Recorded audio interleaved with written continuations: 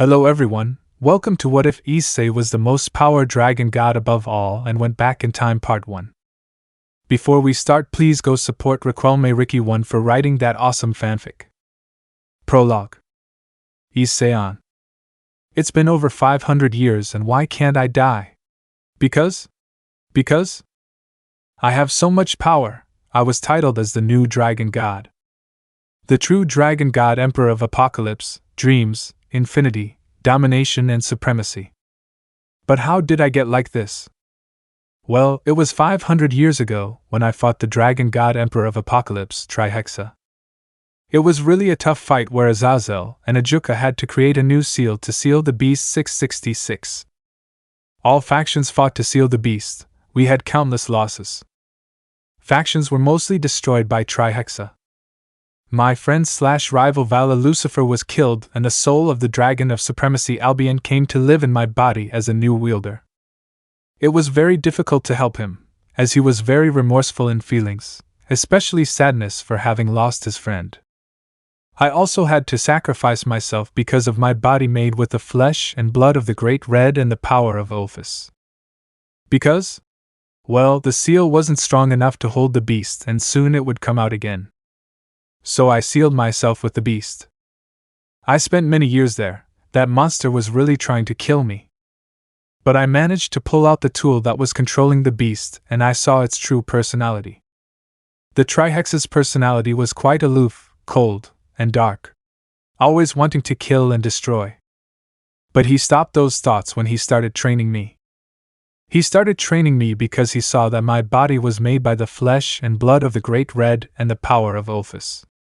So he trained me to be able to use this power more proficiently. I also trained with the power of Albion and Drake.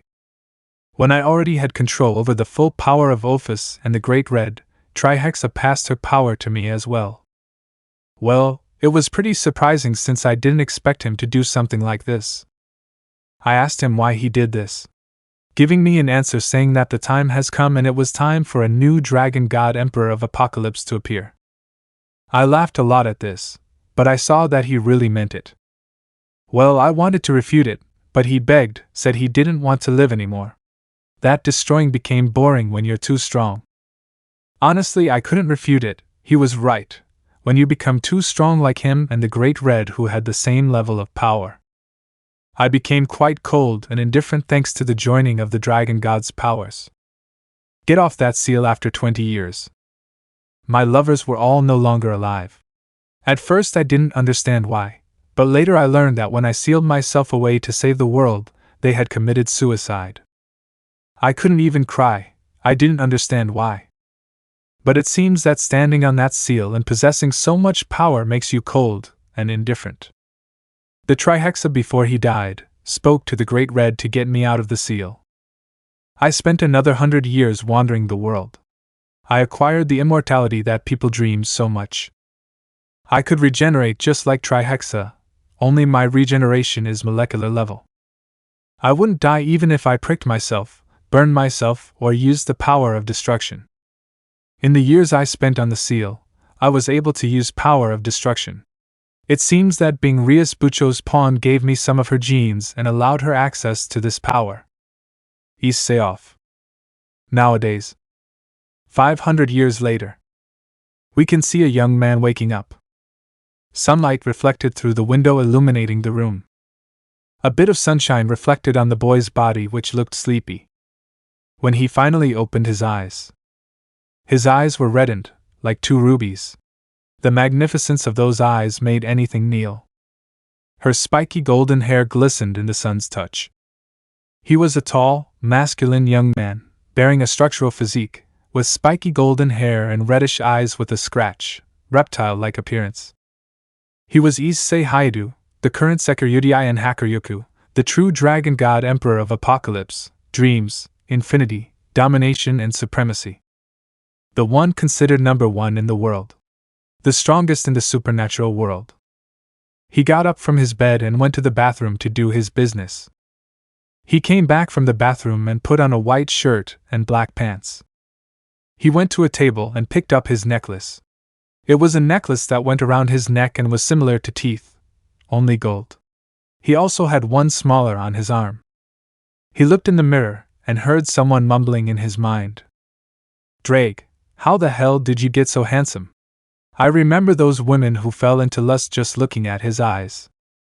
The red dragon grumbled in his mind, completely dissatisfied with his wielder's current appearance. Albion, even though I don't want to, I have to agree with the red lizard. How the buck did you get like this? The white dragon also grumbled, women drowning in lust just to see his eyes. Even the goddesses had their bodies bathing in desire for Issei. Issei, come on, it's not that bad. I'm not as handsome as you think, he said, trying to defuse the situation. Drake, damn it, you deserve to die. Its existence makes pent-up feelings come out. Don't you remember how many women wanted you? I'm not just talking about humans, he said, emphasizing the last part. Issei just smiled. It was fun to see Albion and Drake's reaction whenever he looked in the mirror. Issei knew his appearance had changed due to his power, but he wasn't expecting it to acquire golden hair and reddish eyes. Thoughts of him were of her hair, whether it was red, or white, or black, or purple, but not gold. Just like your eyes. Albion, what are we going to do now? True dragon god, emperor of apocalypse, dreams, infinity, domination, and supremacy? He said with a proud tone in his voice. Well, who wouldn't be proud to know that its wielder was a dragon god? Issei, Drake, and Albion have always been together since Vala died. The three of them faced many battles together and saw the drastic change in Issei's personality, from someone perverted and cheerful, to one that was cold and indifferent, showing very few emotions. He might not have cried when he learned that his lovers had committed suicide, but Drake and Albion knew he was sad, very sad for their deaths. Issei, nothing yet. He calmly answered Albion's question. Albion just nodded. He knew there was nothing else in the world that interested Issei. He saw Issei receive the full power of the Great Red. Then the dragon god of dreams will train him even more to master this power. From what he remembers, the true dragon god of dreams and illusions was suffering from the dragon fall. Great Red said he loved Ophis, and over time she also started to have feelings for the same. Unfortunately, however, she suffered a trafficking fate at the hands of the Trihexa. Even though the dragon goddess of infinity is strong, she was no match for the dragon god emperor of apocalypse. And with that, Red began to suffer from the fall of the dragon. And so, like Trihexa, he decided to elect Issei as a new dragon god who would carry the title. The true dragon god emperor of apocalypse, dream and infinity. It was shocking at first, but seeing the Great Red's sincerity, he accepted the dragon's power and his training. It was a little less brutal than the Trihexa's training.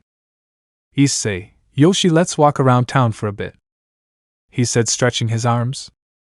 He went down to the kitchen where he prepared something to fill his stomach. As soon as he finished eating, he went out into the city, calmly looking where he was going. Issei, what a peace, he said as a smile formed on his lips. A peace that couldn't be felt. It's been over 500 years since he fought the Trihexa, and nothing interesting has happened since.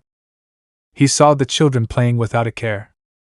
Lost in his thoughts, he didn't realize that he had entered a great portal. Start with Issei. Suddenly, when he finally opened his eyes, Issei realized that he was no longer in his world. Issei, this is weird, he thought calmly, looking around. It was his worst mistake to do so. He felt everyone's eyes on him. The look of lust and desire from women, even those who had dated. While men were looking for her heterosexuality, because the moment they saw those eyes, she flew away. Drake, TSK, didn't I say it would suck, Albion? The red dragon started talking to Albion. Albion, I honestly expected something like this to happen. But what interested me is, where are we? He asked with a curious tone. Issei, I don't know either, but it seems to be Kuoh. Drake, actually, it looks a lot like Kuoh. Issei continued to converse with the two dragons, ignoring the stares directed at him. Issei went to Kuoh Academy, his old school, to check something, and was surprised to see her there. Kuoh Academy had been destroyed for the construction of a shopping mall over 300 years ago. Issei ignored this too, thinking he was in an extremely realistic and detailed type of dream that portrayed his life. Issei was walking in front of Kuoh Academy and being the center of attention, obviously. He was thinking of a way to get money, until he remembered that in his dimensional bag he had kept the card with all his money. This money he received after completing some tasks. The dragon god was kind of worried. He didn't know if the money on the card would be worth anything. When he got to the bank, he asked to be shown the account balance, and he couldn't contain his surprise to see all his money was still on the card. Feeling relieved, he continued his walk. He has not been able to get any information so far, as when he tried to talk to a woman, she would blush and run away, and when he tried to talk to a man, he would rain insults and hateful discrimination directed at Issei. Now seeing that he had money, he soon went to buy a house. There was a lot of money on his card, so he could buy a mansion and live comfortably for a long time. And that's what he did. Issei bought everything needed for the house and also bought food. Issei, I still haven't figured out what year it is, he said, frustrated. Drake, Albion and I are also trying to figure out what year it is, but it's hard, he said with displeasure at not getting something as simple as that. Issei, let's put that aside for now, he said with a smile, heading towards a brandy that was on top of a counter. Issei took the brandy and turned his hand around a few times, causing the liquid in the container to begin to stir. Issei, it's a really good brandy, he said with a happy smile, taking a glass and some ice, then pouring the drink. Albion, I don't know why, but whenever you have any kind of drink it makes you look like someone very elegant, he said with a curious tone. Issei, ha, I'm just a drinker, he said, to put your hand in your pocket and take out a cigarette. Issei put the cigarette between his lips and took a lighter from the table. Lighting his cigarette and taking a drag, Issei looked up at the beautiful blue sky. Issei, have you noticed? There's a good chance I've gone back to the past, he asked the two dragons inside him. Albion and Drake were thoughtful for a few moments. It was indeed true that this was a possibility, although it seems unlikely. Albion, I would doubt it at first, as time travel is impossible. But if we compare the technology and the environment of those 500 years, it really feels like we went back in time, he said, a little discredited. Drake, I agree with the white lizard, it is true that everything seems to have returned, he said, taking an annoyed roar from Albion. Drake glared at him as well, and just like that, they both started fighting in Issei's mental space. Issei sighed and got up, leaving his glass on the table and taking the lighter and putting it in his pocket. So he left the house and walked the streets to see if he could find some information. Clearly, as he walked, he received the look of hatred and envy from the men, and the women he received a heavy nosebleed and a look of lust. Issei started to get a little nervous with so many eyes directed at him. He moved the necklace around his neck a little, until he felt a strong magical energy. Issei, that's Drake. Yes, it is a supernatural being, he said seriously. Albion, by the dark aura, I can tell it's a demon, he alerted Issei. Issei, I see, thanks. He mentally thanked the two dragons who just grumbled in response. Issei, at high speed, ran to where he was feeling the demonic aura. When he arrived at the origin of demonic power, his eyes could not contain themselves and widened in surprise. On the floor in front of Issei was a beautiful young woman who appears to be in her mid-20s with silver hair in the back that features a long braid on each side with small blue bows at the ends, while the rest is loose at ends in twin braids and red eyes silver in the anime. Issei, she's not Albion/Drake, Graia? They both screamed in surprise at what they were seeing. Graia was Surzek's Lucifer's wife and also his queen, so she had to be with him at all times, plus they also had a son named Milikas. And she was also very dedicated when it came to her job as a maid at House Gremory. Why the hell was she there? And Issei can sense some negative feelings in her. Issei, how weird, huh? He asked, scratching the back of his head. Drake, this is really weird, shouldn't she be at the Gremory's house? He asked, a little shocked. Issei, yeah, that's what it should be. But she's not in her maid outfit, and looks like she's been in a fight. Her clothes are torn. Albion and Drake noticed this too. Issei looked and saw that she had some magic lines.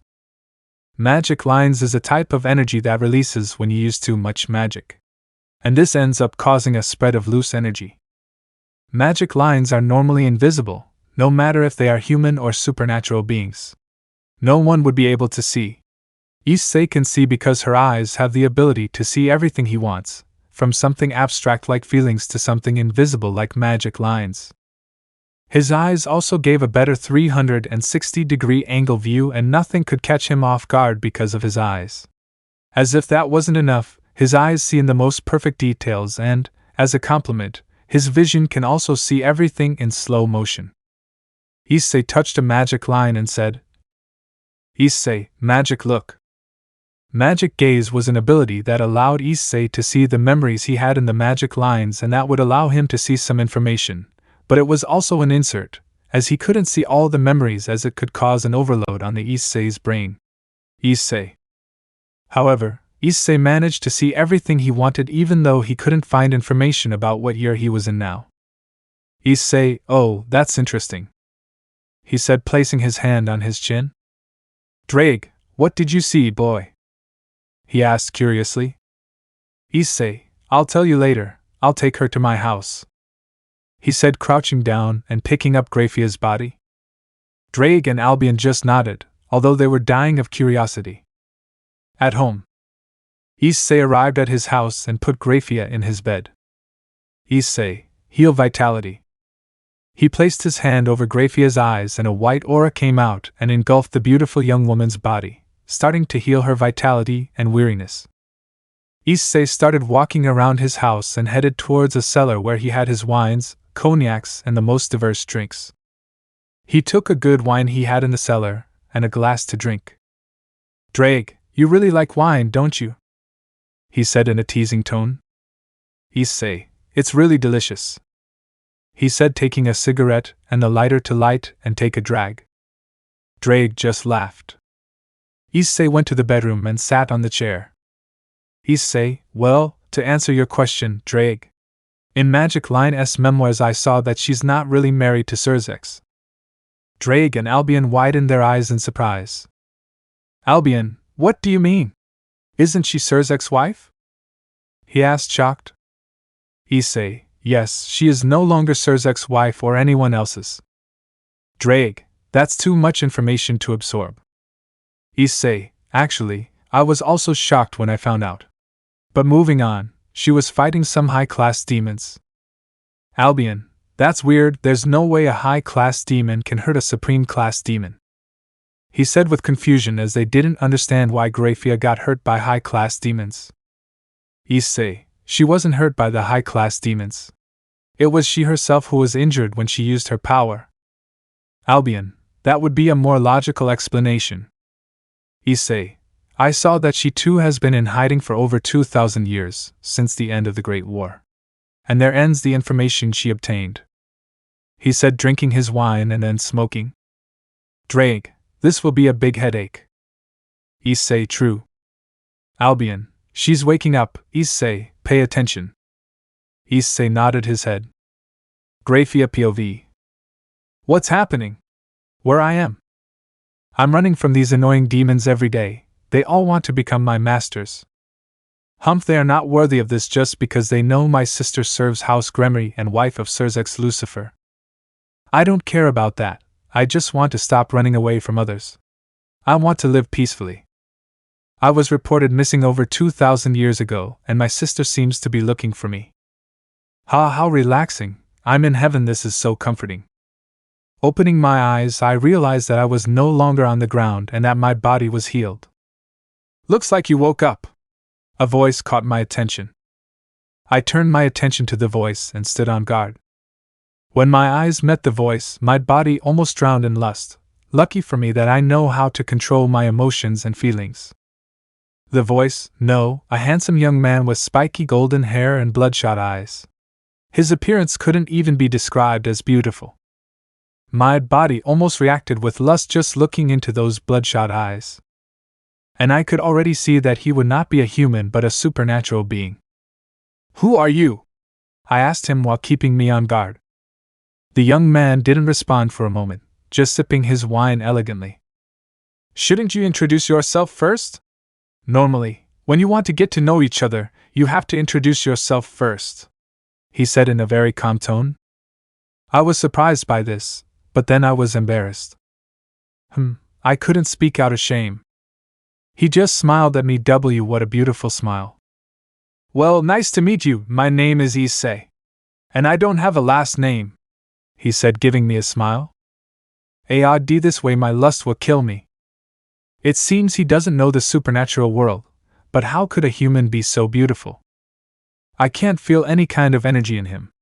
So why does he seem to have knowledge about the supernatural world? No, it must be my paranoia. And what's your name? I was kind of thoughtful. I don't know if he says my last name, and he also said he doesn't have a last name. Whatever. Nice to meet you too. My name is Graia. I calmly introduced myself to him. Graia, your name is beautiful, just like you, he told me, winking at me. I have to get out of here. If it continues like this, I won't be able to control myself. Do you want? He offered me a glass of wine. I was a little embarrassed, but I accepted. Accepted, I said, accepting the cup. I can't let him know I don't like to drink. Looks like you don't like it, does it? No need to be embarrassed, he said. Seems like he knows I don't like to drink. In the only one I didn't like to drink either, but over time I started drinking and being a drinker, he said as he took a cigarette out of his pocket and lit it. You must want to know why you showed up in my bed, don't you? He asked me, and I nodded in response. Well, I saw you lying on the floor. You looked hurt. So I brought you to my house where I took care of you, he told me while drinking. It took care of me? I got my suspicions when he said that. There's no way a human would know how to use healing magic if it was a sacred gear. But the only sacred gear I've known that can heal both humans and any other supernatural being is twilight healing, and I know there are 7 humans capable of use twilight healing. However, I've only heard about it through rumors and I'm not sure. But I can't feel any kind of magical energy coming from him, so how did he heal me? Taking a deep breath, I decided to ask. Who are you? I asked with a serious tone. Really, I wanted to know who my savior really was. He stopped drinking for a moment and looked at me, straight into my eyes. I thought I could have a few more peaceful days. Even though I tried my best not to show any energy, you were still able to tell, he told me, and I got confused. So he knows I'm a demon, right? Why did he help me? Graia, supreme class demon, had to fight over 2,000 years ago and was reported missing. I'm not sure what you were trying to do by hiding, but it's really interesting, he told me with a calm expression. And I was shocked by this. Does he know me from somewhere? I did everything not to be discovered, and still does anyone know about me? I was worried about it, so he doesn't tell anyone. I'm going to have to take drastic action. I formed several magic circles and pointed at him. The boy named Issei just looked calmly, and then his eyes glowed crimson red and nullified my spells. My eyes widened, even I, the one called Queen Cold, and Queen of Ice Annihilation. Because of my way, I was never so surprised. Magic doesn't work on me, he told me, and my eyes widened even more. Magic doesn't work on him? How is this possible? Who are you? And why did you save me? I asked. I was too nervous. My name is Issei, and as you can see, I'm supernatural, he told me, and I nodded in agreement. My race is dragon, he told me, smoking his cigarette. My body stopped for a moment. A dragon? Why would a dragon be in Kuoh, the city of those 2 little girls named Rias and Sona Citri? As I recall, these 2 attend a school called Academy Kuoh. Rias is engaged to House Phoenix's son, Riser Phoenix. I heard rumors that Sirzex Lucifer was against this marriage, but he couldn't do anything about it because of his position as Satan. And after talk, the 2 houses, Phoenix and Gremory, came to an agreement where the 2 young men would have to fight in a raiding game to decide their future. Even though I had nothing to do with the Gremory family, I really didn't want a young girl like her to marry a spoiled brat like that riser. Although she is also spoiled too much. Good, since you're recovered. You can leave whenever you want, he said as his gaze went to the sky. I was a little desperate, as I wanted to thank you for saving me, but I had nothing to offer. Until, that not my mind an idea came to me. Wait. I tried to get his attention and succeeded. He looked at me. What's it? He asked calmly, although I could tell he was curious. Please be my master, I screamed in shame, lowering my head. The boy was silent for a moment, and when I looked at his expression, it had changed to a confused one. It was to be expected, even though I knew a dragon is proud, so I expected him to reject me. Why did I want him to be my master? So far I don't understand either, but it is ideal for what I was looking for. Extremely handsome and strong, a connoisseur of drinks. Even if this is not what I was looking for, it really is interesting. What I'm looking for is someone who isn't arrogant, even with all his power. Which wasn't the case with those upper-class demons who think they could control me just by being part of one of the 72 pillars. Do they really think I care about this? Also, they only wanted me to satisfy their pathetic sexual desires. I want a master who doesn't only look at me for my body but for who I am. And these demons piss me off, that's why I killed them. Now I was wondering, how many women have not drowned in lust when they saw this young man? Even me, I almost fell into lust too when I looked into his eyes. I saw him taking the bottle of wine and pouring it in the glass. That took me by surprise. Why would a supreme class demon be after me? A simple dragon? He asked me curiously while drinking the wine. I looked at him with a strange face. What do you mean, simple dragon? Because I wanted a master, but one worthy of me. And you're the only one who fulfilled that role, I said, trying to sound static. I didn't want him to see that I'm embarrassed too. I see, so you want me to take you as my maid? He asked, stopping drinking and putting the wine and glass aside. I nodded in embarrassment. He was perfect in every way. He got up from his chair and approached. I swallowed hard and waited for him to refuse me. But I was surprised when he took my face and brought it very close to his. I almost had a nosebleed when his hand grabbed my chin. His hand was very hot, but I managed to keep my face rigid. I see, so it's okay. Other than that, I liked you, he said, taking his hand away from me and heading towards a bookcase. I wish I had stayed a little longer, but I had nothing to complain about as he accepted me, and who knows, I might even make him fall in love. No, wait, what are you saying, Graia Lucifuge? Pull yourself together, don't let desire and lust deceive you, woman. Damn, but I'm really thinking about how to try to conquer him. Even though he's a dragon, he's still very young, and that gives me a lot of gaps and opportunities. But I know that if goddesses like that perverted Aphrodite are just thinking about it makes me angry with those goddesses of love, lust, pleasure, and hex. Girl, I'll get these thoughts out soon. I have to find an urgent maid outfit. Graia POV end. Issei was picking up his wallet, which he left on the shelf, to go buy clothes for Graia. Issei, let's go, he said, getting Graia's attention. Graia, where? She asked in a curious and surprised tone. Issei, let's buy clothes for you. The one you're using is very shabby. Graia started looking at his clothes and saw that they were ripped. The long-sleeved shirt she was wearing. The two sleeves were ripping. On her abdomen it had already ripped completely, revealing Graia's belly. Her breasts were on display, at least the bottom. Her pants were also ripped, and the tear reached just above the knee. Graia's face instantly turned very red. Her eyes were trembling. Graia tried to say something, but nothing came out of her mouth. Issei smiled at that and took a shirt and pants from his closet. Issei, take it. He handed the shirt and pants to Graia. Graia, no need to give me something like that, Issei-sama, she said, embarrassed and scratching the back of her neck. Issei laughed a little and then said, Issei, well, I can't let a beautiful lady out on the street like that. He also gave her a gold necklace and bracelet. Graia was delighted with the necklace and bracelet. Graia, Issei-sama, this is yours, I'm just a maid. Issei chuckled and raised his hand up. Graia closed her eyes thinking she was going to get slapped but was shocked when she felt a hand ruffle her hair. Issei, Fufu, don't worry, you are now my maid and a boss should take good care of his little maid. He said it calmly but it sounded sensual when he said, you little maid. Graia turned red once more, especially when her lust left for a few seconds. Drag. I didn't expect Graia to have such lust. He asked, shaking his head disdainfully. Albion, I didn't expect it either. Issei, I'm going out, get dressed and if you want, you can go to the closet, there you should find accessories for you and makeup. He said, leaving the room so Graia could change.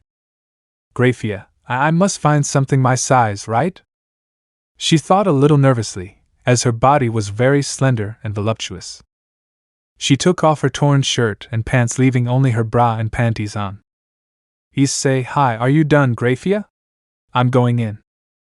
Graia's eyes widened and she got desperate and ended up falling to the ground. Issei opened the door and saw Graia lying on the floor with her voluminous butt up and her breasts were rubbing against the floor. The dragon god swallowed hard as he saw how erotic that scene was. He tried to control his hormones, as being a dragon made his lust increase dramatically. Graia managed to get up and looked at her now new master, and saw him with a red face. Graia smiled confidently, now he was sure her body would now be worth it.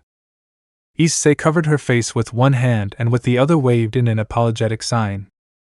Issei, I'm sorry, I thought you already dressed. He said in a shy tone that made Graia's eyes for a moment look like two fluttering hearts. Graia, F cute, how the hell can someone be cute and at the same time be cute? She thought while trying to control a nasal discharge strong. Graia quickly put on the pants that were a problem because of her butt, and the shirt that was too tight around her breasts. Graia, it's a little tight, she said a little breathlessly. Issei, no wonder, look at the size of your boobs too. He thought indignantly, making the two dragons inside him laugh. Graia, we can go, Issei-sama, she said with an awkward smile. Issei, just call me Issei, he said calmly as he started to walk and Graia started walking too right behind him. Graia, but that would be disrespectful, Issei-sama, she said now keeping her composure with her serious expression. Issei, come here with me, he said opening his arms a little in the shape of a crescent moon. Graia tried to say something, but one look from Issei was enough to shut her up. Issei, it's not a request, it's an order, he said in an authoritative tone, causing Graia to shiver slightly. Graia h hi. She nodded stuttering as she went to place her hand between his arms. Issei, Kikiki is better this way, he said with a beautiful smile, causing a small trickle of blood to run down Graia's nose that she managed to hide. But she managed to hide it by quickly running her hand over her face. So they went shopping. They had a lot of fun, tried on a lot of clothes, and Issei bought all Graia wanted. They stopped movement as they walked. A handsome man with golden hair and red eyes and a beautiful woman with silver hair and red eyes, silver in the anime. The clothes he bought were all Graia picked out, just like he picked out clothes for her too. Coming home with arms full of bags. Issei, it was fun. Hope we can do this again, he said turning his attention to Graia who smiled at him. Issei turned his face a little flushed. The maid outfit he bought looked really good on Graia and now he was lost in his fantasy. Graia smiled even wider, now she really had confidence that she could conquer her master. Besides that, if she made use of Issei's hormones that belonging to the draconic race, she wouldn't be able to control it. At home, Issei arrived and gave all the clothes bought to Graia who went to change so she could wear her maid outfit. Issei stayed in the living room waiting for her to come back. 10 minutes passed and he heard footsteps coming down the stairs softly. He had a glass of cognac in one hand and a cigarette in the other, as his attention turned to the noise. Graia, I'm back, Issei-sama. Graia's voice made him turn his attention to her, but when her eyes locked on him, he spat out his drink. Graia was wearing a maid outfit, but it wasn't the one he thought she would wear. This one was quite revealing. Issei didn't even know if this could be considered a maid outfit.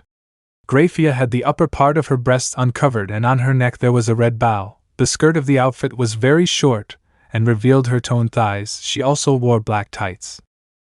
Issei blushed too much at this, and Graia, seeing this, started to approach, swaying her hips sensually. Issei felt like he was about to get an erection because of Graia. Graia stopped in front of Issei and bent down to be eye level with him. Red and silver eyes collided, causing the hormones to surge wildly. Demonic hormones and draconic hormones. Issei managed to recover from the excitement and looked at Graia and pulled her into a kiss filled with love and lust.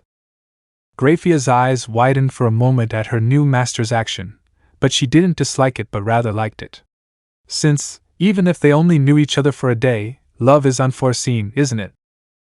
Issei parted with a thread of saliva linking them and placed his hand on Graia's lips, then whispered in her ear. Issei, this is our little secret, maybe we can move forward. He whispered, causing Graia to internally celebrate. Issei, but you will wear another uniform, if you value yourself, my dear. He said and slapped her hard on the ass.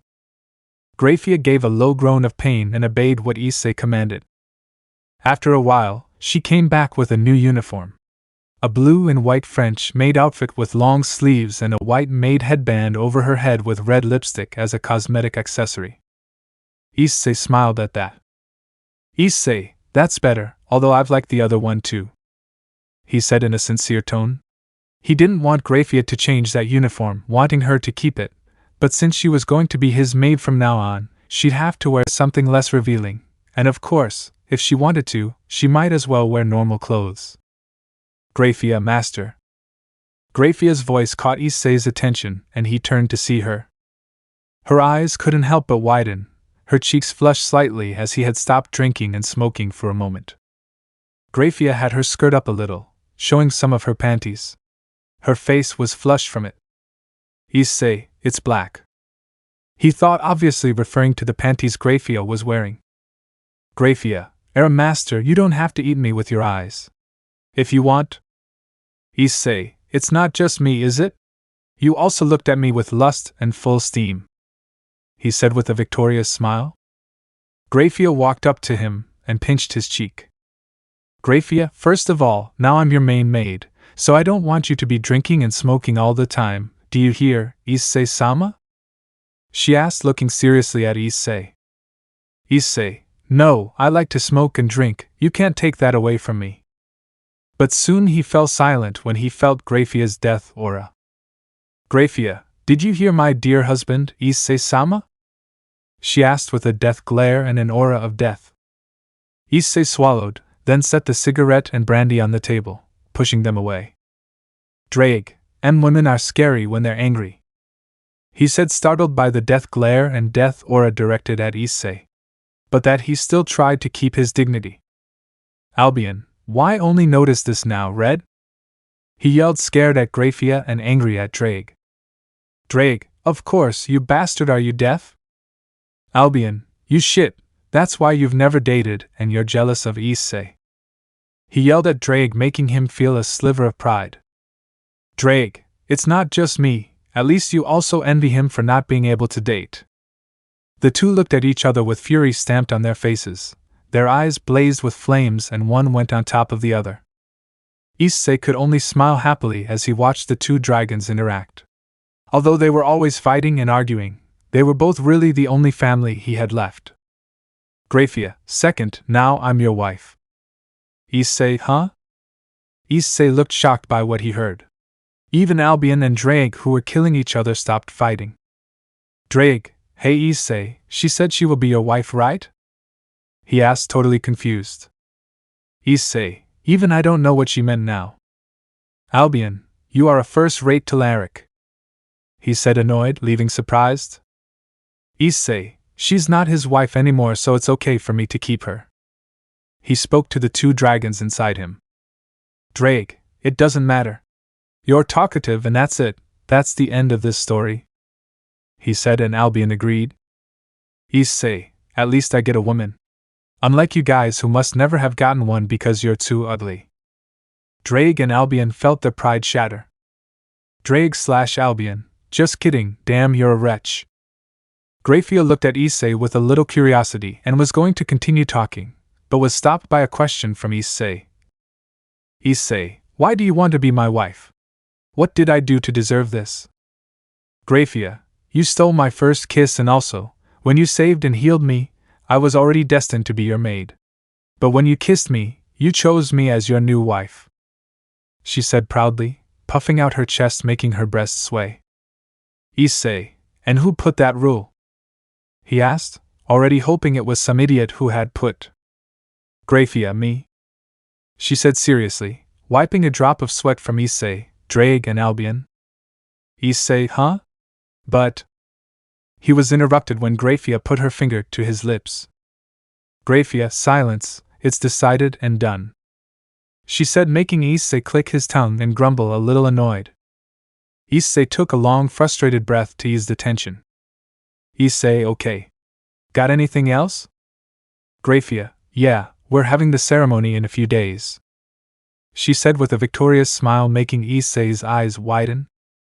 Issei, W-H-A-Y.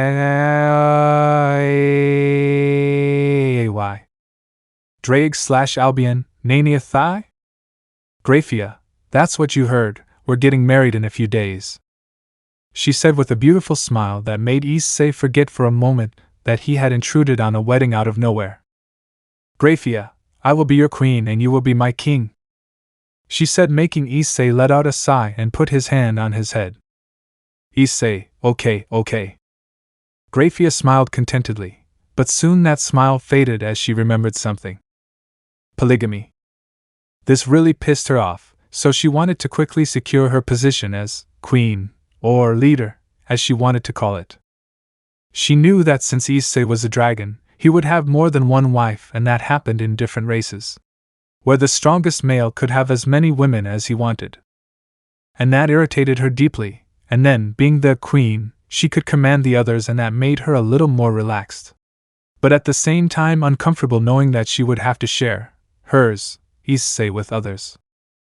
Graia, and third, I'm your maid and wife when we're home. But when we're in public, just treat me like a maid. She said seriously and looking into Issei's eyes. Issei, but I don't want to treat you like a maid when you're my wife. She said, faking sadness. Graia, treat me like that, Issei-sama.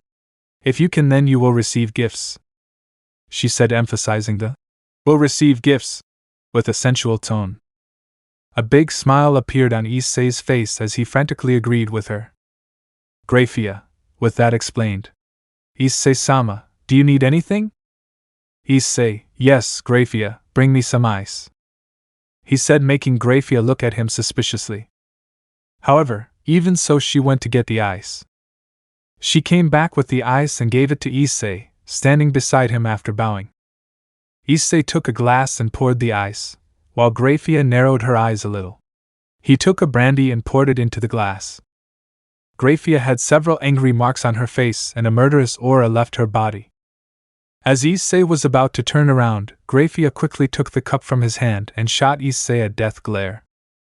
Graia, what did I say, darling? She said with a gleeful smile, but her murderous aura was frightening. Graia, didn't I tell you to stop drinking for a moment? Issei nodded as he nervously ran his hand over the back of his head. Graia, then why aren't you doing it? Issei, because I like it, Graia, please don't forbid me to smoke and drink. He said, crying at her feet. Graia still remained serious, showing no emotions. She looked at Issei and said, Graia, stand up please, Issei-sama. Drinking and smoking are bad for someone so young.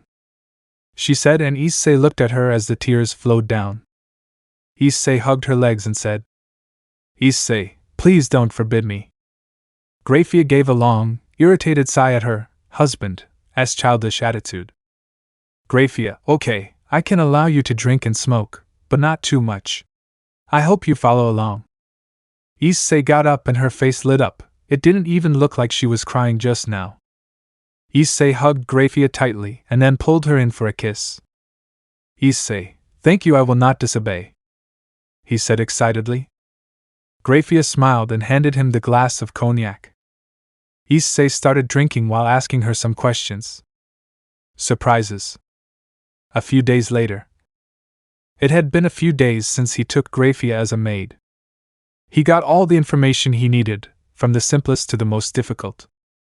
Issei now knew he went back in the past. Both he and Drag and Albion were shocked by this when Issei asked what year it was. Issei also discovered that he hadn't technically gone back in time, and that he had been sent to another dimension. He also learned that Drag and Albion, in this dimension, were women, which left both dragons helpless and perplexed. The celestial dragons couldn't believe they had a female counterpart, and were even more concerned that Issei's unloved motherbucker might want to be with them, which wouldn't be that hard given his appearance, and the fact that he is be extremely strong and dragons will only accept strong males. And Issei was superior, as he possessed the power of the 3 dragon gods, Trihexa, Ophis and Great Red, and also the power of the 2 celestial dragons, Drag and Albion. Issei knew why Graia wasn't with Surzex, which was why Surzex had married Graia's sister. Graia wanted to see her sister again, as they hadn't seen each other for over 2,000 years, and she also wanted to meet her nephew. Classes at Kuoh Academy had already started a few months ago, and Issei really wanted to see his lovers Rias, Akino and Kaneko, and his friend Kiba. So he asked Graia to register at the school with all the documents and fake ID that the maid made herself. Graia was quite strict and often overreacted to him, always preventing him from smoking and drinking all the time like he did, even though she knew a dragon couldn't die just because of cigarettes and drink. What Issei thought was a pain in the ass, but he had to accept it because now she was his wife, and as a wife, she really wanted the best for him. Issei started to laugh more with Graia's presence, being more cheerful and emotional, which pleased Drag and Albion, as they both knew how cold and indifferent Issei had become because of his power. With Issei. He moaned a little as he woke up. He noticed another weight on him. Looking to the side, he saw that Graia, his maid, was lying next to him. She had her arms around him. He looked at her and saw that she was wearing some kind of nightgown. Most of the time, he always woke up to this beautiful sight with Graia sleeping next to him. She slept in her own room, and still does, but it's rarely. He always went to bed alone, but he almost always woke up with Graia by his side. Issei looked to the side and saw that it was time. Graia had already enrolled him at Kuoh Academy as his representative. He didn't really care about that, but Graia could be scary when it came to commitment and work. Not even he is saved from this, even though he is now your husband. Graia usually always wakes up very early to start her work. It's when she sleeps in her own bed. And for some reason, whenever she sleeps with Issei, she wakes up later than usual. Issei knew why that happened. First was the fact that she has lived alone for over 2,000 years, constantly running away, and the warmth that a friendly body generates is very pleasant. A whole new sensation for someone who has lived alone for so long. Issei quickly sat up in bed, pulling Graia's hand a little away. Although this was quite a difficult job, as demon strength was no joke. He could also see that one of her breasts was on display. After managing to escape Graia's claws, he tried to calmly wake her up. Issei, Graia, wake up. He moved her body a little, but there was no reaction. Issei, Graia, I have to go to class and she will start soon. If I don't go out, I'm afraid of skipping class on my first day. When those words left his mouth, the woman quickly opened her eyes. She started to analyze the environment, and saw her master/husband looking at her. Graia, good morning, Issei-sama. Issei, good morning, Graia. He looked at her calmly, scanning her nightgown up and down. Issei, I have to get ready to go to school. Graia, right. She said as she got up.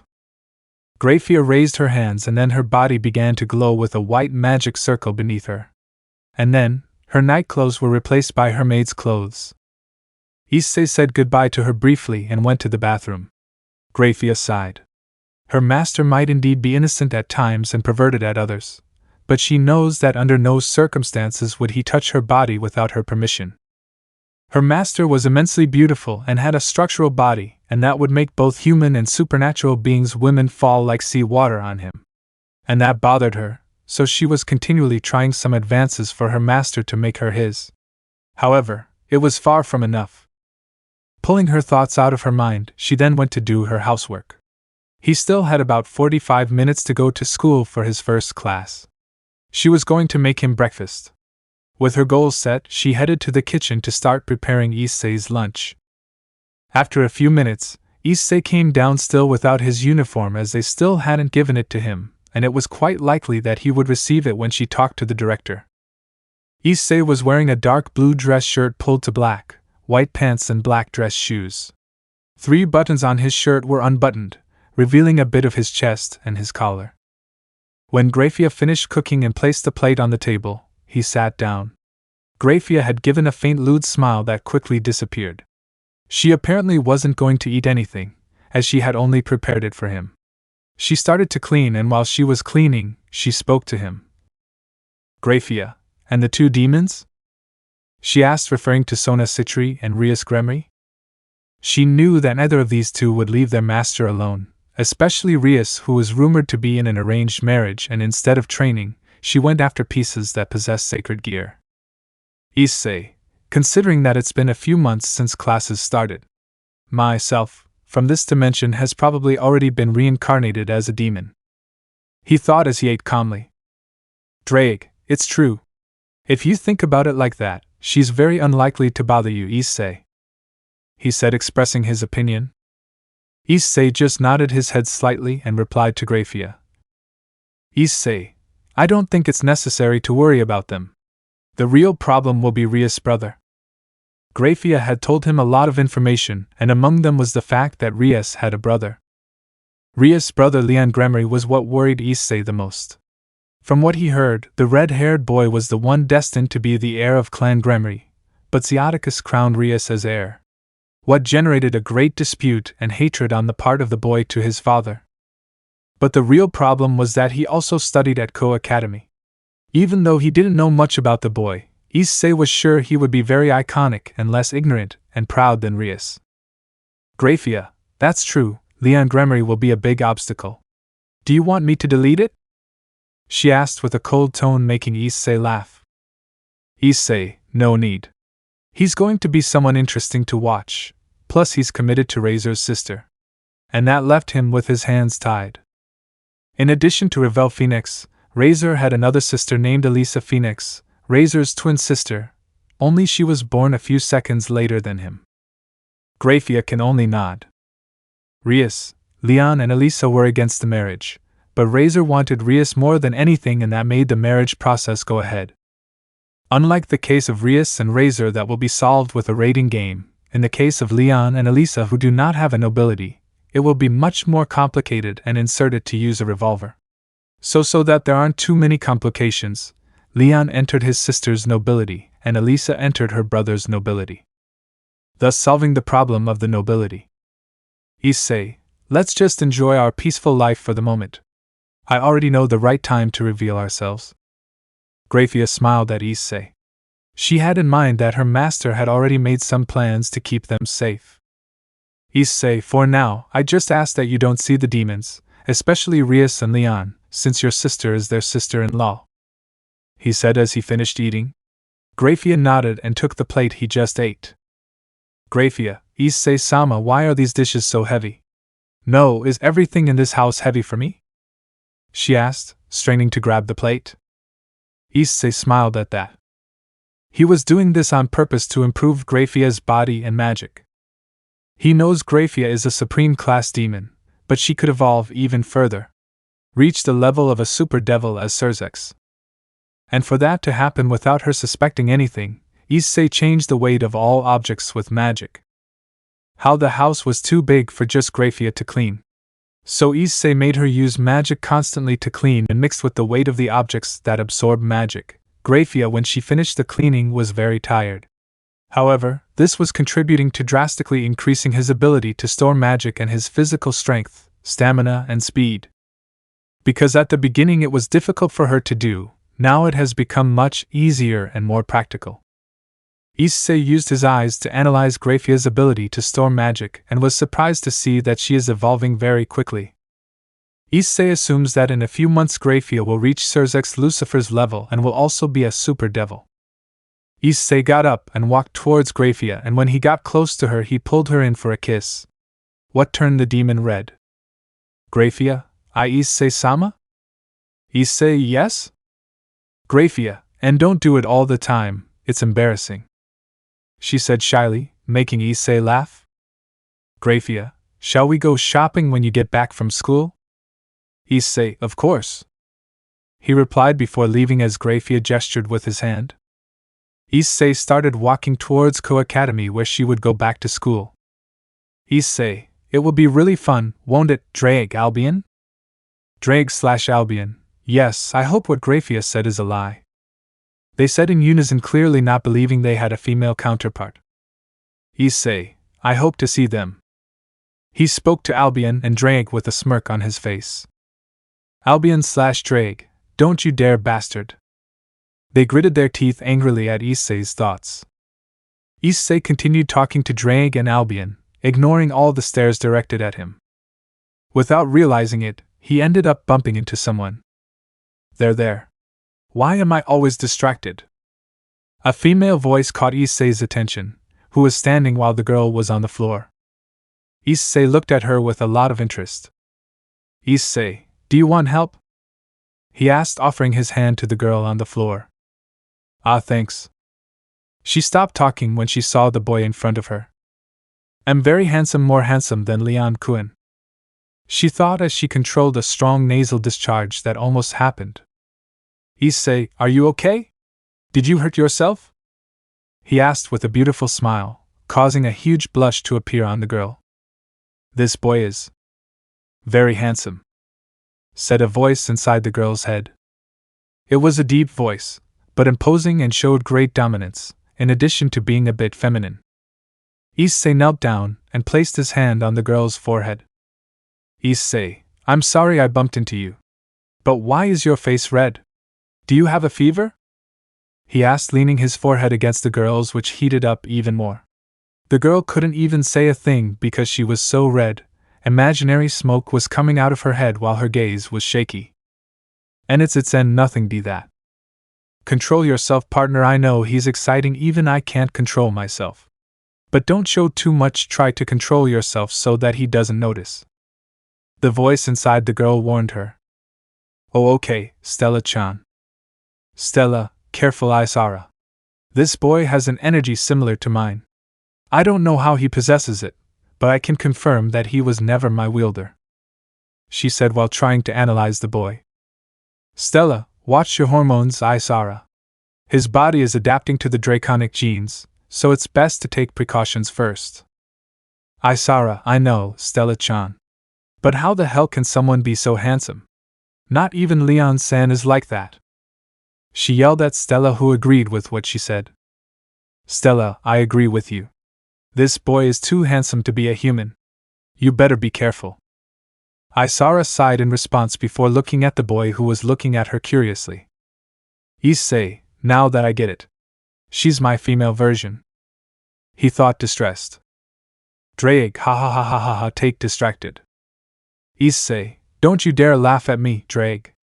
I feel your energy coming from this girl. He responded to Drake's provocation, who stopped laughing and got a serious look. Albion, he's right, Red Lizard. It owns your energy, but at the same time it doesn't belong to you. Drake, no, I refuse to accept that, he said, crying comically. Albion, wait, if Red has a counterpart, so does that mean what Graia said was true? I don't accept that either, he said while roaring, crying a lot. Issei, unfortunately it happened. Isara, She tried to say something, but her speech didn't come out. Issei snapped out of his thoughts and looked at her again. Issei, I'm sorry for my lack of courtesy. My name is Issei, I don't have a last name. You can call me Issei, if you want. May I know the name of the beautiful lady? He asked with a beautiful smile, helping Isara to her feet. On closer inspection, Issei realized that her counterpart had rather inhuman proportions. Her breasts were a little bigger than Rias and Akino's. She was red-faced and wore the Kuoh Academy girl's uniform. Her brown hair fell over her back to her ass. Isara had wet her panties with that smile, just as she felt her pheromones being on edge. Stella was also being affected by the smile. Isara, my name is Issei. She was going to keep saying but ended up slipping and falling on Issei's body. Issei, miss, are you okay? He asked, worried. Isara was panting. Her lips were quivering, clearly showing a lascivious sign of arousal. His breath seemed to steam. Her face was completely red with her eyes glazed over. His body trembled a lot, feeling Issei's structural and perfect muscles. His breast pressed against the blonde boy's body tightly. She suddenly hugged Issei and buried her face in his chest. What surprised Issei for a moment. Issei, what's your name? Isara, Isara Hayadu. She said, still with her face pressed into his chest. Issei Hayadu? Isara Hayadu. It's a pretty name, just like you, pretty lady. He said, putting his hand on her head and moving a little, which messed up Isara's hair. Isara blushed even more and pinched Issei. Stella, lucky, she said with a little jealousy and envy. Issei, sorry. Do you know where Kuoh Academy is? I'm lost. He lied with the biggest cock face. Isara broke away from the hug and a smile formed on her lips. Isara, are you going to study in Kuoh? Issei, yes, I was told it was a good school. And I really found it interesting. Isara's smile widened even more at what she heard. Isara, come with me then. She grabbed Issei's hand with a joyful expression and started running towards Kuoh Academy, pulling Issei. Issei laughed as he was pulled by Isara. So they arrived at Kuoh Academy and were seen by everyone. As the women lustfully looked at Issei, her appearance was totally perverted and she had a huge lewd smile on her face. What bothered Isara? Impossible, cried a woman in disbelief. How does the leader of the perverted trio have such a hot boyfriend? Another girl said in disbelief. This is so unfair. Hey, look at that body, a girl said with a lewd smile on her face. Yes, that is the work of the gods. He's prettier and hotter than Leon Kuan, she said with a flushed face. Isara gritted her teeth as the women commented to Issei. Hey, where did my heterosexuality go? A boy said, trying to find his heterosexuality, that he got legged when he saw the blonde. Yeah, now I don't know if I feel envy or admiration. Another boy said, falling to the ground crying. That boy who is with One-sama 4 is really handsome. But damn it. He said it with admiration at first, and then he got jealous. One-sama 4 was already dating and we didn't even know it. Our chances backfired. He said, crying. That shit blonde is handsome, prettier than Leon, he said, and everyone agreed. The boy Isara was with was really handsome, as well as appearing to be very rich because of the gold necklace he had on. From a building it was possible to see a boy with red hair pulled from his father and violet eyes pulled from his mother. Did he look at Issei with jealousy?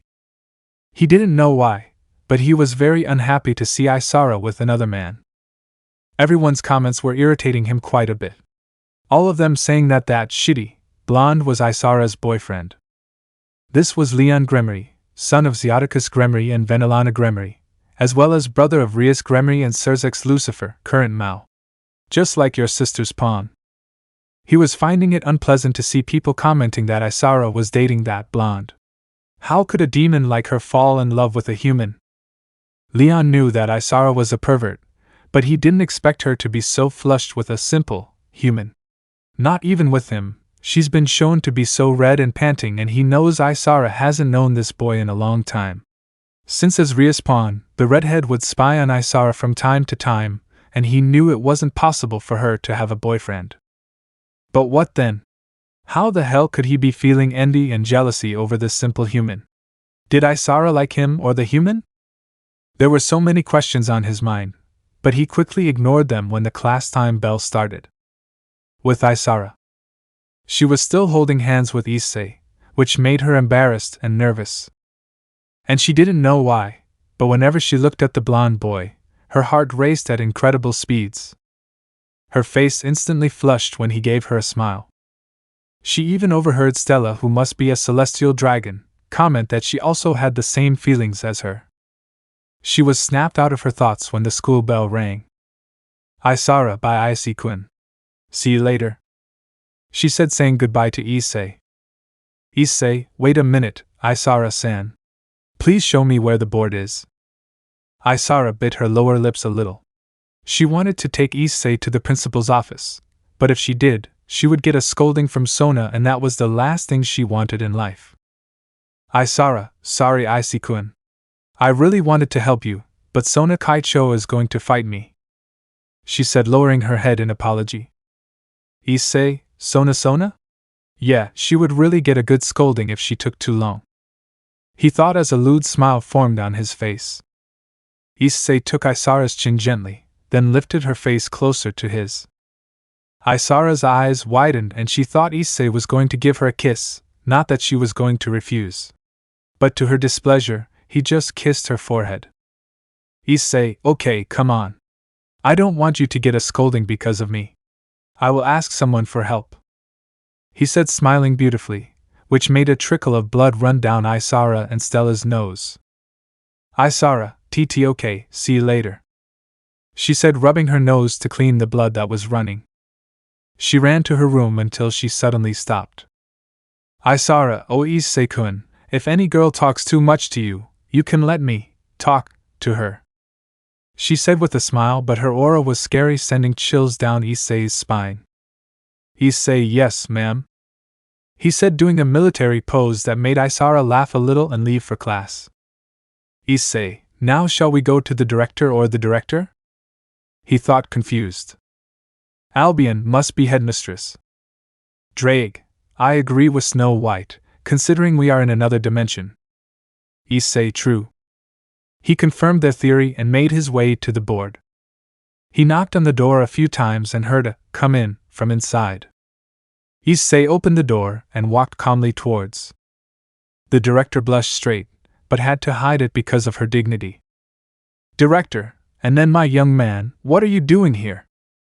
Issei stopped walking and opened his eyes. Issei, I came because I was enrolled here. Director, what is your name? Issei. Director, your representative, who is your employee, came here a few days ago to register. Issei nodded in agreement. Headmistress, but before you're accepted, you'll need to take the test first.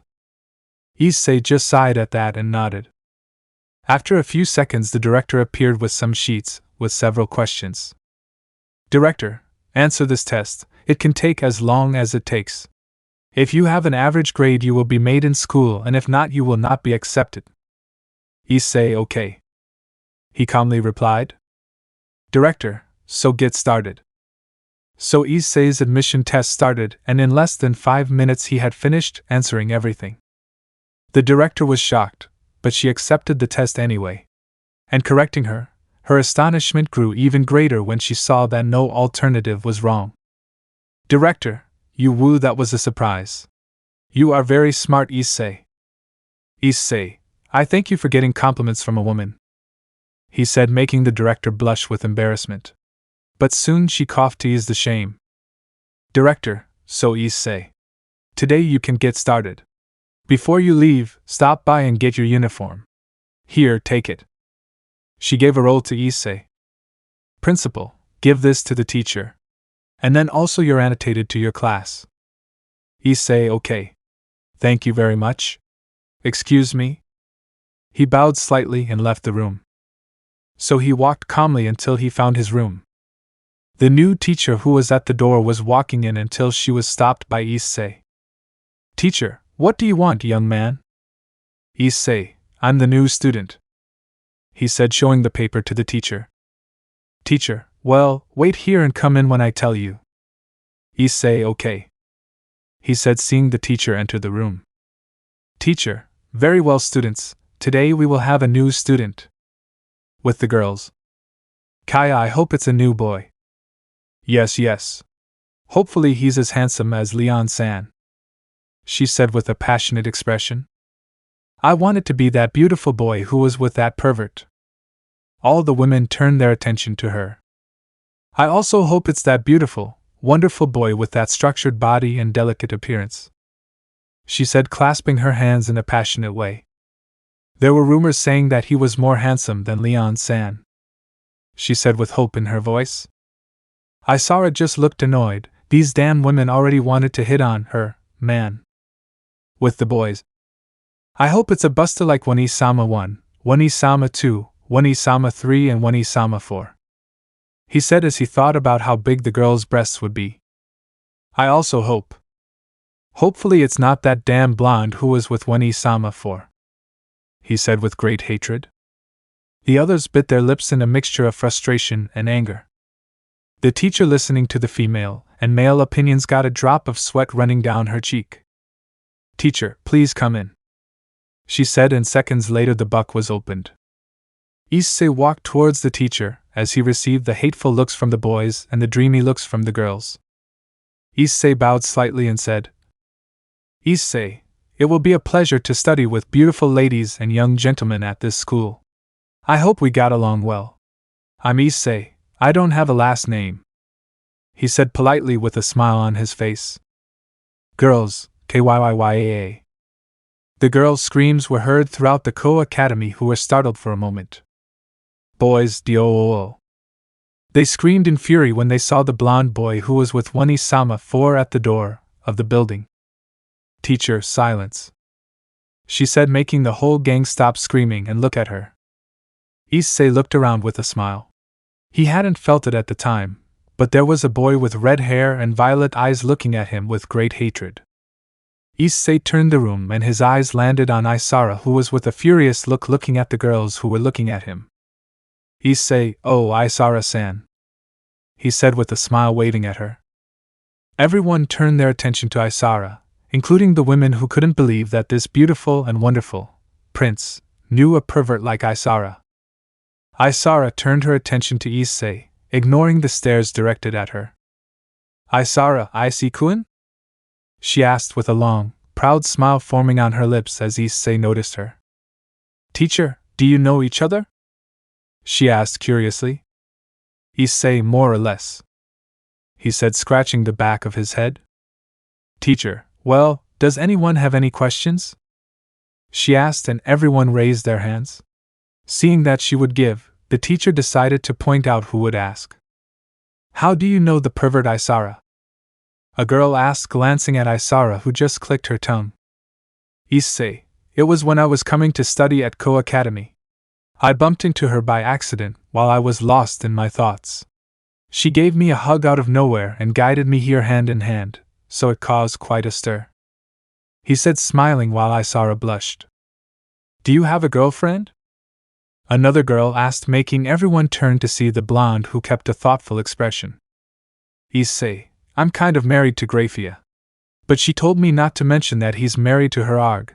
That's really a pain in the ass, he thought, grinding his teeth minimally. Issei, don't have a girlfriend. He stopped when all the women started screaming in celebration, even those in other rooms.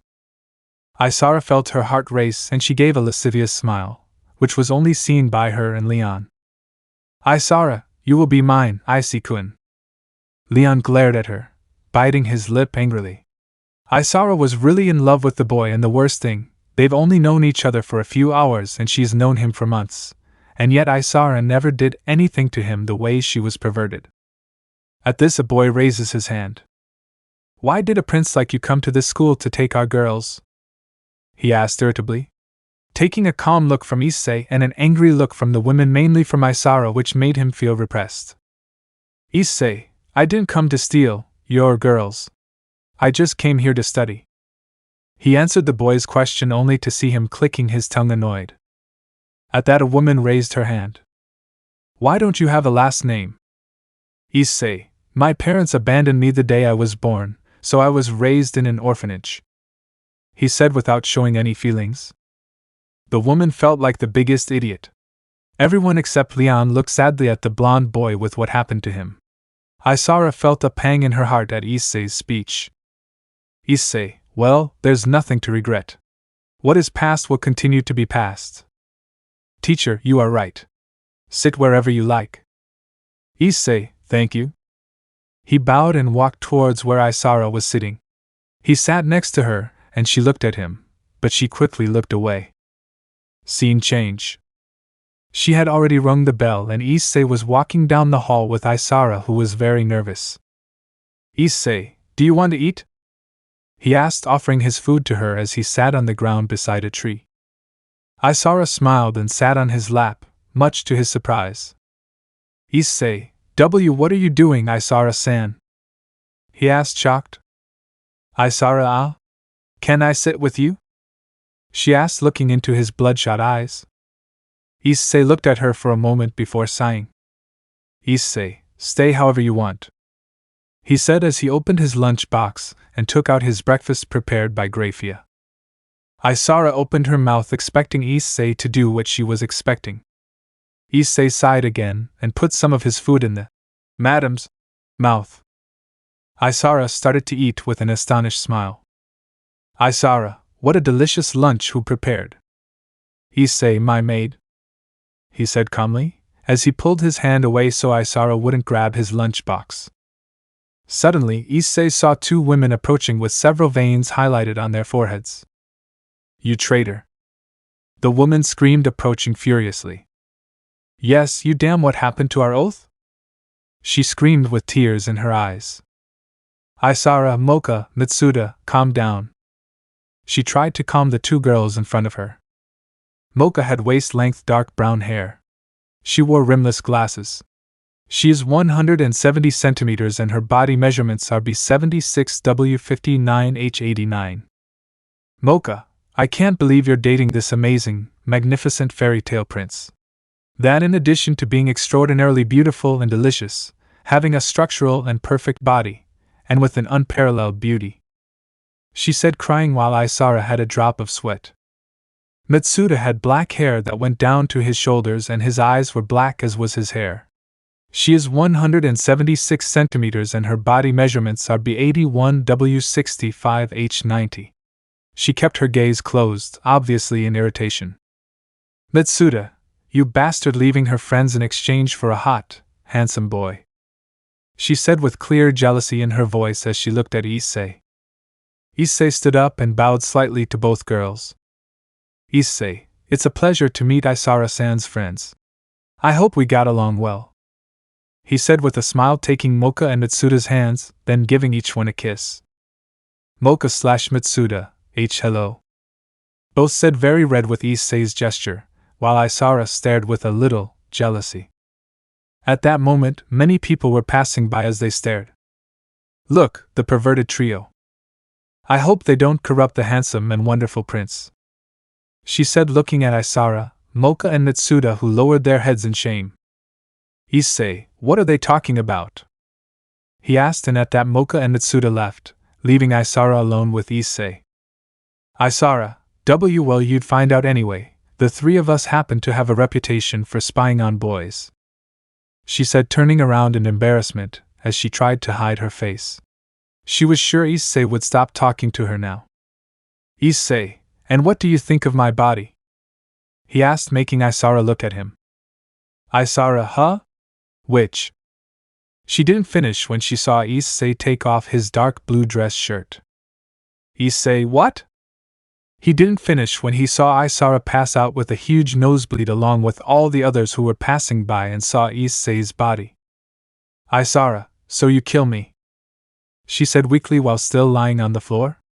Even Stella couldn't escape getting a nosebleed when she saw Issei's body. Issei, Isara-san, he yelled as he put his shirt back on. He took Isara's head in his hands and placed her in his lap. Issei, don't die, Isara-san, please. He calmed down a bit when he saw Isara keep repeating, magnificent, over and over again. He went back to eating his lunchbox, while in the ward there was a surprising amount of blood-loss patients. After a while, the bell rang again for the second round of classes. Issei woke up Isara, who was sleeping peacefully in his warming lap, as she put it. Isara was seen with envy and jealousy of women as she lay on Issei's lap. Even Stella, who was biting her nail in frustration for being sealed in that damn sacred gear. Classes passed normally, until finally it was time to take a break from classes, or also commonly called recess. Isara had gone to the occult research club at Rias's request. With Issei, he was walking whistling through the halls of Kuoh Academy. He was seen with hatred by boys and dreamy looks by girls. And it was already getting boring and repeated in his eyes. As he walked, immersed in his thoughts. Kia! A scream was heard. Looking up, a girl ended up slipping on the stairs and fell on top of him, causing him to fall to the ground. There, I'm sorry. In that she saw that her skirt was over the boy's face. The girl was sitting on the boy's face. Issei, what dark place is this? He thought and moved his face a little, making him touch something soft and sweat? Or was it something else? Degree. Moving a little faster, he heard a few moans, which made his eyes widen. Drake, all this time you've been touching a girl's private part. The girl got up and took her ass out of Issei's face. I'm sorry, she said, embarrassed, because the boy was touching her private part at school. Issei, I apologize for touching your private part. I apologize for my mistake, he said, bowing his head in apology. The boys, who were already pissed off when Kira female Kiba landed on Issei's ass, now they couldn't believe he. Kira, raise your head please. It wasn't his fault, she said with a smile, trying to disguise that she really liked it since they never did that to her. Issei lifted her face and gave her a beautiful view of his extraordinary face. Kira immediately blushed as her bloodshot eyes looked at her. And she knew how lustful a demon could be when it came to someone so beautiful. So she had to turn her red face to the side. Issei, nice to meet you, young and beautiful miss, he said politely, taking Kira's hand and giving her a kiss. Kira blushed even more at the kiss on her hand. A chivalry, this was what she was looking for in a man. She didn't want a man who only looked at her slender body, but one who was a gentleman, which suited her, being Rias Knight. Kira, nice to meet you too. I'm Yudo Kira, she said with an embarrassed smile, while her face was still red. Issei, must be Kiba's counterpart, he thought with a little disdain. Drake, ha ha ha, it wasn't enough to make your counterpart fall in love. Now will it also be the counterpart of that Knight Gremory? Issei, shut up, you overdeveloped red lizard. If you don't close your mouth, I'll take your counterpart as a lover, he responded to Drake's taunt angrily. And the dragon was silent. Kira, it was nice meeting you, Issei-kun. But I have to go, she said, starting to run, hiding her blush. Albion, hey Issei. Issei, what's up, Albion? Albion, I think you better start running, he said, making Issei raise an eyebrow. Issei, why? Albion, look around. The blonde looked around to turn pale as he felt the murderous aura of all the boys. Issei bucked. All, you will regret desecrating the wonderful Kira-senpai, they said, angry. Issei, we only have one choice. Drake, really, there's only one thing to do. Albion/Drake, run the buck, run. The dragon shouted that later the blonde would be chased by a crowd of boys. About that, in the occult club, we could see Rias nobility minus Kira, who hasn't arrived at the building yet. After a while, someone knocked on the door and received a "come in" from Rias. Kira entered the room with her face completely red. Rias, sit down, Kira, I was just missing you. Kira, all right, Rias Bucho. Apologies for the delay. Rias, calm down, Kira, tell me why you took so long? She asked with great interest in why the always punctual Kira had taken so long today. Kira, well, I was going down the stairs and I slipped and fell on top of Issei-kun, she said, blushing while playing with her fingers. Isara looked at her with a frown before thinking. Isara, you can take your eyes off my male, you unloved one. He's mine and mine alone. She thought angrily of Kira. Kira, to make matters worse, I was sitting on Issei-kun's face. she said, making everyone there white in their eyes. Isara, you damn it, I was the one who was supposed to do this. Akino, Era, what a pervert you are, Kira-chan. She said, making Kira even more embarrassed. Kira, and it's nothing like that too, just slipped and fell on top of him. Kaneko, she's thinking perverted and malicious things, President. She said in a monotone voice, still eating her candy. Isara turned too, blushing, to Kaneko.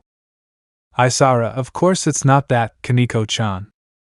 She screamed as her mind replayed several perverted thoughts with Issei shirtless. Kaneko, see, President? She's fantasizing about naughty thoughts about the new student. She said monotonously, catching Rias and Akino's attention. Rias, new student? She asked, curious. Kaneko, yes, he walked in today with the perverted Isara-senpai. She said, glancing at Isara. Rias and Akino turned their attention to Isara. Rias, is that true, Isara-chan? Isara shook her head slightly. Akino, Era? So you've been hiding your boyfriend from us for so long? She asked, teasing Isara that she started to smoke. Akino, you fufa, so it's true. Isara, he's not my boyfriend, although I want to. Akino, fufu, how cute he is to leave Isara-chan in this state. She said with a seductive smile, which irritated Isara and Kira a little. Isara, look at this and see for yourself. She said, getting Akino's attention. Isara took her cell phone out of her pocket and showed Akino a picture of Issei.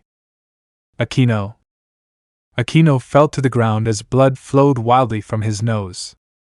Rias was startled for a moment and saw her sadist queen extremely blushing and releasing immense waves of lust. Rias, what the hell did she show Akino to look like? She thought, a little worried. Isara, look here, Rias Bucho. She approached Rias and showed her Ray the same photo she showed Akino. Rias, how the hell can someone be so cute? She wondered, putting her hand to her nose. Isara, did you see Bucho? Tell me who wouldn't. She asked Rias. She didn't answer. Isara, Stella told me that his aura is not that of a human. She said calmly, which made everyone look in surprise. Then everyone heard screams coming from outside. Kira, what's going on?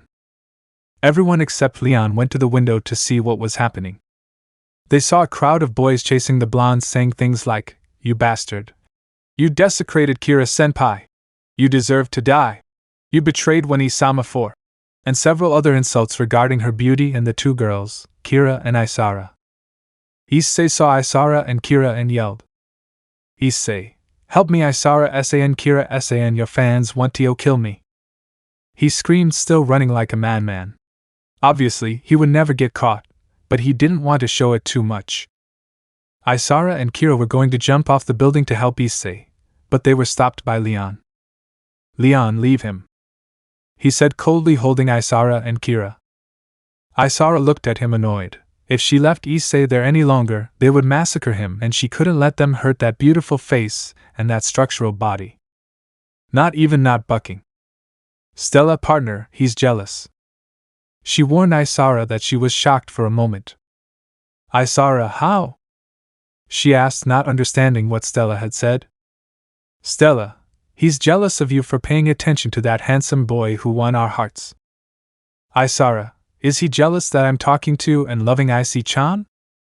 Stella, yes, since he saw you walking around more data with Issei-chan. He can't stop glaring at Issei-chan. Isara, is he going to stop me from getting to Issei-chan? Stella, probably so. From the start he's been looking at Issei-chan like he's planning something. Isara, Runf, I won't forgive him if he dares to mess with my Issei. Stella, ours. Isara, you're trapped in the sacred gear. There's no way you can mark Issei as your property. Stella, Kafufu is true. But I have a good feeling, she said confidently. Stella, one day someone will take me from this damn seal. And I, like you, will make that boy ours. Even if he is not strong, she said with complete pride and satisfaction. Isara, he when that day comes. We're not going to let him sleep, are we? she said as a seductive and lewd smile formed on her lips. Stella just agreed with what her partner said, though she had the strangest feeling that this boy was going to make her feel totally new emotions. And he would also make her stop fighting Aurora. And Stella would also be arrogantly hoping that her rival Aurora would find a husband as handsome as Issei was. Bio. Name, Issei. Age, plus 300 million years. Race, magic dragon. He can change races whenever and if he wants. Visual. Powers, time manipulation, space manipulation, reality manipulation, energy manipulation, matter manipulation, dream manipulation, life manipulation, death manipulation, law manipulation, weather manipulation, truth manipulation, elemental manipulation, concept manipulation, probability manipulation, cosmic manipulation, mind manipulation. Chance type 3, absorption, existential erasure, abstract existence type 2, biology manipulation, summoning, immortality type 1, 2, 3, 7, 11, regeneration A rank, intangibility all types, blood manipulation, soul manipulation, poison manipulation, holy manipulation, fear manipulation, emotion manipulation, memory manipulation. Elements: lava/magma, light, darkness, wind/air, fire/flame, ice, earth, water, lightning/lightning, sun, moon. Abilities: power, mimicry, adaptation, absorption, relative evolution, transformation, evocation, existential erasure, power nullification, resurrection, dimensional travel, creation, clairvoyance. Mentality: intelligence, extraordinary genius. Combat sheet. Dimensionality, 5D. Rank, 2B. He can significantly affect, create, and/or destroy larger multiverses that comprise from 1001 to any higher finite amount of separate space-time continuums. Existential status, spiritual. EP, immeasurable thanks to second true magic and third true magic. Attack, multiversal. Defense, multiversal. Speed, massively above light plus. Strength, infinite. Stamina, unlimited. Range, multiversal. Variations: True Dragon God Emperor / Star Dragon God King Sekiryutai Hakuryuki Yukai / Physical weaknesses: the 5 true spells. Psychological weaknesses: no. Personality: extremely calm, extremely relaxed, neutral kind / chaotic, very rarely serious, playful. Titles: The Mightiest Dragon, the True Dragon God Emperor of Apocalypse, Dreams, Infinity, Domination and Supremacy, the True Divine Dragon God, the Star Dragon God King, the Sekiryutai, the Hakuryuku, the Dimensional Dragon, the Demon of Disorder, the One and Only Magic Dragon, the Jubi, the Dragon of Dragons. Magic Dragon Form. Star Dragon Form. Divine Dragon Form. Jubi Form. Author: Think You Have 10 Tails. Jubi Human Form. Encounter with the Demons. With Issei. The bell rang, signaling the end of class. Finally he could come home and go shopping with Graia. He was getting ready to leave. As he was about to leave the land of Kuoh, a girl with black hair and violet eyes suddenly approached him. "Excuse me." The girl started talking, looking very shy. Issei looked at her with interest as he remembers this event. Drake, how strange. Issei was also finding it strange.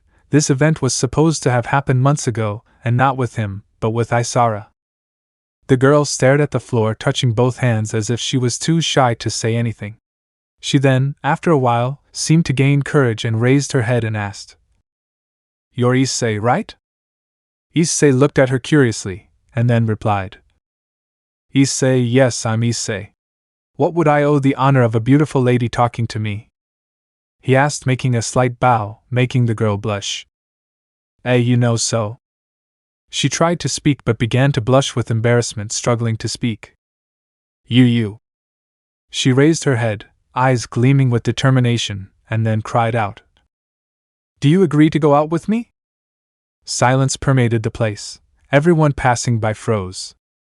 The leaves flew in the wind that became strong.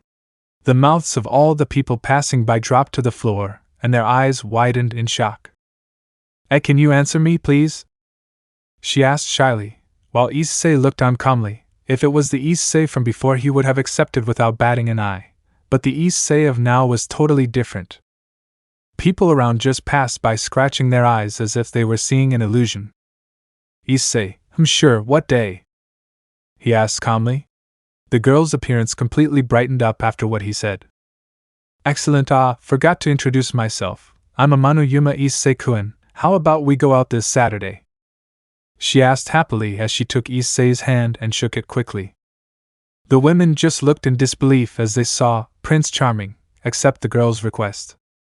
On top of a building, it was possible to see a girl with brown hair and brown eyes looking at the girl with black hair with a dark face. Isara, she's a fallen angel, isn't she, Stella? She asked seriously. Stella was slightly surprised by the tone used by her partner. Stella, yes, looks like she's going to try to do the same thing she did to you. She answered Isara's question calmly, but showed a hint of anger. Isara, those damn fallen angels, if they dare harm Issei, I'll hunt them down. She said with great murderous intent that it was noticed by the others who were inside the building as well. Rias Gremory was at her desk as he looked through some documents. Akino was making tea for everyone. Kiba was just sitting on the couch reading a book to pass the time. And Isara was just looking furious at the fallen angel who had asked her husband out on a date. After a few minutes, the club door opened, showing Kaneko with an indifferent expression. Kaneko, Bucho. Rias, oh hello Kaneko. Did you find anything? Kaneko, a fallen angel invited Issei Senpai on a date. And he accepted.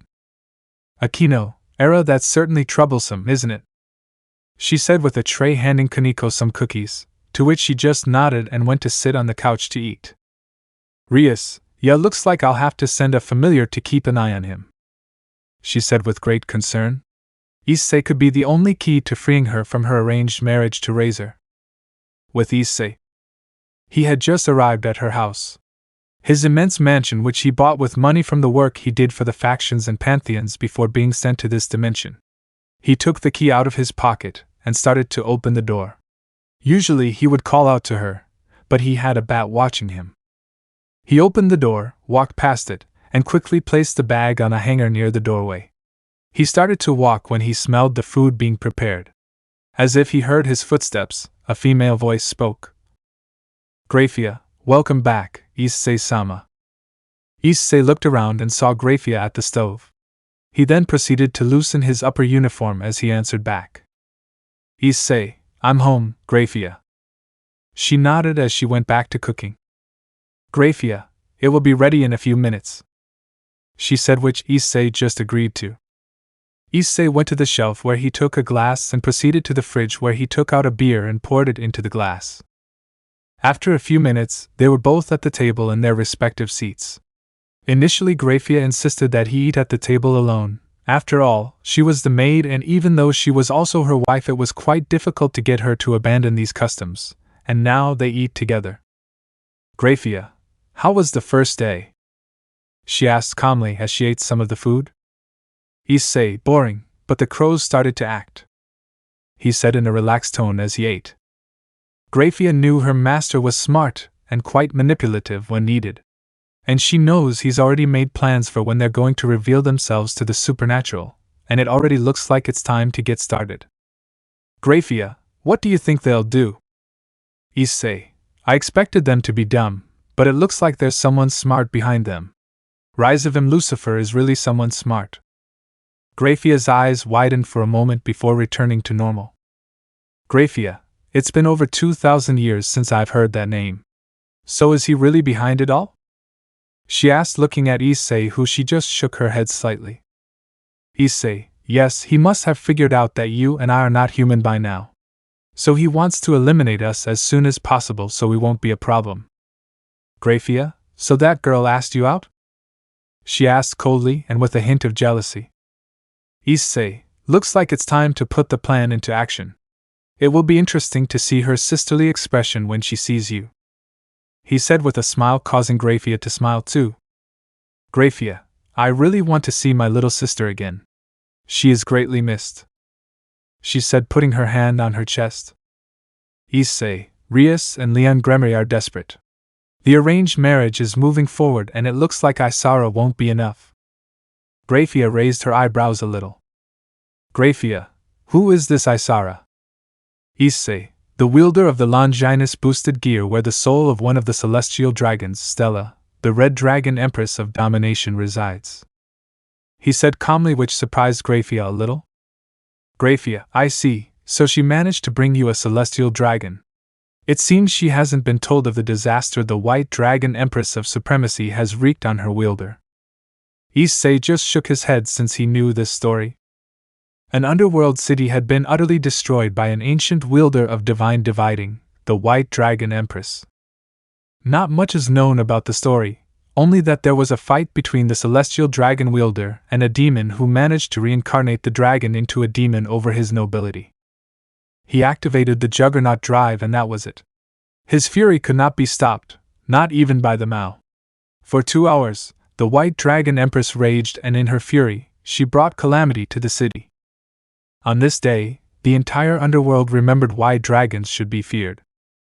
Graia, well, nobles are very selfish. But I really don't see him forcing someone from his family, especially his brothers, into a marriage. Issei him? The Surzex who put them in this marriage? He asked curiously as he had another beer. Graia, yes, our first and last contact was in that chaos.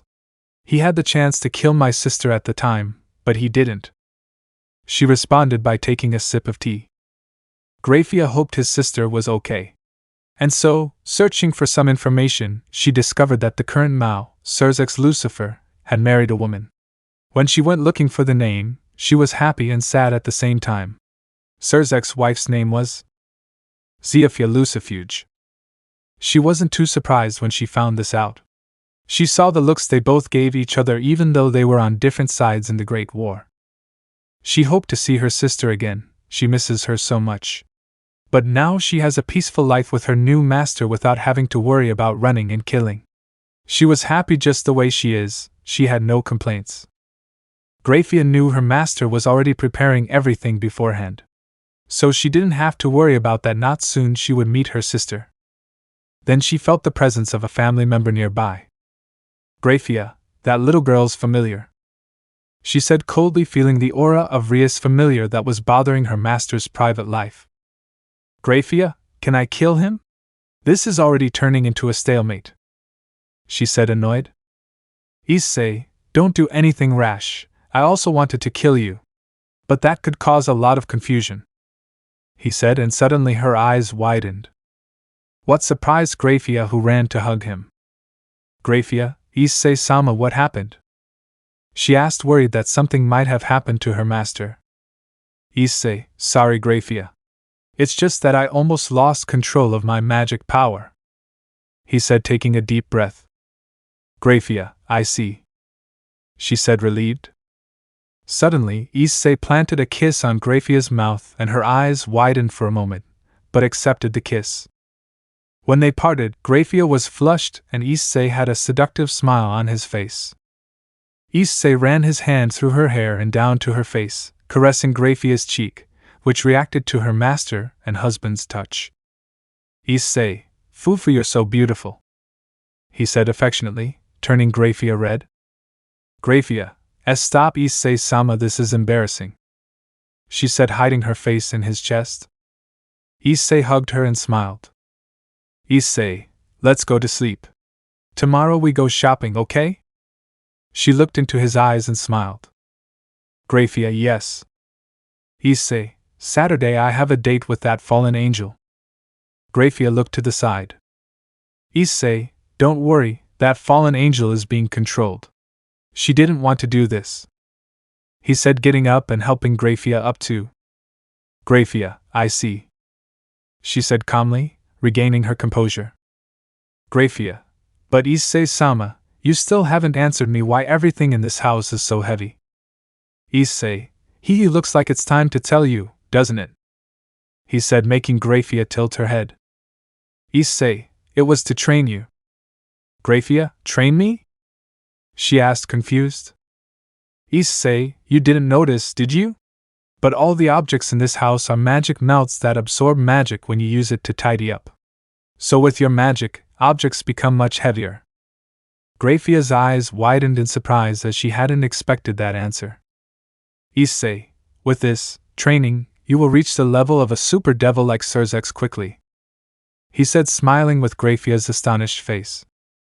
Issei, let's rest now, he said, and Graia waved his hand, smiling. She still had a few things to tidy up, and as she knew her master had class tomorrow, she didn't want to bother him, but she was still surprised by the fact that the objects are like that because they absorb her magic and that one day she will reach the level of a super devil. Following day, Issei was going to school board.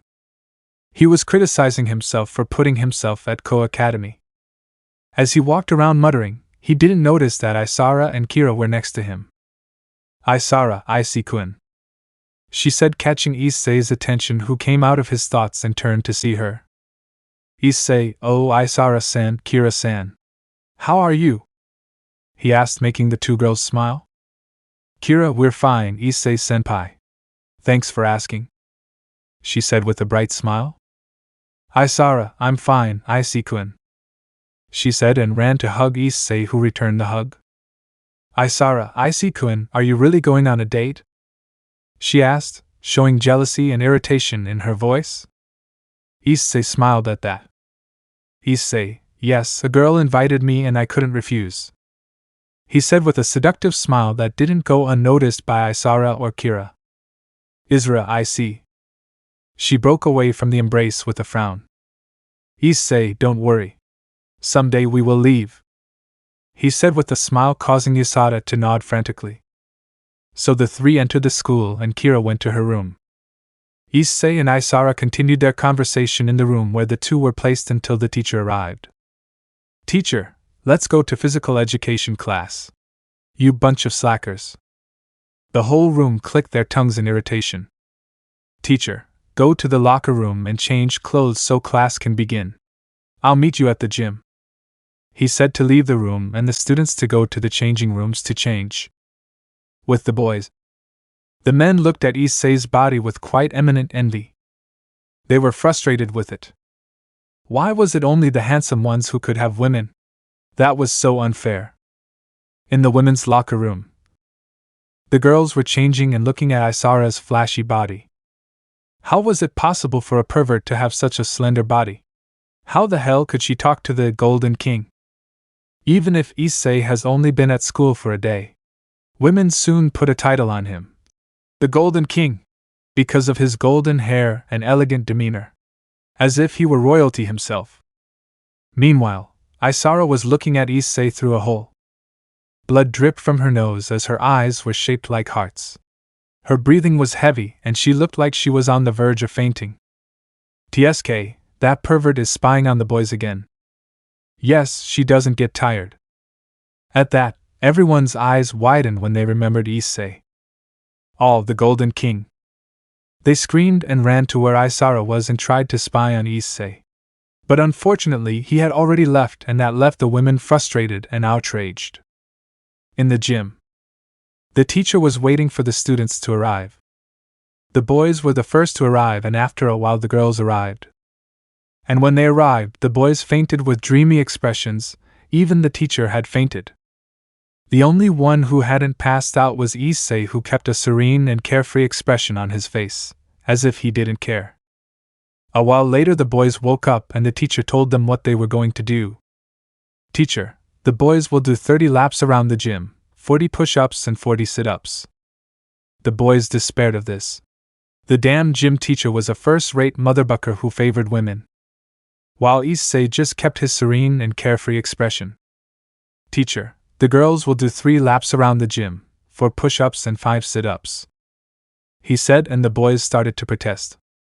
Teacher, shut up, if not I will add more, he yelled, annoyed, making the boys shut up. The teacher looked at Issei with great hatred. Teacher, I'll embarrass you in front of everyone, you damn playboy, he thought jealously. So the teacher blew a whistle and the boys and girls started doing what the teacher told them to do. Issei did all the exercises without showing any signs of fatigue or sweat, which made the teacher even angrier and made Issei have a duel with him in shot put. Which I think everyone already knows who the winner is, right? After a while the classes ended for everyone's joy. Issei went home because he had an appointment with Graia. With Issei. It was a little late at night, around 6:30 p.m. Currently, Issei and Graia were shopping. All eyes were directed at both of them. Graia was dressed in a yukata. The yukata was white with lines and wine red with printed flowers, and the part of the bag was dark blue. Issei already had a black shirt, and underneath the shirt he had a white sports sweatshirt. He had dark blue pants and his sneakers were a black, gray and white Air Max. Everyone who saw it could only say that they were a perfect couple. Two extremely beautiful people who passed the cold air. Issei asked Graia not to go in her maid clothes.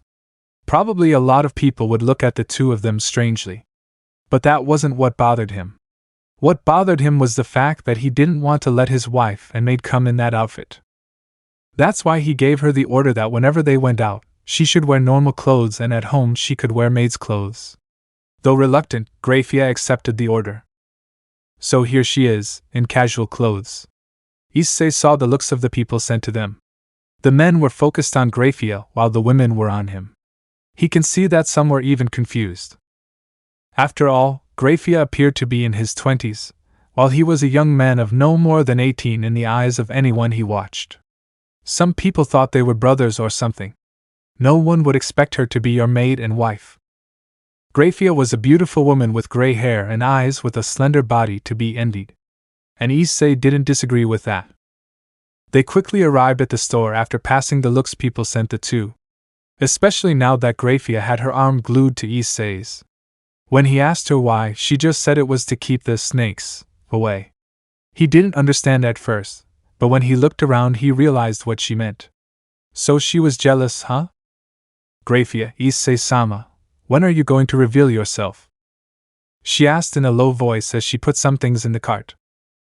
There was no one very close to them now, so talking about these things at this low volume is safe. He thought for a moment before replying. Issei, for the demons or for the supernatural? He asked in a low voice.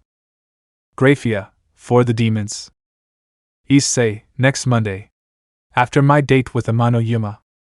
He replied calmly, receiving a nod. Graia, and for the supernatural?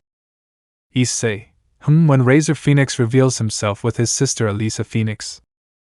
He said as he stopped at a shelf and placed some sweets. Graia, right. Was all she replied at that moment. Ah. A woman accidentally bumped into a cart on the floor and ended up falling, scattering some things. Ah, goddamn luck. She muttered.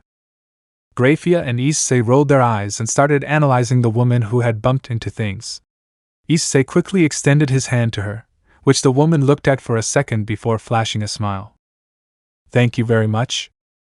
Issei, you're welcome. He replied as his eyes roamed the woman. The woman was a bit tall at 178 tall. Her figure was slender but not exaggerated. Her long hair was black and had golden bangs that fell a little over her forehead. His red eyes gleamed like precious rubies. The woman quickly saw the man who was holding her hand with wide eyes. The man who was holding her hand couldn't even be described as handsome, or any other word synonymous with handsome. The woman quickly turned to the gray-haired woman who was next to the man, and was surprised.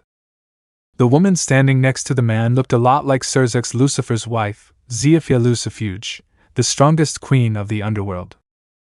Damn, you're really a lucky woman, huh? What boyfriend? She said while whistling. Graia, he's my husband. She said looking deathly at the woman. Oh? The woman looked dubious about it. But when she saw the look sent by the gray-haired woman who was staring at her with serious, deadly eyes, she fell silent. The black-haired woman understood what that look meant. Jealousy. This is what the gray-haired boy was feeling when she saw another woman touch what belongs to her. Right. So are you also shopping? Graia, well, this is a store, and if you look at our affection, you can say yes, right? she replied coldly. In fact, she knew who this woman in front of her was and wanted to keep her distance from her. The woman just sweated and said, "You're pretty straightforward, huh? I just wanted to bring it up." "Graia, couldn't you choose another subject for this then?" The woman sweated again. The man who was picking up some things just had a relaxed look and a serene, indifferent face. He didn't seem to mind as it looked like his wife could handle it. "Okay, in that case, if he's your husband, and you're answering for him, you are something more, aren't you?" "Graia, I am your maid and wife." "Oh, forbidden love of master and servant, huh?" she commented as she ran her hand over her chin. In response to her joke, all she got was a stern look from the woman, and the man wasn't even paying attention as he was getting some snacks. "All right, I give up," she commented, raising her hands as she prepared to leave. It looked like the woman didn't like jokes. "Oh, before I go, since I don't want to waste your time, could you tell me your names?" Graia just looked at her master. A look that Issei noticed. Realizing that he had given her permission, she began to introduce herself. "Graia, my name is Graia, Issei-sama's maid." She introduced not only her, but her master as well. She initially thought of giving her a false name, however it would be difficult for the woman in front of her to remember her face. The leader of the Grigori could only compare her to her brother. "Just Graia and Issei?" she commented with a raised eyebrow. Probably because she didn't mention her last name, or her husband and master's last name. "Graia, yeah, just Graia and Issei," she replied sternly, still maintaining a static and cold expression. "Right," the woman replied with a still unconvinced sweat. However, she didn't ask any more. Something told her that this woman was crazy and that she should stay away. She turned to leave, until the boy called out to him. "Issei, won't you tell us your name?" he asked, and the woman turned around. Graia looked darker than before. "Well, where is my education?" she commented with a laugh as she straightened up and posed before saying her name. "I'm Akemi." The woman quickly studied their reaction when she said her name. But oddly enough, the two didn't change their expressions one bit. The man still continued with his relaxed look and serene and indifferent face, as the silver-haired woman maintained her cold and grim expression. "Issei, I see. Nice to meet you, Akemi. Now, if we'll excuse ourselves, we have to get back to shopping." "Akemi, what a strange boy. And what the hell is up with this woman? Does she want to kill me?" she thought, seeing Graia's frown and dry expression directed at her. "Issei, Akemi, she's Azazel, right?" he thought, only to be answered by the two dragons inside him. "Albion, for the stupid and unfunny jokes. She is indeed Azazel, only a woman," he said, a little surprised. He still hadn't gotten used to this shit dimension. "Drake, I can feel the fallen angel energy coming from her. So yes. It's like Snow White said. She is really Azazel, only female," he said, being answered by an angry roar from Albion. "Issei, but she seems a little stronger than Azazel. Has something changed?" he said, interested and a little perplexed. "Albion, that's true. I feel like her energy is a little more powerful than Azazel," he said, quite curiously and a little shocked. "Drake, that's what happened to Issei's counterpart, Powdered Milk. She is much stronger than Issei back in the day," he said, making Issei feel a twinge in his pride at what he said. And the powdered milk insult was being directed at Albion.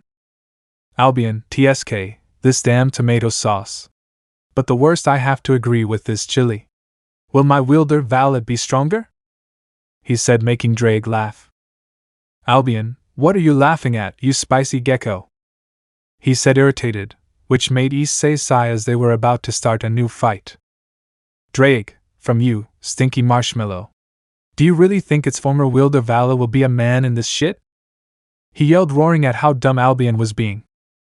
"Issei, worse than that, would have to agree with Drake, Albion. The chances of him being a man in this dimension are practically nil. Albion, TSK, you two are all a bunch of unloved motherbuckers. Issei, now I'm interested in what the female valet will be like. Will she have his arrogant personality? Will she think she's a miracle? He said maliciously. Drake. Albion, you wouldn't dare. Issei, I dare pissed her off. I'll do with her what I do with the others. Drake/Albion. Albion, 6 So everything is conspiracy against me. I hope you all rot in hell. Drake, if I go, I'll take you along. Drake and Albion will continue to bicker as a smile forms on Issei's face. Graia, Issei-sama. Graia's voice snapped him out of his thoughts. Issei, did something happen, Graia? Graia, no, it's time to pay. She said and saw Issei saying, ah, and took his wallet out of his pocket. The cashier woman looked at Issei without looking away. What made Graia obviously uncomfortable. Card or cash? She asked, and Issei turned his attention to her. Issei, card. He said calmly, taking his card out of his wallet. The woman took the card and put it in the machine where Issei put the password, and so the purchases were paid. Issei and Graia were about to leave, when the woman called Issei. Sir. Issei turned his attention to her and asked. Issei, what happened? He asked with a raised eyebrow. Why could you pass me your number? She asked, stuttering shyly, making Issei's eyes widen at the slightest. Issei, of course. Then he felt a hand squeeze his shoulder. Graia, come on, huh, honey? She asked with a smile, and her eyes closed as an aura of death left her body. Issei, I was going to pass my number on to the girl. Graia, come on, huh, darling? Her eyes were lifeless now. She was squeezing Issei's shoulder harder, which made the blonde's legs stagger in fear. Issei, hi. He said in fear as he was pulled by the ear by Graia. Men, scary, looks like we lost a soldier. Condolences to you, soldier. All the men thought at the same time, seeing the soldier get into a car. Time leap. Saturday. The day had come when Issei would meet Amano Yuma, the fallen angel. Graia wanted to go with his master and wife to this date. But Issei disagreed, saying that if she went it would cause more problems. And he wasn't entirely wrong, as Graia could freeze the entire Kuoh or even the human world if he got angry and he didn't want to. Graia would make her face icy hell or icy flame hell. Inferno of Icy Flames was an ability that involves flames that burn and freeze the opponent. It's the result of her training with Issei. Graia, go carefully, Issei-sama. Issei smiled at her and said, Issei, no need to worry, Graia. It will be fast. Author, this is the outfit he's wearing. Graia can only sigh at her master's attitude. So Issei went to where he would find Amano Yuma. He arrived early because he wanted to confirm something. After a while, Yuma appeared. Author, that was her outfit. Yuma, Issei, you're early. She said, surprise. Issei looked at the clock. Issei, don't worry, I just arrived. He lied. He arrived a few minutes before the appointment time because he wanted to confirm something. And he actually found what he wanted. He saw 2 people spreading leaflets, and when he picked it up he could confirm the demonic trait that could be used to summon a Gremry demon, or a Sidri demon. Yuma, there's a store that recently opened. She pointed to a clothing store down the street. Yuma, can we go together? Issei, of course. Fake smile, will you let me pick something for you? Yuma's face turned red as she nodded shyly. Drake/Albion, she has good acting skills. The two confirmed while Issei formed an amused smile. They went to the store where they both picked out clothes and Issei bought everything. Well, even if it's a fake date, he should at least enjoy a little and drink and smoke before going home, right? He knew Graia would fight if he smoked and drank, so what better to distract himself on a proper date? Some time later. Issei, your name means sunset, right? It is a beautiful name. She looked surprised at what Issei said, but Yuma recovered and nodded quickly. Yuma, it's a cute name. They sat at the base of a water fountain. Issei was already finding this date a pain in the ass and wanted to get it over with. Then he started walking. I sold the landscape, followed by Yuma. After a while they returned to the water source where there was no one else, and which also had several barriers that blocked the sound. Yuma, Issei, there's something I want to do to celebrate our first day. Can you hear my request? Issei looked at her calmly before answering. But he was very disappointed to have been killed by her because of his perversion. Issei, of course. And what would it be? Yuma, you hesitates a little. Would you die for me? Issei, no. Yuma's eyes widened at the answers and soon she realized he wasn't a human. Yuma took a few steps back to escape what could happen to her, but ended up stepping on a leaflet that would call out to Rias and her nobility in some time. Issei smiled playfully at her. That girl was really easy to manipulate. Issei, you've been dancing in the palm of my hand this whole time, fallen angel. He said, smiling with Yuma's incredulous expression. Yuma, so you were kidding me, you damn human. She said angrily as her wings appeared on her back and her clothes became too revealing. Yuma, die damn human. Then she heard a voice that made her eyes widen. Divide. She heard a voice that made her power split. Yuma, impossible. She screamed, not believing what she just heard. This was the power of the Hakuryuku, Valerie. The girl Akemi has trained since she was a little girl and current wielder of divine dividing. So how was it possible for the boy in front of her to be able to use that power? Boost. She heard another voice come out of the boy that made the boy's power increase. Yuma despaired once and for all. The dividing power of divine dividing wasn't enough, now he had the boosting power of boosted gear. Issei, you're weak. He appeared behind her and kicked her. In the distance it was possible to see Rias and her nobility watching. They had just arrived and saw Issei fight a fallen angel. What would be impossible for a human? There was no way for a human to fight back against a supernatural being unless they have a sacred gear. The most surprised was Isara, who was shocked to see her lover fight a fallen angel, in addition to possessing both physical strength and speed. Yuma Amano, Rainer would get up off the floor spitting blood. That kick was powerful enough to damage some of his internal organs. She got up annoyed, stretching her wings to fly. Rainer, you damn! She screamed to create several spears of light. The demons in the distance were worried when they saw the spears of light and went there to try to help. But Stella stopped them, saying she wouldn't need to. And as she said in a rather proud tone, they believed it. Good, at least a little. Issei kept his amused expression, but it soon changed to an emotionless one as a kind of blue fire started to come out of him as he twirled his hand around him. The spears of light were completely burned in an instant. What surprised both Rainer and the demons they were seeing. They were surprised to see the spears of light burn up in less than a second as soon as they came into contact with the blue flames. Issei, let me show you the element of light. As he said that, whips of light started to come out on top of Issei and go in Rainer's direction. The light whips attacked Rainer wildly. Issei just stared coldly at Rainer's body. Some flames emitting a lot of holy energy left his hand and went towards Rainer. Rainer closed her eyes thinking that would be the end of him, but that didn't happen. The flames started to heal his body.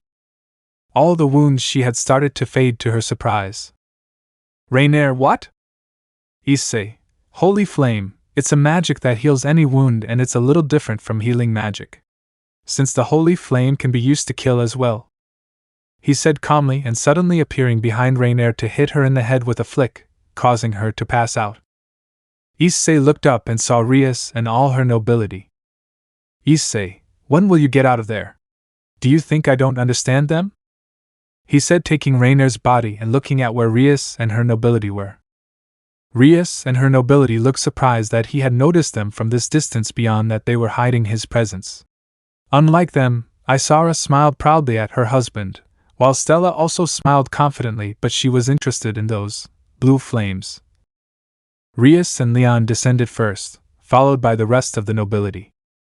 They looked at Issei seriously. He looked at Kaneko and pointed his finger at her, where a bit of senjutsu formed. Surprising nekishu.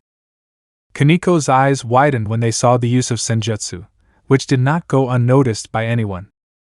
And they were shocked to see Kaneko's expression that never changed her face at any time, always being flat and cold, and straight in her words. Now she had a shocked face with wide eyes. Rias, what happened, Kaneko-chan?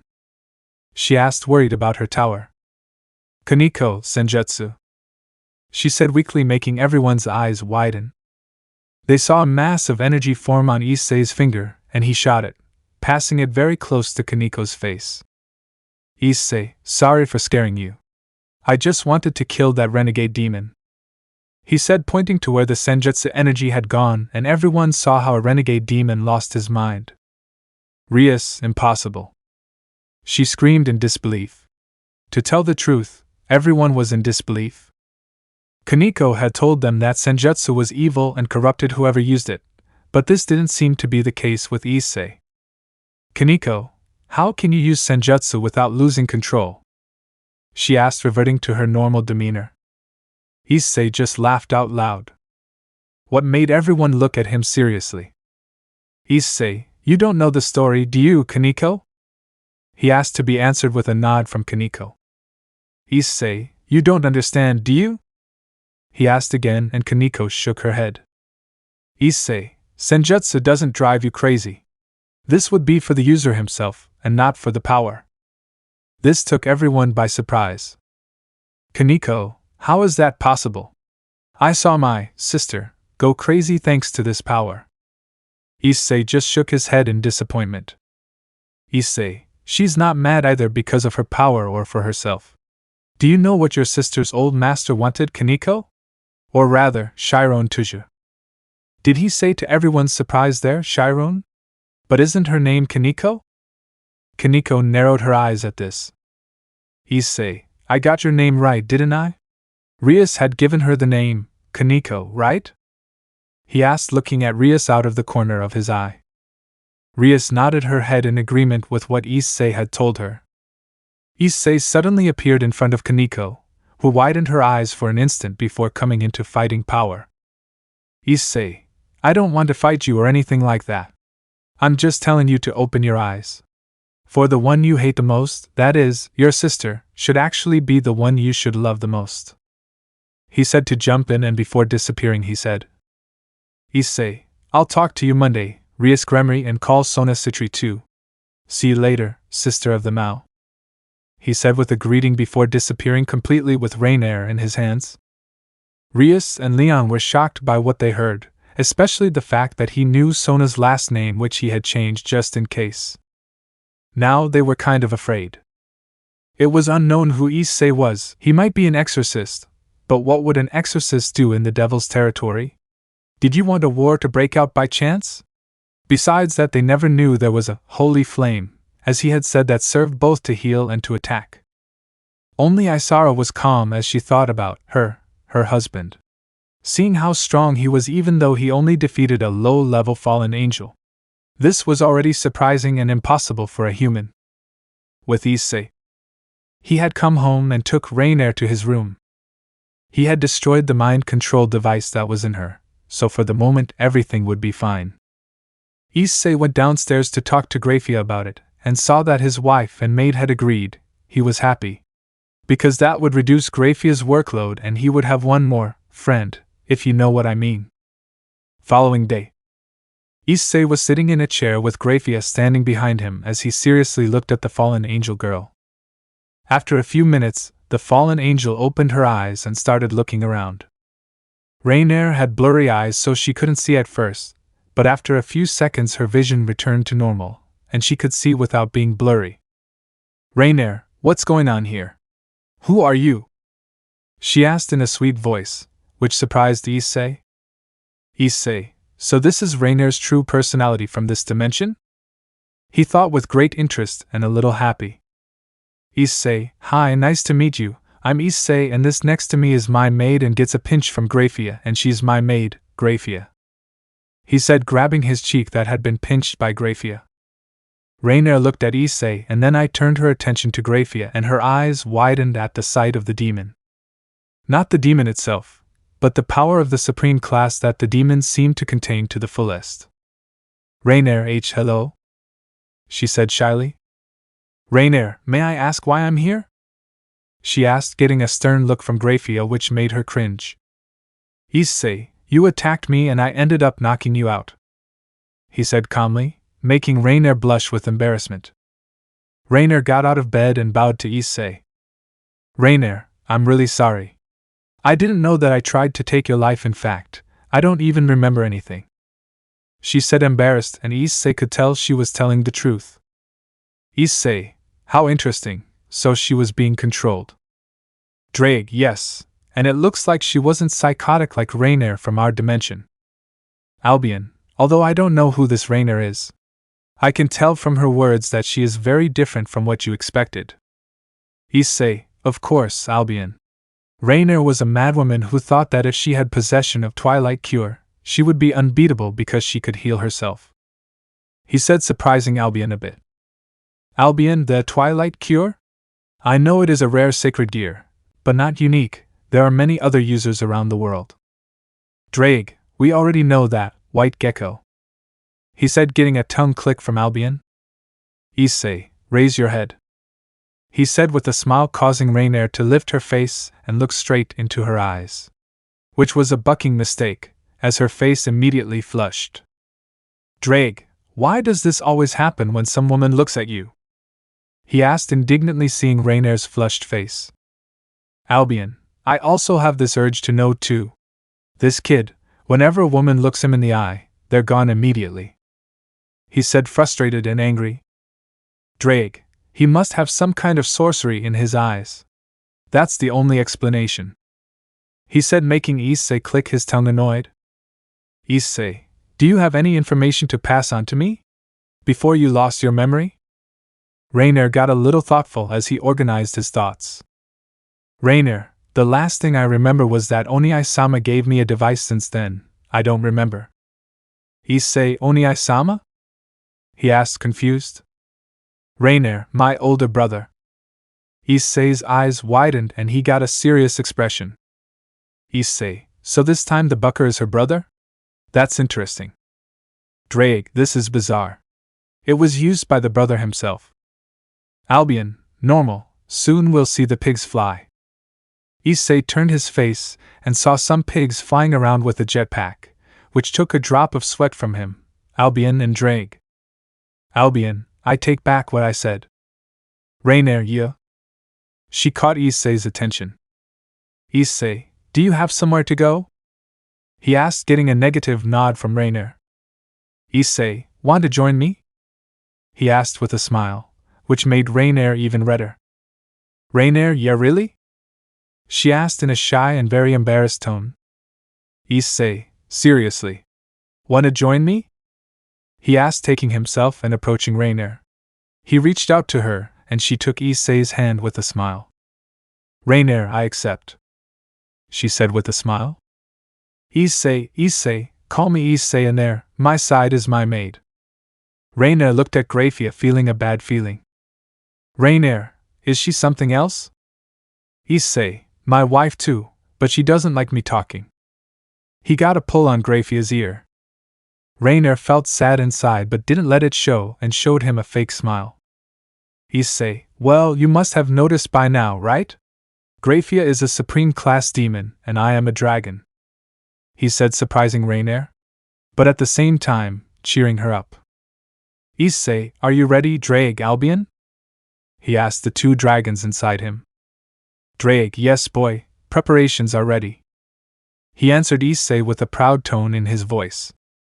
Albion, I can't believe you were able to create evil pieces with my power, Drakes, Trihexes, Ophices and Great Reds. That's an incredible feat of intelligence, boy. He congratulated Issei, who was a little embarrassed. Issei, no, I'm only like this because of you who taught me, he said with a nostalgic smile as he remembered all the teachings that Drake and Albion passed on to him. The two heavenly dragons just laughed in response. Issei, but I think it's better to call them draconic pieces, since I'm not going to reincarnate anyone into a demon but a dragon, he said, and Albion just nodded.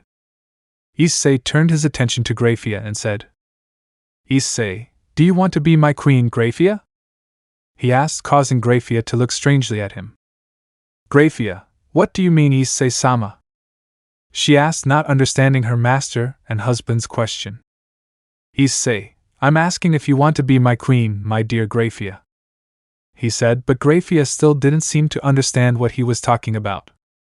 Sighing, Issei took something out of a dimensional bag. Graia's eyes widened when she saw the evil pieces that reincarnate humans or any other race into a demon, as long as she's not a superior being like Shiva. Graia, that's... she said, looking at the chess pieces that Issei had on his lap. Graia, is this the evil pieces created by Mao Green? She asked, getting a negative nod from Issei, and that made her even more confused. Issei, I created this with my power.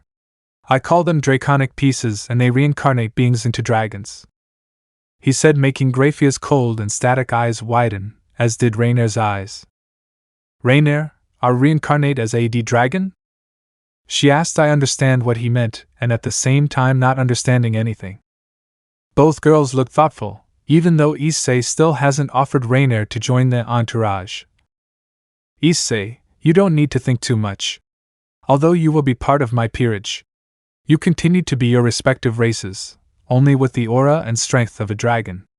Plus they'll have access to my power and my range of abilities, he said, making them both calmer. Although it would be interesting to have the draconic genes in their bodies, but it would stop them from being of their respective races, and they prided themselves on being both the demon race and the fallen angel race. Graia, I accept to be your queen, Issei-sama, she said with a smile. She heard that her sister was also the queen of Surzek's Lucifer, the current Mao, and she wanted to know what it would feel like to be the queen of her beloved husband Issei. Issei smiled broadly and first placed the king piece on himself. Issei, let's start the process. Graia, lie down on the bed, he said, and Graia just nodded and lay on the bed. A red, white, black, purple, and crimson red magic circle appeared underneath it. Issei took the queen piece and started putting it on Graia. After a few seconds he managed to merge the piece on his gray-haired wife. Issei, and you will, Rainer? He asked, and she shook her head frantically. Issei smiled at Rainer's emotion. Issei, you will be my pawn then, he said, to see Rainer's disappointed face. And that soon he understood the reason for it. Issei, don't think the pawn piece is weak, Rainer. Don't underestimate this piece. Rainer, why? It's just a pawn, asshole. I want to be a queen, just like Graia-sama, she complained, pouting, puffing her cheek out cutely. Issei gave a small laugh at that, while Graia formed a small smile. Issei, the pawn is one of the strongest pieces, Rainer, he said, intrigued the girl. Rainer, curious, really? Issei shook his head before continuing to speak. Issei, pawns can promote to any other piece, Rainer, including queen. The only piece a pawn cannot promote is the king, she said, making the girl have stars in her eyes. Rainer, why so I want to be your pawn, she squealed happily as she jumped up and stretched her arms. Issei, shall we start the process then? He asked, and she shook her head. Graia got out of bed and Rainer lay down, and a red, white, black, purple, and crimson red magic circle appeared under her, and in Issei's hands some pawns pieces appeared. Issei merged the 3 pawns pieces into it, and so Rainer started to absorb some of the power he had in the piece. Issei, okay, now you're part of my peerage, he said with a smile, and the two left to hug him. Conversation to the demons. With Issei. Currently, it was possible to see Issei lying on his bed. On the right side it was possible to see Graia's sweater column, and on the left side Rainer only in lingerie. Issei felt the blood rush to his face as he slowly turned red. What the hell is going on with these girls? Issei, damn if I don't get out of here, shit, he said, teleported using magic. Issei went to the bathroom where he showered, brushed his teeth, and got dressed. Looking at his bed, he still saw Graia and Rainer sleeping peacefully. It seems that the dragonic pieces influenced them a lot. Here's a large increase in magical abilities from both. Graia was one step away from becoming a super devil. If she continued with her training, It was likely that in 2 days she would reach that level. Rainier had reached 6th wing 3 pairs. Issei, I think it would be good if I make a dimension where they can train. He thought, referring to Graia and Rainier. Drake, create a dimension? Like the raiding game ones? Issei, that's right. It would be nice for them to train there, as neither Rias nor anyone else would get in the way. Albion, that's true. So me and the red lizard are going to start making the dimension. Then you complete. He said, making Issei smile and agree. Issei went down to the kitchen where he started to prepare his food so he wouldn't wake the 2 girls. The blonde became a master when it came to preparing food. Well, he lived for more than 500 years plus 300 million actually, and met the most diverse chefs of restaurants where he learned to cook, and that became something fun in his life. He almost never cooked because of Graia. It was only yesterday Sunday that he had to cook, because his wife and had slept because of the merge of the piece. He still had enough time to prepare a nice snack to eat and leave it to Graia and Rainier as well. Issei, before leaving for school, left a note next to the table with the food. So he went to school. Since today would be a truly fun day in his eyes. Today would be the day he would reveal himself to Rias and the others, and it was very likely that she and her brother as well as Sona would tell the Crimson Mao and the Pink Mao. On the way to school he found Isara waiting for him along with Kira, who had a happy face. Kaneko was right behind him. Why? Well, he had given her some sweets, and since then, Kaneko hasn't let go of her wanting more. And she also wanted to know why Issei didn't lose control when he used Senjutsu. Issei answered all of her questions. But she was still wary of using this power. Classes ran normally as usual. Nothing very interesting happened. Scene change. The school bell rang, symbolizing the end of classes. Issei took his things and headed towards the exit to wait for Isara. After a while Isara came running, looking very tired. Isara, Issei-kun. She screamed, approaching him quite panting. Issei, Isara-san. He said calmly, looking at Isara. Issei, shall we? He asked her with a serene expression. Isara stopped for a while to recover her energies. Isara, Bucho is calling you, Issei-kun.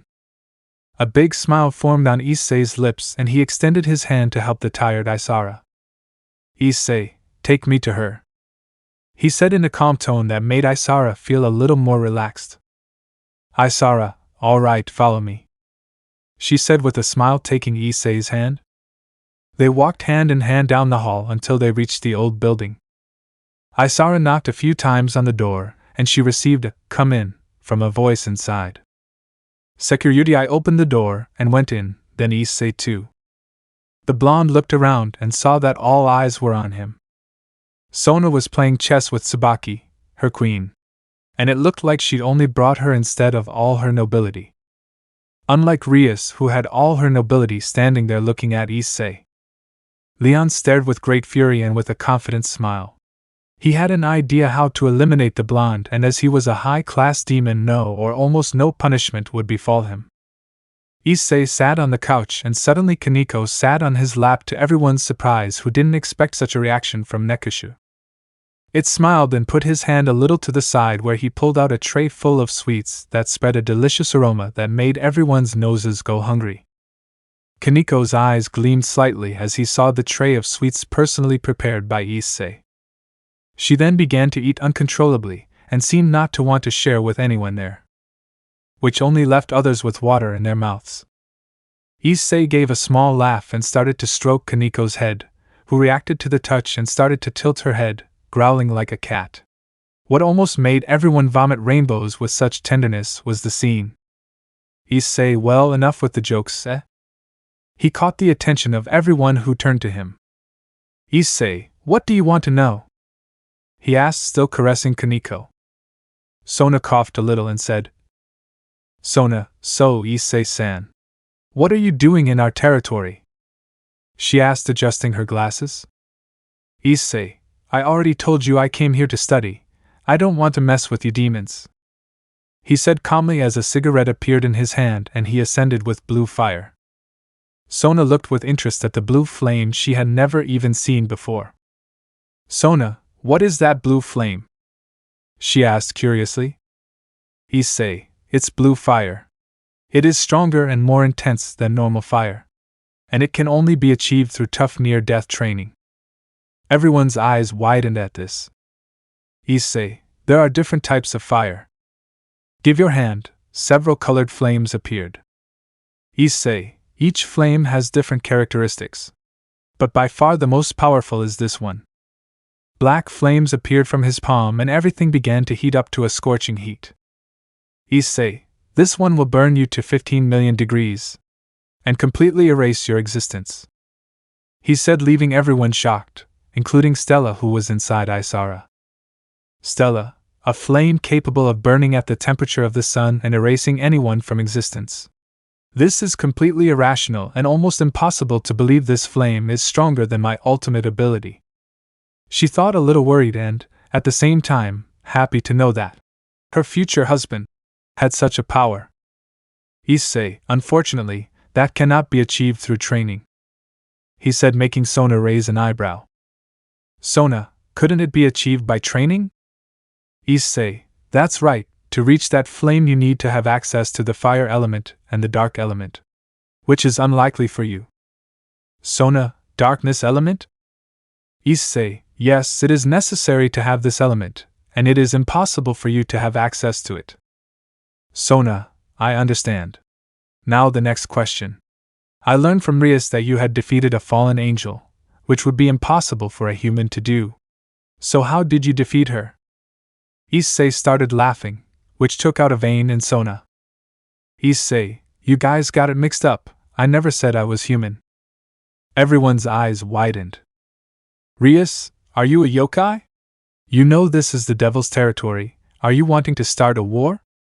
She asked, trying to show confidence and courage. She thought she could use this as a means of blackmail to get Issei to join her, since she had full confidence that the blonde wouldn't hurt her due to her brother. Issei, huh? Where did that confidence come from? Your brother isn't here if you think you can trust him, he said with a sarcastic smile. Issei, you're so spoiled that you think you're superior just for being a high-class devil. But what are you? Everything you have was given to you, you did nothing to earn it.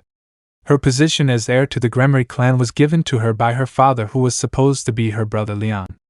Your power of destruction was also given to you. Now I ask you, what did you do while your arranged marriage was in process? Rias remained silent. She was grinding her teeth in frustration as everything he said was true. Issei, what did you do?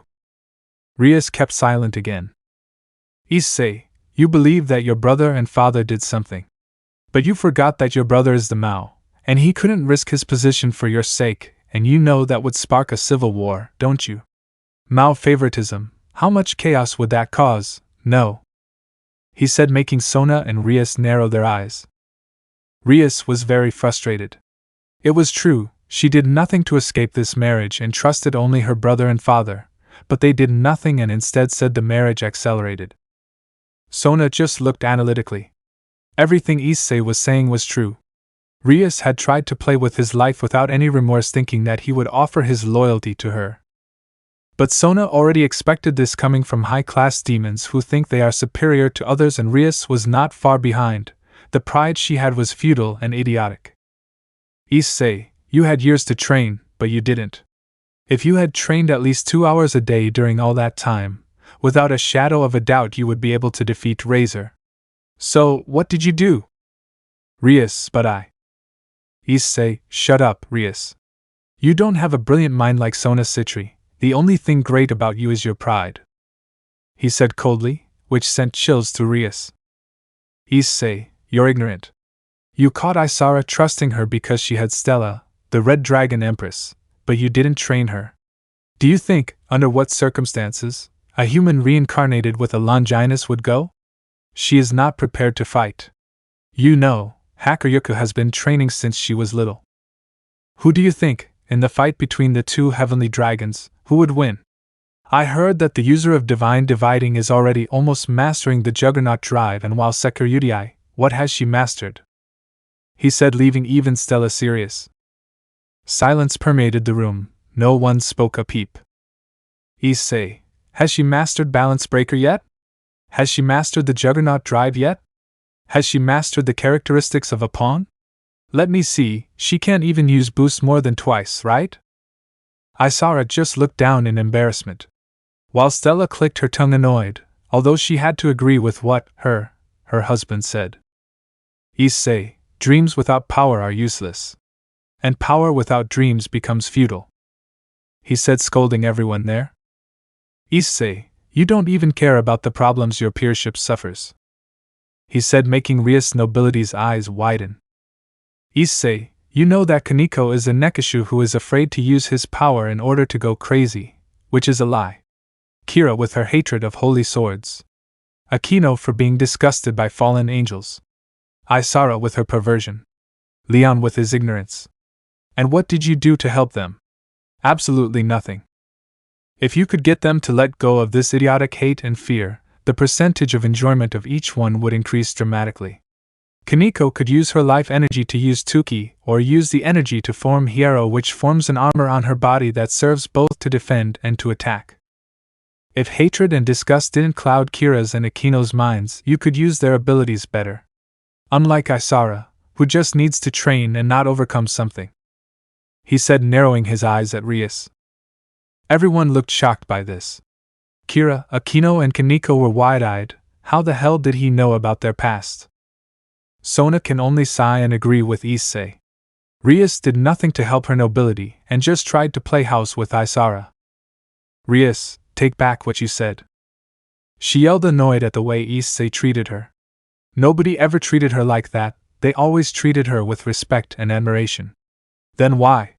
Why was he insulting her so much? Issei forced me, he said, but suddenly felt Leon's power of destruction coming towards him. Sona, Leon? Leon, die bastard! He screamed while laughing like crazy. The power of destruction advanced towards Issei, while Kaneko was still on the blonde's lap. Kaneko's eyes began to water as she saw the power of destruction coming towards her. She was a tower, and it slowed her down, meaning she would also be hit by the power. Issei just looked calmly, and raised his right hand. Leon, idiot, you will die, ha ha ha ha ha. Isara's eyes widened as she saw Issei's action. He would be killed if the power of destruction hit him, and she didn't want to lose her lover. Stella was worried too, but when she looked at the smile at first, she knew he was stronger than they thought. Even stronger than she, who was one of the celestial dragons, and therefore this power of destruction was unlikely to harm him. Issei stopped the power of destruction with the palm of his hand like it was nothing, and suddenly the power started to be absorbed by the blonde's hand. Issei, how pathetic, never that something like that would kill me. He lightly squeezed the hand that had absorbed Leon's power of destruction. Issei, calm down, Kaneko-chan. I will protect you, he said with a beautiful smile, passing his hand on Kaneko's head. Kaneko looked at him as tears started to flow, and she hugged him tightly, drowning her face in Issei's chest. Issei, come on, come on. Do not cry, he said, patting her on the head. Isara and Stella looked on, pouting at this, seeing how Kaneko was being treated. Issei looked at Leon, and the hand that absorbed the power of destruction. A crimson orb with a black aura came out. Rias, Leon, Sona, that's Issei, the power of destruction I copied. Rias, see, copied? She stuttered, clearly not believing what she just heard. Issei, I have a variety of skills. Sona took a deep breath to ease the tension in her body. Sona, what race do you belong to? She asked seriously, adjusting her glasses. Issei, dragon. They all had confused and discredited expressions. Stella, I knew you were a dragon. She telepathically communicated with Issei. Issei-o? To what do I owe the honor of speaking with the Red Dragon Empress? Stella, I already suspected you were a dragon, she said, leaving everyone even more surprised. Isara H, and you didn't tell me? She asked, surprised. Stella, I already suspected. I wasn't sure, so I didn't tell you about it. Isaac, got it. She looked at Issei with a lascivious smile that sent shivers down the blonde's spine.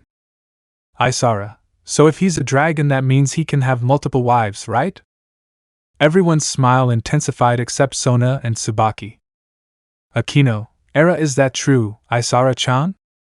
She asked with a seductive smile. Isara, yes, and since he's a dragon, his stamina must be incredible. An even more lascivious smile tugged at her lips as she released waves of lust. Issei swallowed hard at that. So already knowing what could happen, he coughed a little. Issei, well, that's it. Rias and Sona. Rias and Sona turned their attention to him. Apart from the shock he felt now when he saw Stella, wait, Issei-kun, which dragon are you? That question made everyone turn their attention to him. As far as they know, dragons are born from magic castes and have an element destined for them, as is the case with Stella, who is a fire dragon. And now the new dragon, Issei. A dragon that managed to master more than one element, which would be technically impossible. Yukai techniques mastered, which would also be difficult for a dragon. Issei, I'm a magic dragon. Everyone was confused by this. What the hell was a magic dragon? They never heard about this race. Stella, what the hell is this race? She asked, totally confused and in disbelief. Issei, a magic dragon is the highest level race a dragon could reach. Both Isara and Stella were confused. Stella, I still don't get it. The highest level race a dragon can have? Issei, yes, a magic dragon has no restrictions on what spells it can learn. He said calmly, surprising even more. Sona, a dragon capable of using any magic. Stella, this is by far surprising. She spoke in bewilderment at what she had just heard. A dragon capable of using any magic that would make him incredibly strong and robbed.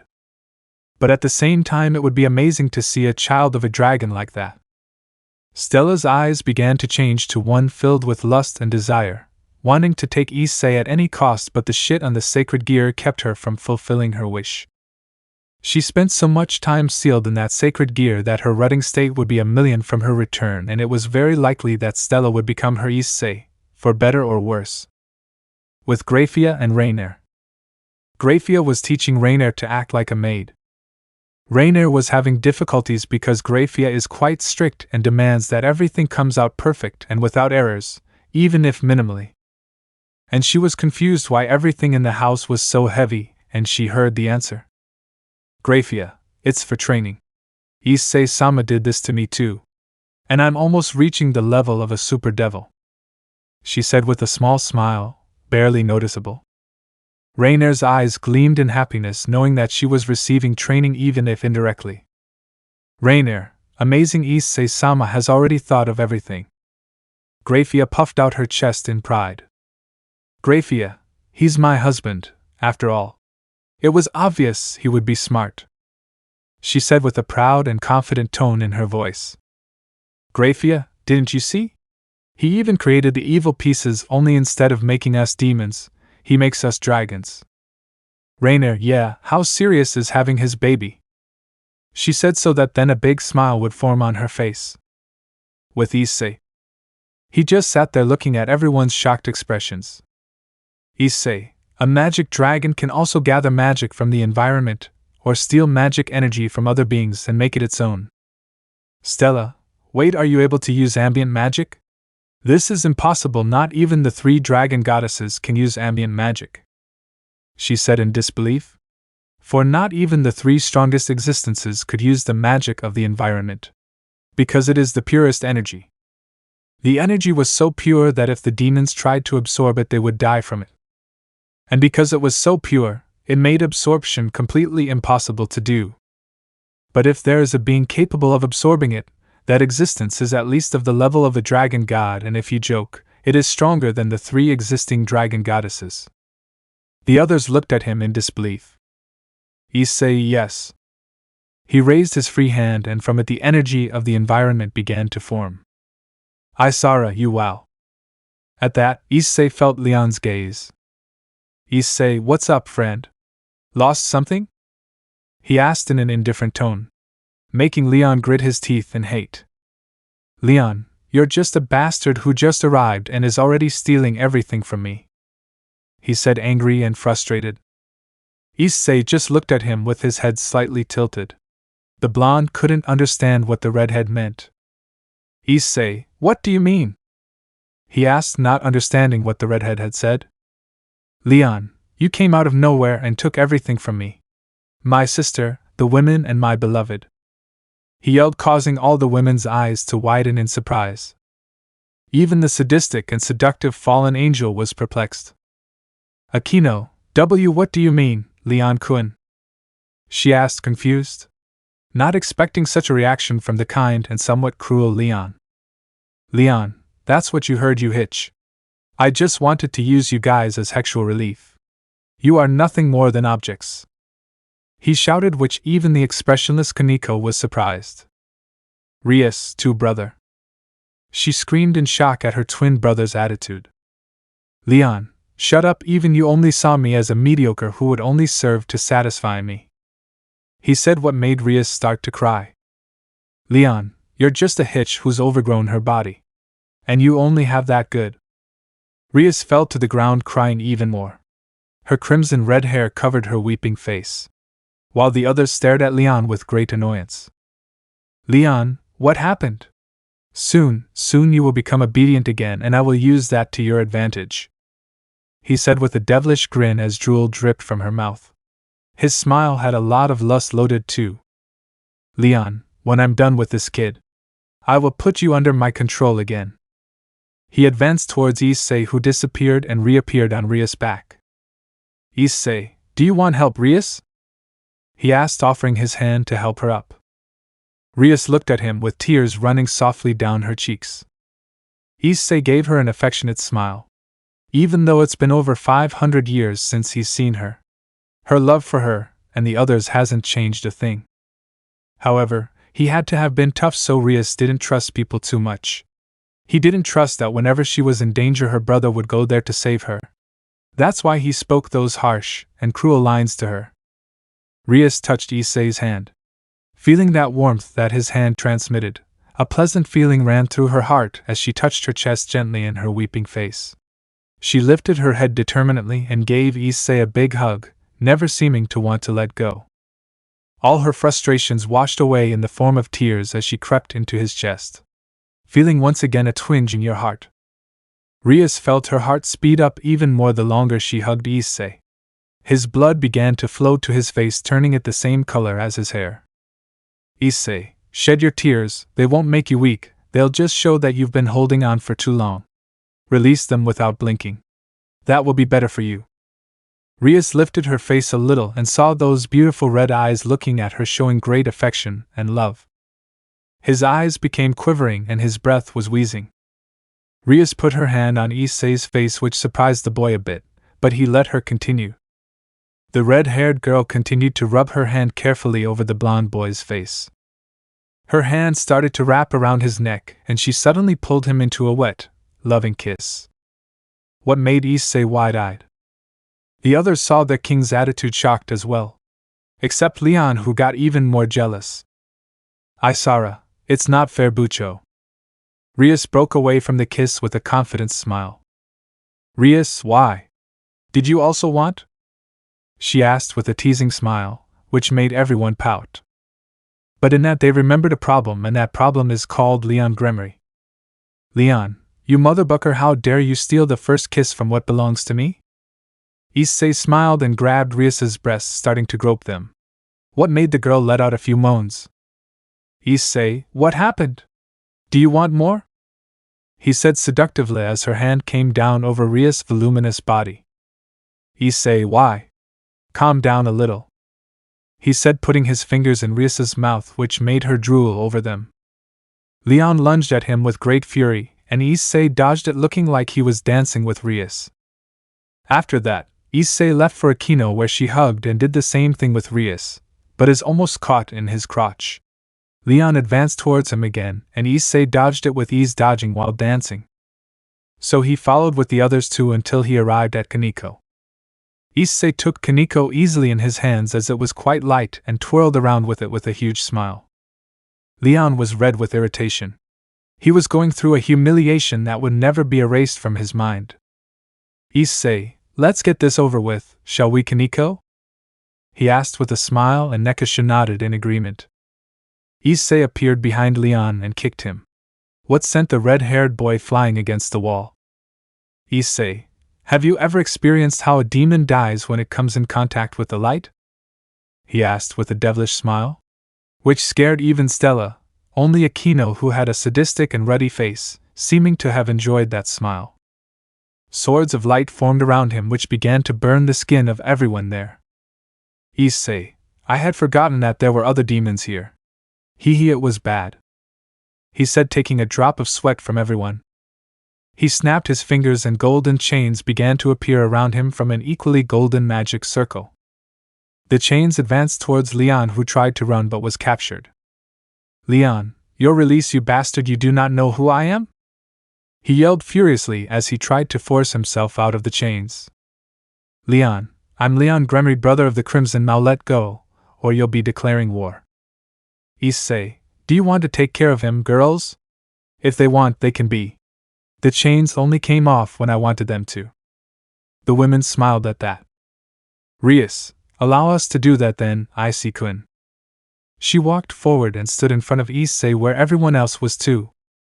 Rias raised her hand where the power of destruction began to form. Leon looked at this in horror. Leon, why you wouldn't do that to your brother, would you, Rias-tan? I love you, do you know? I just said that as a joke. He said, trying to make an excuse. Rias, too bad, but I'm not that stupid. She said seriously as the power of destruction condensed. Rias, oh Issei-kun, can you heal him later? She asked with a smile that made Issei back away for a moment. Issei, why yes, as long as you don't cut off his head or inflict any damage on his heart, he can recover. Rias, Era, what wonderful news. She looked at Leon with a totally dead look. Rias, you will pay for molesting your own sister and her nobility. So the women started torturing Leon using the spells they had, and while Issei healed him to continue the torture process. In the old building, one can only hear helpless screams asking for mercy and forgiveness. Some minutes later, the girls stopped torturing Leon, who was already practically dead. While Sona and Tsubaki looked at Leon with disgust. Although they didn't participate in the torture, the disgust they felt for him, they'll want to throw up. Rias called her brother and told her everything Leon tried to do to her and her nobility. To say the Crimson Satan was furious would be an understatement. Serzex nearly destroyed the Gremery mansion out of anger at what he heard being reported by his dear little sister. His aura went out wildly, and if he kept releasing it, it would kill everyone there. Rias, ready. Oni-sama should be here in an hour, she said, smiling at the girls. Everyone turned their attention to Issei, who was sitting with a glass of cognac in one hand and in the other he had a cigarette. Akino, Rias and Isara passed out from blood loss, while Kira and Kaneko got really red. Again Issei had to wait a few moments for Rias, Akino and Isara to wake up. Issei, now I can go, can I? In that he saw Akino, Rias, Kira, Isara and Kaneko jump on him, which knocked him to the ground. Rias, sorry, she said, embarrassed. Kira, we get carried away by emotion.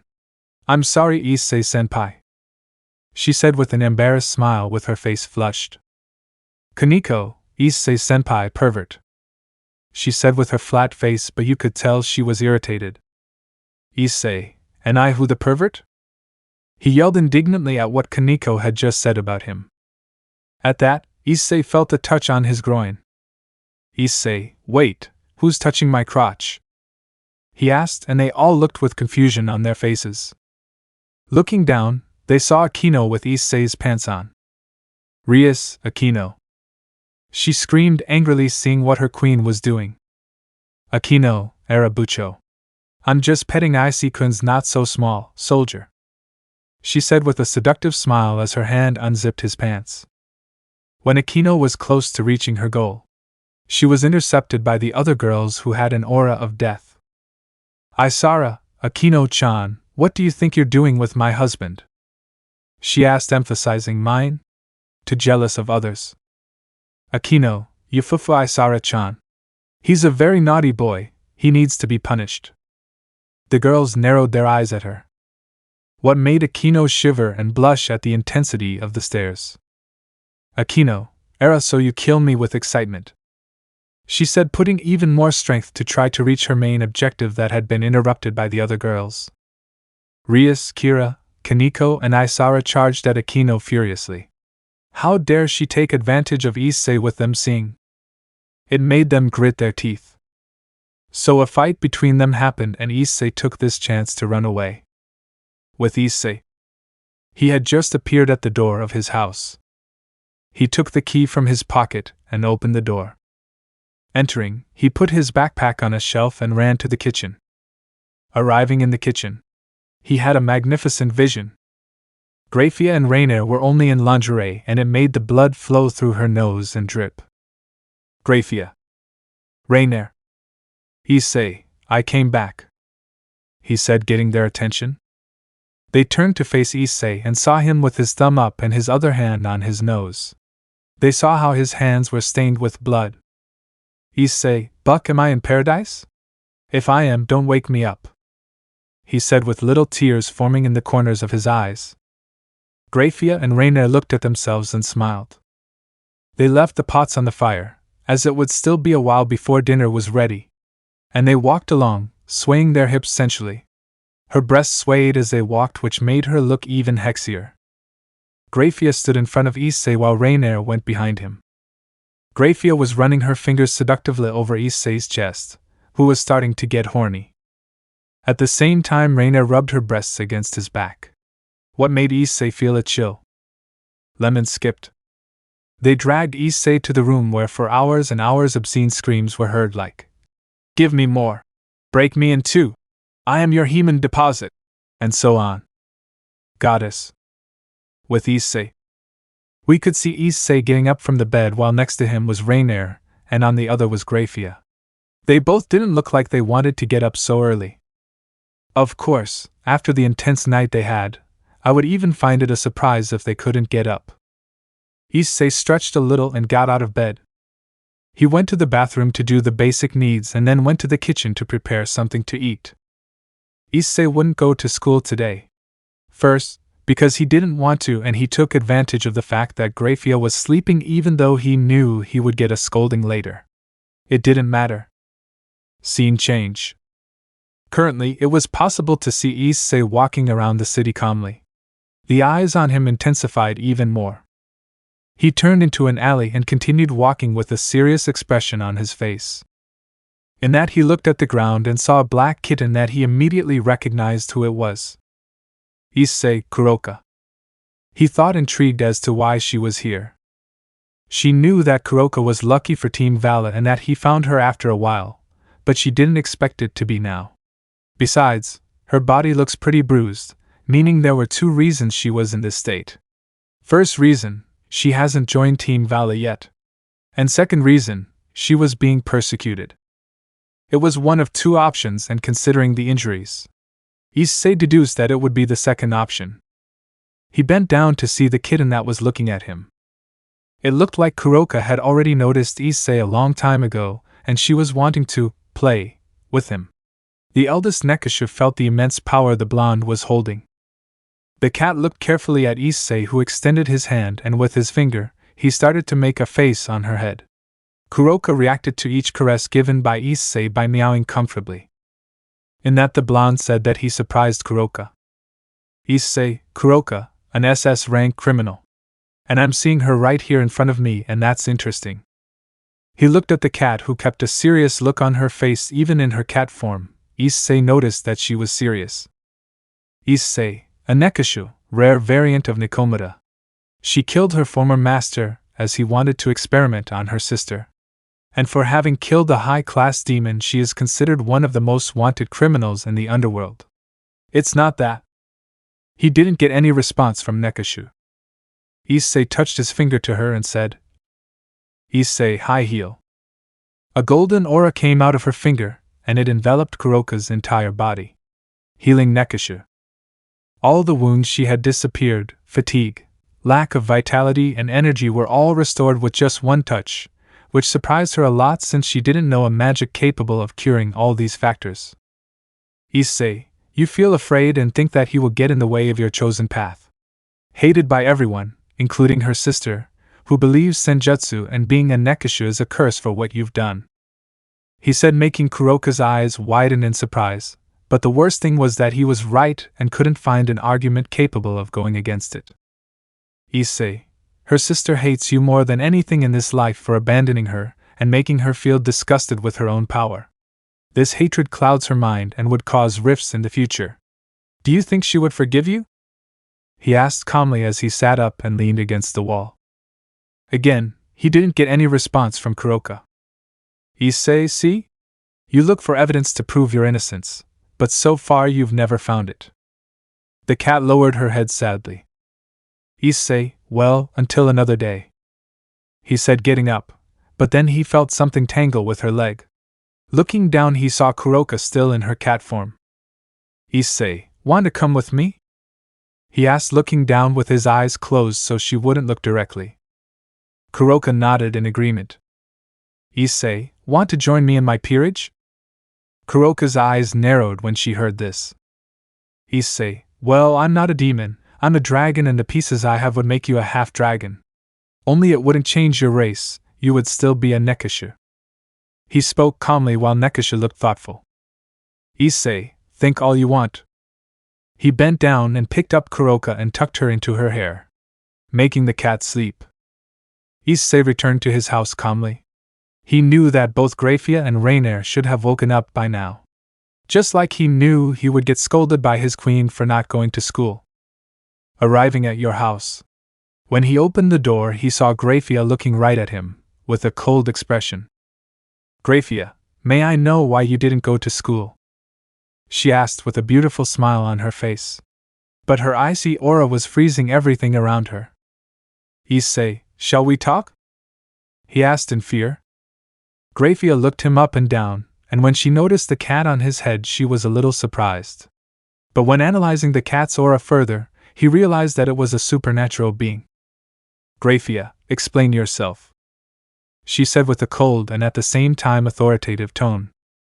Issei, well, I didn't go to school today because I didn't feel like it, and I also went looking for a new member. He said, pointing to the head where the black cat was. Graia looked at him seriously, and could only sigh at that. Your king really was an idiot. Issei, hey Kuroka, wake up, he said, poking Nekishu's cheek. Graia's eyes widened for a moment. Graia, an SS rank criminal, what are you doing, Issei-sama? She thought, putting her hand on her head as she shook it lightly in disapproval. Kuroka's eyes started to slowly open as she was still blinking over and over again in order to wake up. Issei, go back to your human form, he said calmly, and Kuroka stretched on Issei's head before a glow covered her entire body. Kuroka, Naya. She let out a meow while licking her hand. Kuroka was hugging Issei, pressing herself against the boy's back. Kuroka, Naya, what a trained body, Naya, she said with a seductive tone, running her hand over Issei's abdomen. Issei didn't show any signs of excitement or shame. In fact, he was so teased by Kuroka in the other dimension that nothing else she did would change his expression. Issei, when are you going to get off of me? He asked in a nonchalant tone with his face static like Graia's. Kuroka just grumbled and pouted. Kuroka, you're no fun, Naya. Issei just put his hand on Kuroka's ear, which made her let go of him quickly. Issei, oh, so that's your weak point, he said with an amused smile, seeing Kuroka put her hand on her cat ears. Kuroka just crossed her arms below her breasts, pouting. Issei turned his attention to Graia and said, Issei, call Rainier and join the kitchen, he said, and received a nod from Graia, who immediately went after Rainier. Issei, will you join me, Kuroka? Kuroka looked at him and asked. Kuroka, what would I gain from that? Naya. Issei considered himself a bit before replying. Issei, your innocence and help so you can have your sister's forgiveness.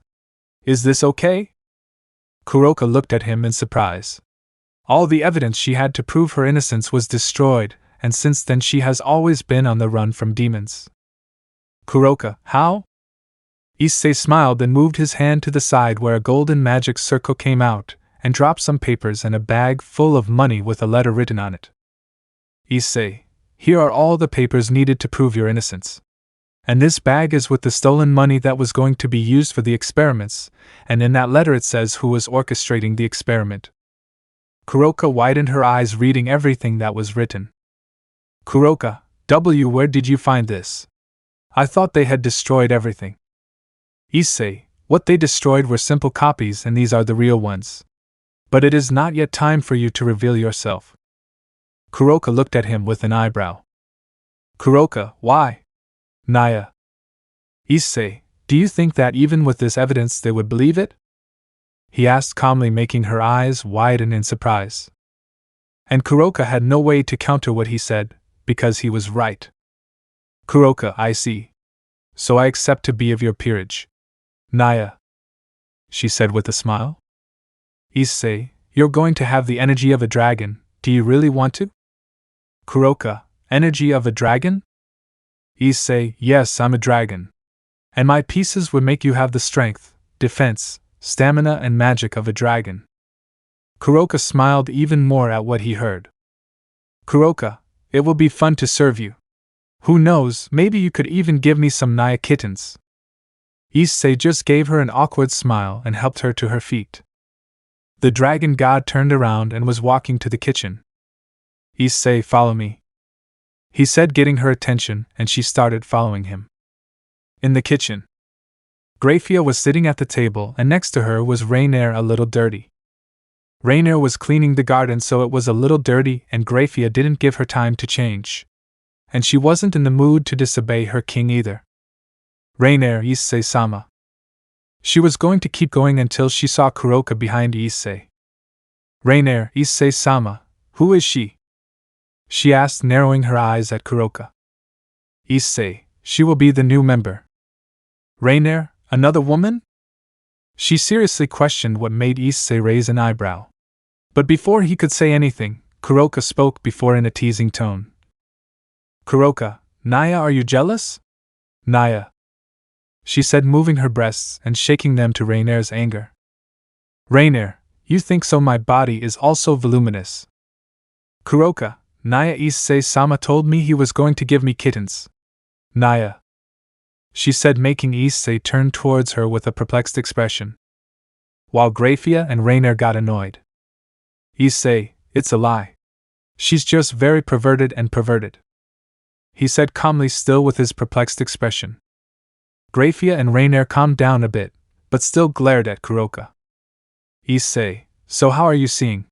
They are my servants. Rainier, girlfriend. Graia, wife and maid. Issei, Graia is my queen while Rainier is my pawn. You will be my tower. Okay? Kuroka nodded in agreement and looked at Graia and Rainier. Nekishu was trying to analyze their new master's queen and pawn. Kuroka was surprised to see a supreme-class demon, in addition to having the silver hair and eyes that the wife of the current Mao Lucifer had. Kuroka, isn't she the Crimson Mao's wife? She asked, confused, looking at Graia. Issei looked at her and let out a laugh, while Graia huffed at being mistaken for her sister again. Issei, haha, no. She is the older sister of the Crimson Mao's wife, he said, leaving Kuroka shocked. Kuroka's sister? They said she was reported missing. So how is she with you? She asked, looking at Issei and then turning her attention to Graia, who was looking at her seriously. Graia, my name is Graia Lucifuge, queen of Issei-sama, his personal maid and first wife. And as you may have noticed, I am a supreme-class demon. She coldly told Kuroka that she backed off a little on instinct. Kuroka knew she was strong, but she wasn't stupid enough to challenge Graia, who was a supreme-class demon, besides the demon having many years of experience different from her. Since it was said that the sister of the Mao's wife disappeared over 2,000 years ago. Kuroka, I see if you're the first, then I'll be the second. Naya. Rainier, my name is Rainier, pawn of Issei-sama, a developing maid and second wife. Kuroka looked at Rainier. Well, at least the fallen angel she knew she could face and emerge victorious. Kuroka looked at Issei with a frown. But I already expected that. A dragon could have multiple wives. Rainer, Issei-sama, why did this dragon mark appear on me? She said, lowering her maid clothes a little and showing a mark on her breasts. Graia also had the same mark, only it was on her back. Before Issei could respond, Graia spoke first. Graia, it's the mark of a dragon, she said calmly, which made both Rainer and Kuroka raise an eyebrow in doubt. Rainer, what is this dragon mark, Graia-sama? Graia, this is when a dragon marks its partner with its essence. So the woman belongs to the dragon and the dragon belongs to the woman, she said calmly as a small smile formed on her face. Rainer's expression lit up at what she heard. Rainer, so I belong to Issei-sama and Issei-sama belongs to me, is that it? She asked with a huge smile on her lit face. Graia put on a little bigger smile. Graia, yes. She gave a short, straight answer. That made Rainer jump for joy. Issei, Graia, take her to the couch. I will be there shortly. Graia shook her head before guiding Kuroka to the couch. Issei went to her room where she got the box where the pieces were. Issei, I'll have to do more, he said with a tired expression. Drake, that's true. Bearing in mind that we don't know how this dimension will follow. You better get back to training, Issei. Albion, that's true, Issei. It will be good for you to get back to training. You should know that this is a different dimension. We don't know how strong our enemies are. Issei can only sigh and agree with Albion and Drake. He didn't know how strong his former enemies were. And following logic, they should be stronger. But that wouldn't be a problem. It just got him even more excited for a real fight. Issei, okay, he said excitedly. The dimension he wanted to create to train Graia and Rainer, and now Kuroka, was getting ready. And as a gift he would also participate in this training, as he was feeling stranded.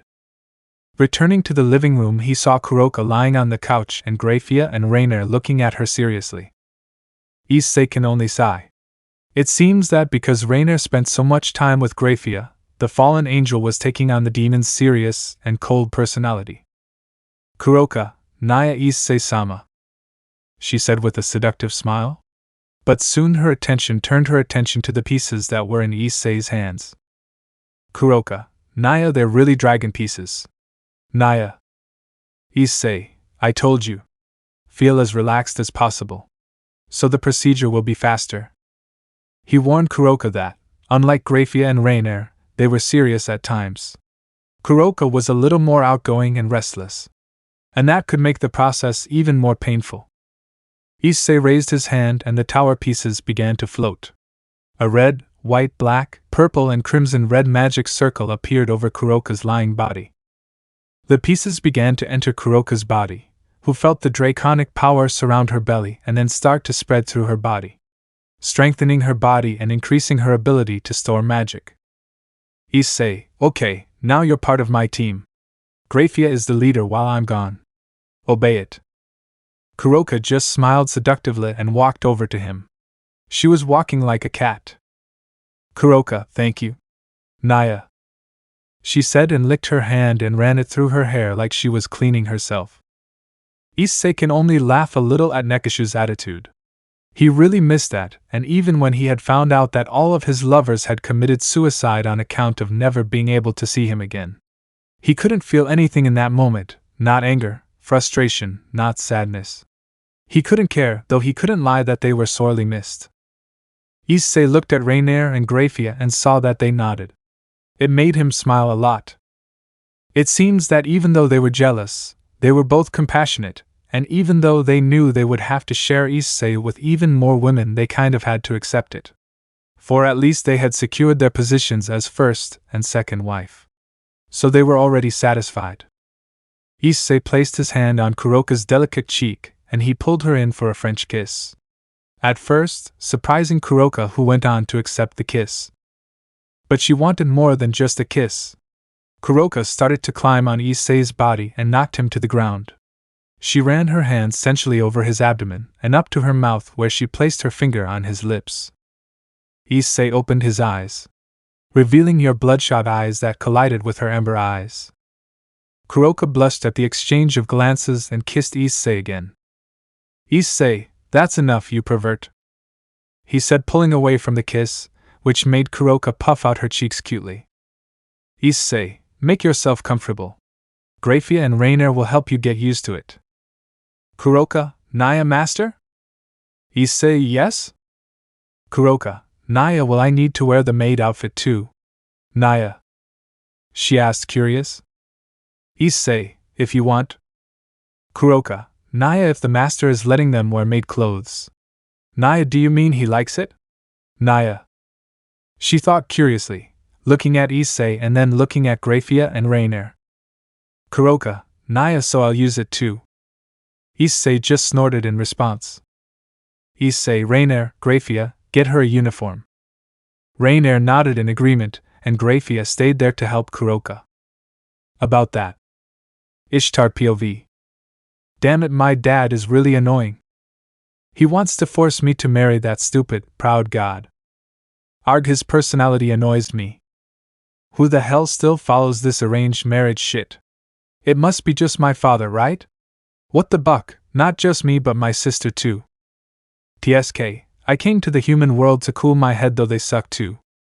I don't like being looked at with lust by humans or other supernatural beings. TSK, just thinking about it, it pisses me off. I, beautiful woman. Runf, that's obvious. My black hair goes down to my ass and I have a voluptuous figure. And that's what catches the attention of the gods. They irritate me. They always send marriage proposals to me or my sister. My father wants to make me marry a god named Ares from the Greek pantheon, and my sister wants to marry a person named Ritsuka from our pantheon. At least my sister was lucky to be predestined to marry someone who already loves her, and she loves him too, but I don't love this damn spoiled, stuck-up beast, and on top of that, an arrogant coward who hides in her mother's skirts. Ares thinks himself the greatest for being the son of Zeus, one of the strongest gods, and Hera, the goddess of marriage, also one of the top 10 strongest goddesses. He thinks he's superior to everything and everyone, like he's the biggest, an arrogant attitude coming from a mere coward, and I really hate that. I heard he was going around picking up all the women who only stay with him out of fear of Zeus. TSK, and the worst, he even gets to be with his half-sister. It seems that the name of that mediocre is Aphrodite. This Aphrodite person came from an extramarital affair between that pervert Zeus and a human. And then this pervert who says he hates humans, humph, what a hypocrisy. Besides, this Aphrodite is Hephaestus' wife, poor him. Just because he was born ugly, he was rejected by everyone, and he was put in this shitty marriage where his wife cheats on him with every man that catches her eye. Hephaestus is really a good-hearted and an excellent blacksmith. As I recall, most of the divine weapons were created by him, even those used by other pantheons. If he abandoned this Greek pantheon and wanted to enter another, there would be no doubt that there would be a war between the pantheons to see who would take him. Well, as I said before, I've been visiting the human world when I'm stressed. Although some humans are annoying, especially the men who keep insisting that I go out with them. I've also been frequenting a restaurant that opened a few weeks ago. It was a restaurant that I speak loud and clear. The best I've ever been. The food they served, the drinks, and everything. They seem to be the work of some god, and those who rule are human. I can't believe this food is made by humans. It could only be the work of some food god or a drink god. That was it, there was no way. Going to this restaurant as often as I can, as every day they improve or add a new dish to the menu, and I really didn't want to miss any. And I didn't know what I did, but I ended up becoming a VIP customer. Everyone in that restaurant was very courteous and treated anyone regardless of what they liked, their color, etc. And I really liked it. I didn't want to be treated with lust or lust like gods and male humans are. TSK, and just remembering them annoys me. Oh, it wasn't just me as a goddess in that restaurant, several others also went. I didn't care, I just didn't want to get into trouble, so I continued to ignore them. I want to celebrate my birthday with this food, yeah, that's it. Although it may seem a little childish, my parents still celebrate my birthday and I don't dislike it. And as I said before, I had become a VIP and that had 4 advantages. The first was that he could stay there as long as he wanted. It doesn't matter if it was until midnight or if it was late at night. And even with that, the quality of food and drinks, and the politeness and patience of the staff didn't change. They were always cheerful and outgoing. The second was that it had a big discount. Well, I could pay for everything without too much trouble as it was so worth spending money on good things. The third was that I had the best seats reserved. And what would that be? Well, the restaurant was huge and as I was a VIP they always kept the best seats. And the fourth was that I could meet the owner of the restaurant. This left me shocked and surprised as the staff explained what the VIPs, well, it looks like only I was a VIP had. This surprised me, but soon that surprise became the desire to meet this person. My anxiety has soared. So I made an appointment to meet him. The restaurant would close early because of this, but it doesn't matter. I wanted so much to meet the person who created this amazing restaurant that I was trying to quell my anxiety. Also, what made me most excited was that the owner of the restaurant would still prepare the food for me, the food made especially by the owner. This left me even more shocked. If the food made by the staff is already divine, can you imagine the food prepared by the owner himself? What would it taste like? Which? I was so hungry that I unconsciously started eating my own clothes, and it made me ashamed to see everyone looking at me. But I didn't care, I just laughed at my attitude. I was so hooked on the food and drinks they had in that restaurant, that even the best food and drinks made by the gods didn't taste good anymore. It wasn't as tasty as I expected. I didn't even know what to say. I didn't know whether to compare the owner of the restaurant who created these magnificent dishes to the ones called gods of food, or gods of drink. I really felt sorry for them. As much as I didn't like to make comparisons, I couldn't contain myself and made comparisons with the food served by the cuisines of heaven. They were a horrendous disappointment, tasteless food. It didn't give me the same feeling that the restaurant's food gave me, that emotion of happiness, give companionship. The day finally arrived when I would meet the owner of the restaurant. I was so nervous, so anxious. Even I, being a goddess, couldn't stop feeling nervous. The restaurant doors closed earlier than normal, which left others helpless, since they wanted to eat that delicious food.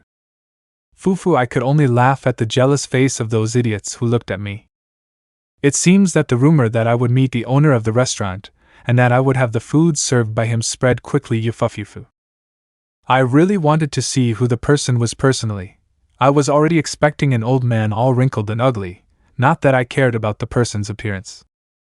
Well, it's time for him to show up. It's 10 o'clock at night, and suddenly the door opened. A handsome young man appeared from her. What the buck is this? He was a handsome young man, too handsome. No, not even the word beautiful could explain that physiognomy. At first I thought it was a god, but I didn't feel any kind of energy coming from it. So he really was a human? How the hell could a human be so beautiful? Even I, the goddess of beauty, lust, good harvests, discord, war, and fertility, was totally amazed. My body almost drowned in lust when I saw those eyes. My face immediately started to blush, but luckily, I managed to hide it because of my hair. Her beautiful golden hair shone like the sun, made all the light around her disappear. Those reddened eyes radiated a mysterious, and at the same time exciting glow. Her beautiful eyes reflected the moonlight and made everything wither and drown in darkness. His body, even with his shirt on, I could tell it was structural and very well trained. It was not exaggerated. His face could only be seen with a beautiful smile. And that made me very shaky. I couldn't get his image out of mind from the moment I saw him. He was, without a doubt, the most beautiful person, both the human world and the supernatural world. The employees greeted him, everyone was extremely happy and satisfied. And he hugged each one with a smile. He is very much loved by his employees, and I could see that easily. Well, who wouldn't? He looked in my direction and started to walk calmly. As his smile became more beautiful, I almost fainted because of that smile. He stood next to my table and bowed, just like the others do. To what do I owe the honor of meeting such a beautiful woman? Your boyfriend must be very proud of you, he said in a calm tone. I was annoyed because he talked about that dam. He seemed to notice and quickly apologized. I'm really sorry if I said something I shouldn't. I ask your forgiveness for that. He lowered his head in a sincere tone. A smile formed on my face as I stared at him. It's just that I never thought I would see a woman as beautiful as you. The beauty that you overflow is radiant. I feel more than honored to have you in my humble restaurant, he said as he stopped bowing. My face started to smoke. This human knows how to compliment someone. Fufu really divine not only your appearance, but also your manner. Well, honestly, I've gotten a lot of compliments on my appearance. Runf, which was to be expected as I am one of the most beautiful goddesses. However, all these accolades had something more. They were always charged with lust and desire, and it sickened me. However, this human was different. He was being sincere while calling me pretty, and I couldn't hear anything else in his speech. No lust, no desire, no nothing. It was just a calm voice and no lie. He looked at me and smiled again, such a cute smile. Cough cough. Pull yourself together, Ishtar, you're a goddess. Good, since you're our VIP customer. I'll be sure to prepare something delicious for you, he said calmly, and I just nodded slightly. How I wanted to see him preparing the food. I ended up following him to the kitchen. The golden-haired boy took his shirt off suddenly, and it surprised me, well, at least for a second. As I felt my lust increase more and more, my arousal only peaked just by seeing him. I could feel my blood flowing from my nose. Yeah, I was having a runny nose just from seeing him. But who wouldn't feel desire for him? Who could keep their sanity seeing such a perfect body? Who? Your fully sculpted and trained chest. Beautiful, beautiful, beautiful, beautiful, too beautiful. I looked at that magnificent body as he prepared the food. Half of my consciousness had already been lost in some sort of fantasy, while the other only increased my lust and runny nose. What made my blood drip on the table, floor or chair, even my clothes? Sweat was running down his chest and face, making for an even hexier scene. I felt my hussy wet and spilled my fluids onto the chair, and involuntarily my hand started touching my hussy. I was lucky he wasn't watching.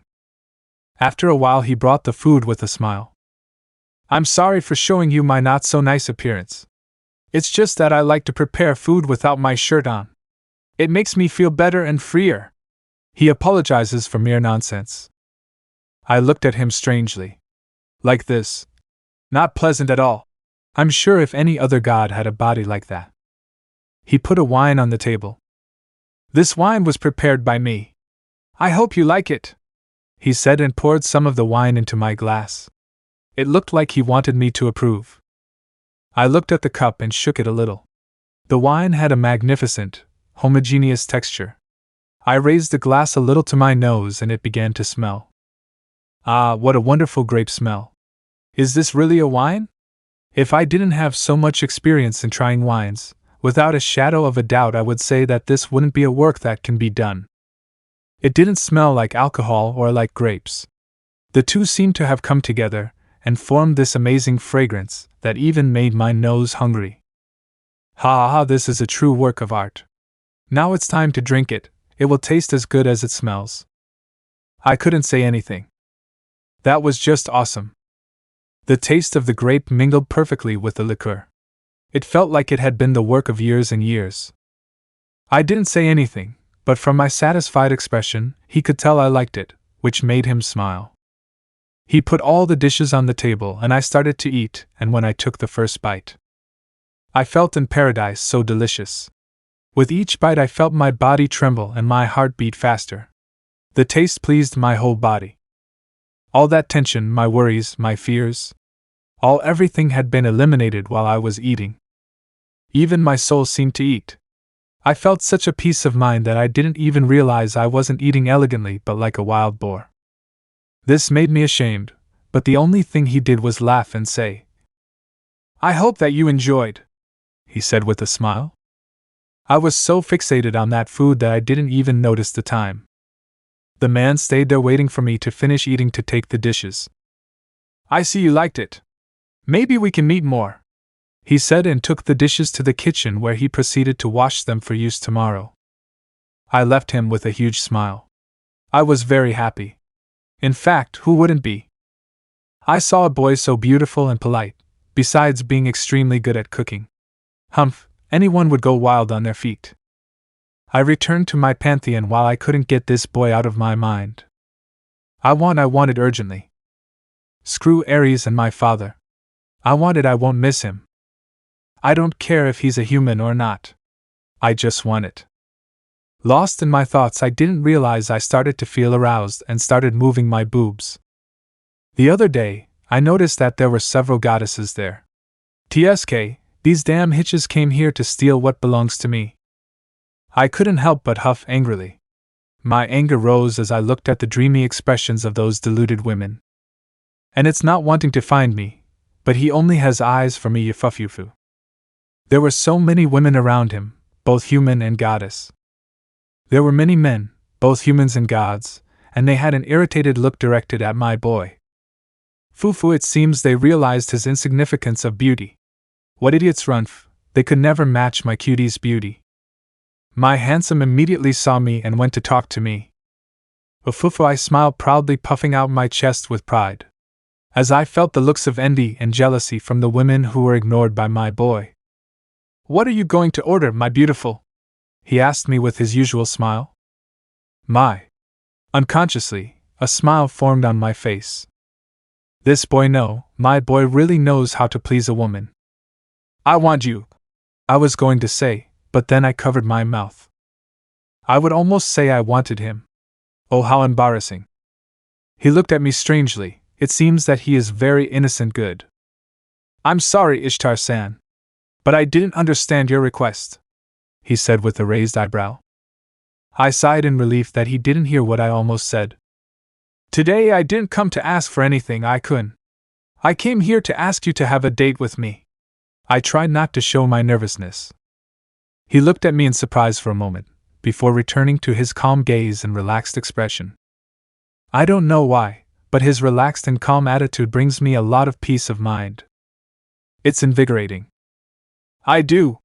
Who would refuse to date a beauty like you? He said shyly as he scratched the back of his neck in shame. It made my heart melt with this tender and very cute scene. Well, I'm glad he accepted my request. It really made me happy. However, this also upset me as he could only go on a date with me on Saturday or Sunday. Sighing, I agreed. And finally, the most awaited day has arrived. Saturday. Today was the day I would finally go out with my beloved I-kun. I got all dressed up. I was all dressed up, put on makeup, and wore the most expensive and diverse jewelry I had. Couldn't forgive me if this date didn't turn out perfect. My sister and my mother asked me where I would go like this.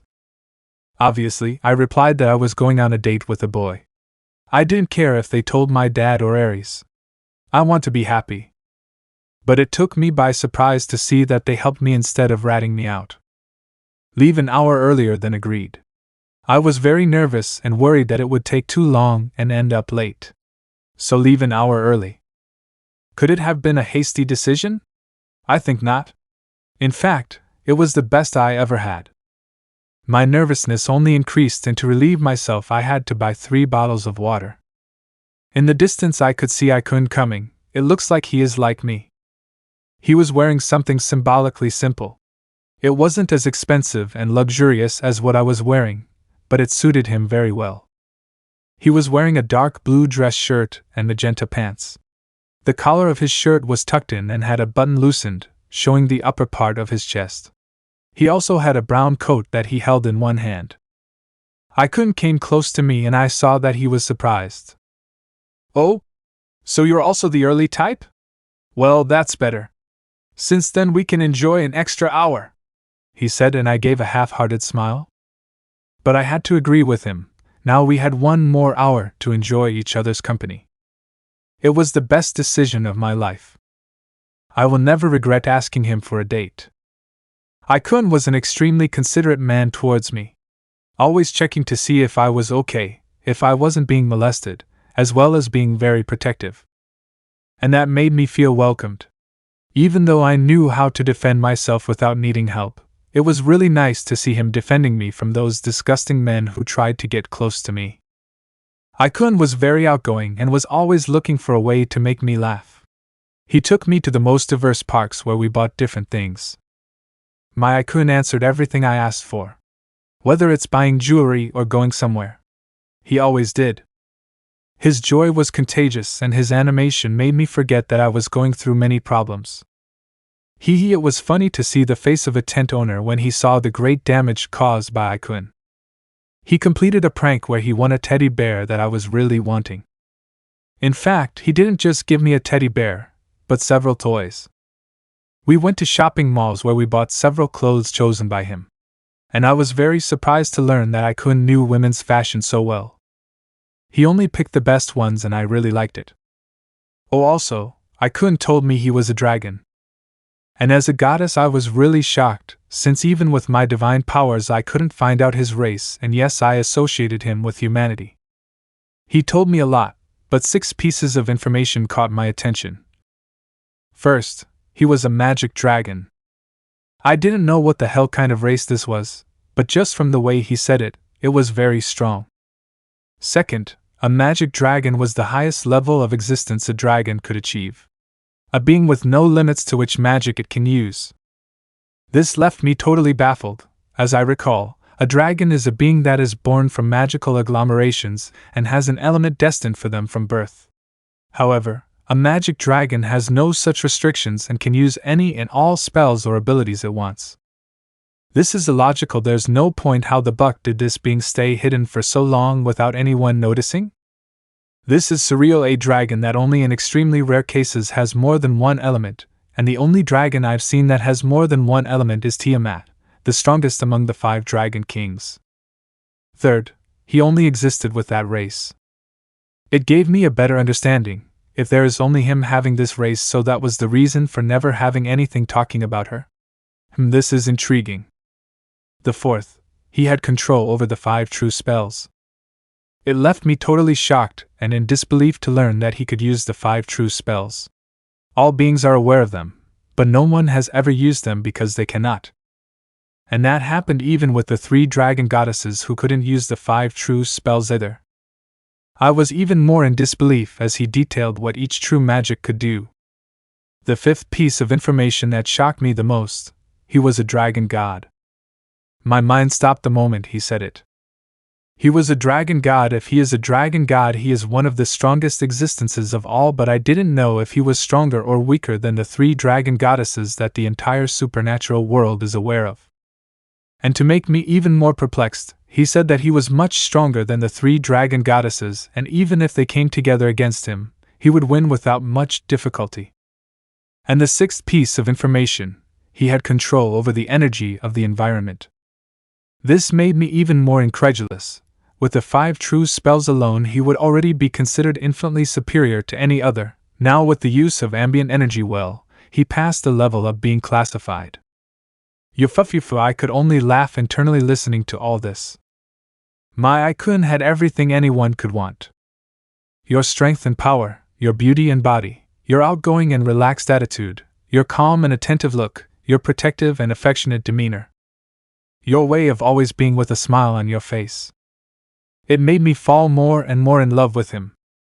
Yet now I was determined. Determined to end this mediocre arranged marriage where that spoiled, cowardly idiot who only wants my body.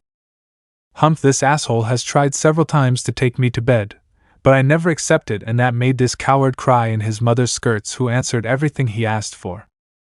My virginity only belongs to Aikun, and I will only give it to him. Zeus' wife arrived at my pantheon thinking she had some authority around here. You damn hitch, you only have authority in your husband's pantheon, not my father's. He came here making a fuss, saying I was treating Ares badly, this and that. My father asked me if it was true, and I confirmed it. I spoke badly about Ares and even spoke to his mother's face. He would never touch me, ever. And if he dared to touch me, even if it was unintentionally, I would rip his arms off. Never would I allow myself to submit to a mere coward, idiot and spoiled brat who is only respected because of his father. I was very annoyed by this and wanted to see Issei quickly, but unfortunately I didn't know where he lived and I just had to wait for Monday to arrive so he can comfort me. Bad arrived Monday that I couldn't contain my excitement and quickly went to the restaurant. I stayed there waiting for Issei to enter the restaurant, but he had a woman with him. That one filled me with anger and jealousy. Was she trying to steal Aikun from me? I will not allow it. The woman passed and looked at us, continuing to follow Aikun. She kissed him on the mouth and said, "Husband." That destroyed my heart. Looking at the woman again, I noticed interesting traits in her. The woman had silver hair and eyes, very similar to the Crimson Mao's wife. Does? Not. There was no way for her to do that, other than that some facial features and the demonic energy released by the woman were stronger than Issei Lucifuge's. TSK, I could only look at this woman with jealousy and envy. What a damn lucky woman. She was a supreme class demon. She wouldn't be such a troublesome opponent to defeat. But I didn't want to interfere with Aikun's happiness. I found it very strange. Such a powerful demon with a human who do I want to judge? I wanted him too. The woman seemed to notice my gaze and said goodbye to Aikun and came towards me and politely greeted me. It went straight to the point. I created a barrier that blocked the sound, preventing it from leaving or entering. I asked her to talk about Issei, and as she expected, she was really his wife. Graia started detailing Aikun, of how he was very affectionate and kind to her, being very innocent at times and at other times being quite perverted. All this with a very passionate tone. TSK, I'm getting even more jealous and jealous of her. Where could I find someone as perfect as him? Or could I ever find it? He was perfect in everything he did, having no flaws. Being beautiful and all. I wanted him, but what can I do? He already had an owner, and I can see that she is quite jealous. In fact, who wouldn't be jealous of such a man?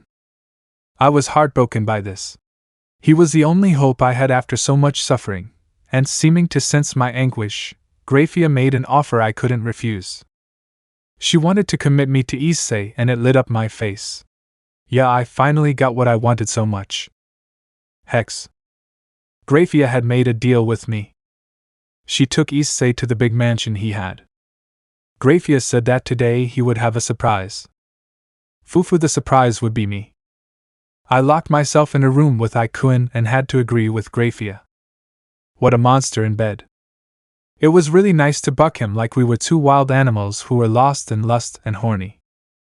I got to ecstasy so many times it couldn't even be counted anymore.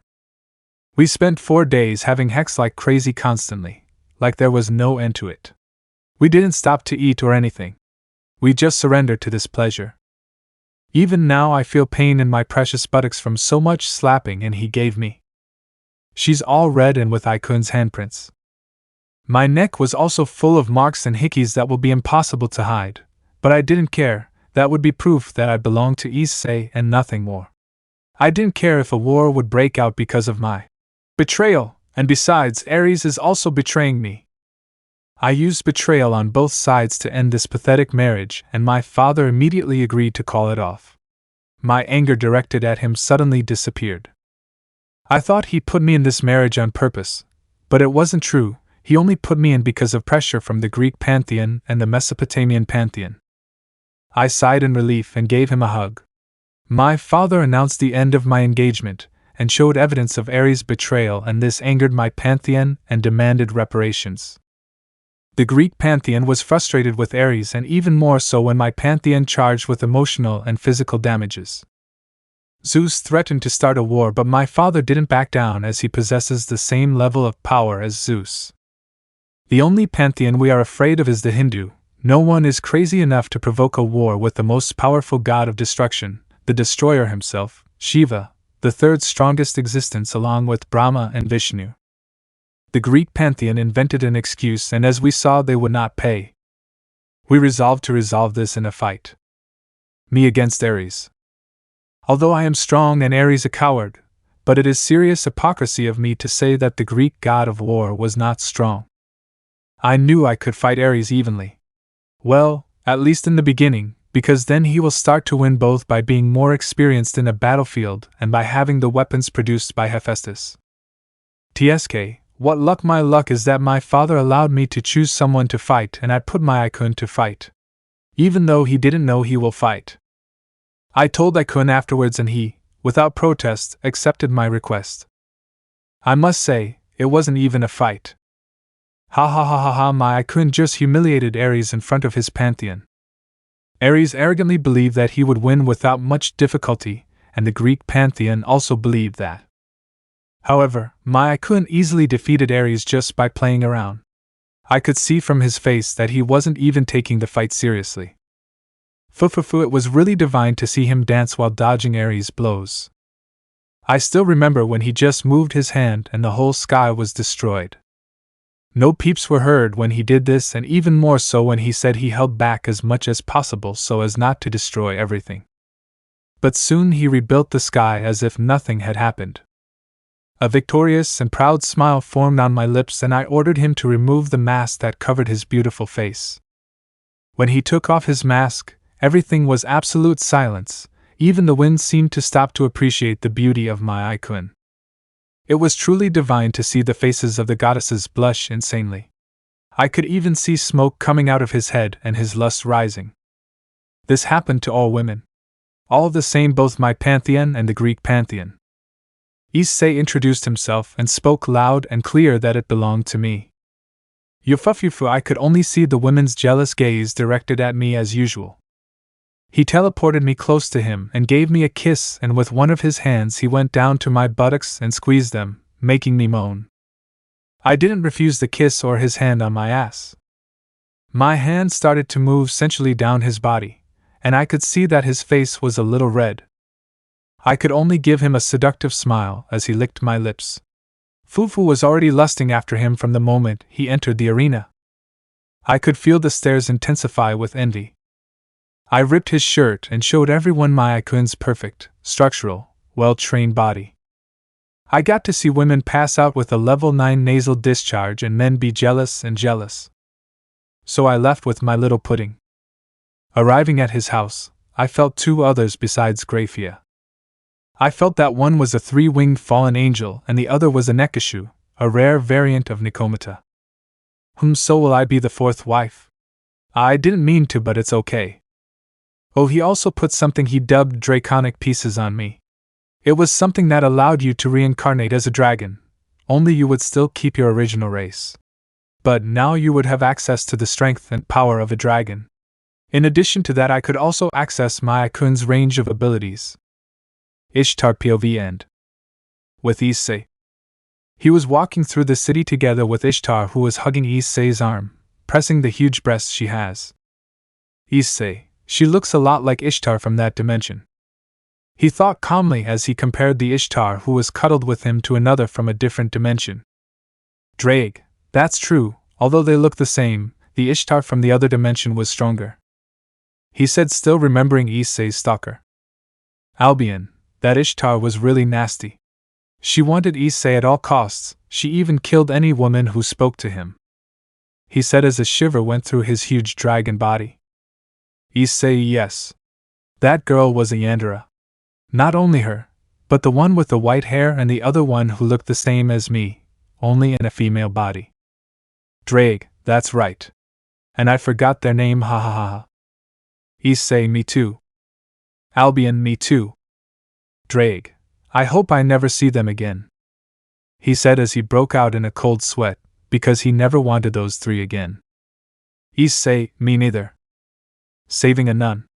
Family forest. A few days later. It had been a few days since Ishtar joined him. Issei really had a headache. It wasn't enough for Graia, Rainier and Kuroka, now I had to deal with a goddess. The goddess also entered the peerage of Issei, and since then she has also worn maid clothes. Because? Well, not that Issei cared about her in her normal clothes. But it looked like the woman wanted to wear the maid's clothes. And he didn't understand why, as it looked like it was a dispute between women. With Issei. He was walking around the school. Today would be the day he, Kaneko, and Kiba would save Asia. Correctly, that Isara, Kaneko, and Kira would save the excommunicated nun from Rainer's crazy brother. Issei, as I recall. Isara will save Asia today, but I want her ASAP. He thought as he shook his head. Drake, actually, it will be today that we will see that nun. Issei, Isara will act hidden from Rias. Which is to be expected. Because she is my counterpart. Drake, haha really. He laughed a little, making Issei laugh too. Albion Issei. The dimension is ready. You just need to give the final details. He said, bored. Issei, okay, thanks Albion. Albion, why can't you get us out of these sacred gears? Issei was thoughtful for a moment. He put his hand on his chin and began to formulate what to say. Issei, I really don't know what it is. I could get you out of there. However, since we're not in our dimension, getting you out has become impossible. Albion and Drake just huffed in annoyance. Issei's entire plan to free them from the ceiling was thrown away because they were in another dimension. Issei managed to finish the plan to get them out. But it was futile. Nothing came of it. Although the three knew that if they tried with Stella, it would work. For even if the idea didn't work in Albion or Drake, it would work on a being of this dimension. Well, getting rid of futile thoughts. Issei smiled happily. Now he could get back to training and get his body back into shape. Since if he continued like this, his body would not be able to withstand his power. Issei, well, I'll still find a way to get them out of there. He said, and the dragons could only shake their heads before going back to sleep. Issei could only sigh at the attitude of the two lazy dragons. The blonde wanted to leave Asia to Rias, so the redhead could improve her entourage even more.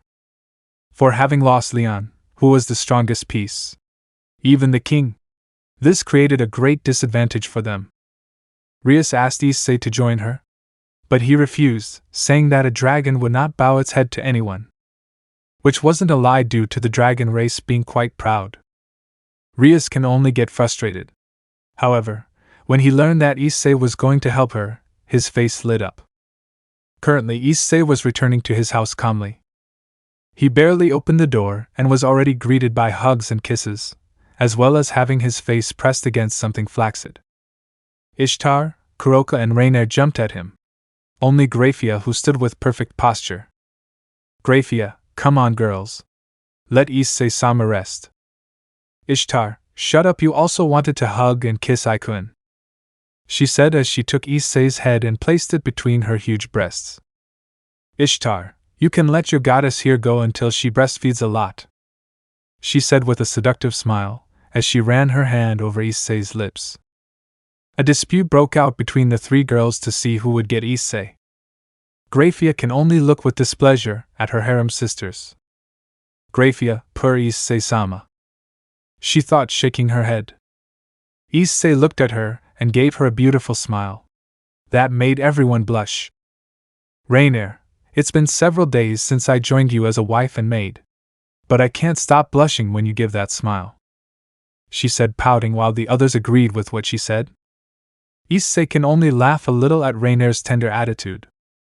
He pulled the fallen angel into a hug and placed a wet kiss on the girl's lips, who didn't even hesitate for a moment, and returned the kiss. Issei, well, let me change and I'm going to work. They all looked at him strangely. They looked confused by what the blonde had said. Issei, oops, I'll save a girl. He stopped when he felt the look of anger and jealousy from his wives and maids, except Graia. Ishtar, what did you say, darling? She asked with a death glare. Rainier, that's right, honey. What did you say? She asked in a totally cold voice. Kuroka just looked at him, narrowing her eyes. Issei, I said I'm going to save a girl who will be killed tonight if I don't help. Ishtar, you won't? She said with an authoritative tone as she puffed out her chest in pride. Issei, huh? He looked confused by Ishtar's order. Ishtar, that's what you heard. You will not go, you will remain here with us. Issei, I will. He said, making the eyes of his loved ones widen for an instant. Ishtar Era? What did you say, darling? Issei, please let me go. I promise I will reward them later, he said, bowing to his wives. The women looked at each other and started debating what they were going to do. Ishtar, okay, we accept. But it's good for you to be more brutal and violent with us, she said with a perverted smile just like the others. A bead of sweat was running down Issei's cheek. What the hell happened to these women to get so perverted? Only Graia kept her static expression. Issei masochists, he thought as he clicked his tongue. Looks like he couldn't sleep today again. Drag, and guess who made them like that? Yes, you. Issei, but I only had hex with them. And now they want it every day. He thought, tired. Drag, ignore. Let's go right after the nun girl, he said, ignoring Issei. The blonde agreed with the dragon and went to change his school uniform and put on a better outfit to fight. Issei went upstairs to change and quickly went downstairs. Issei, it's time to have some fun at least, he said with a genuine smile. Issei teleported close to the church. He walked calmly to the door where he opened it, feeling different presences among the runners. Issei, I don't want to waste time.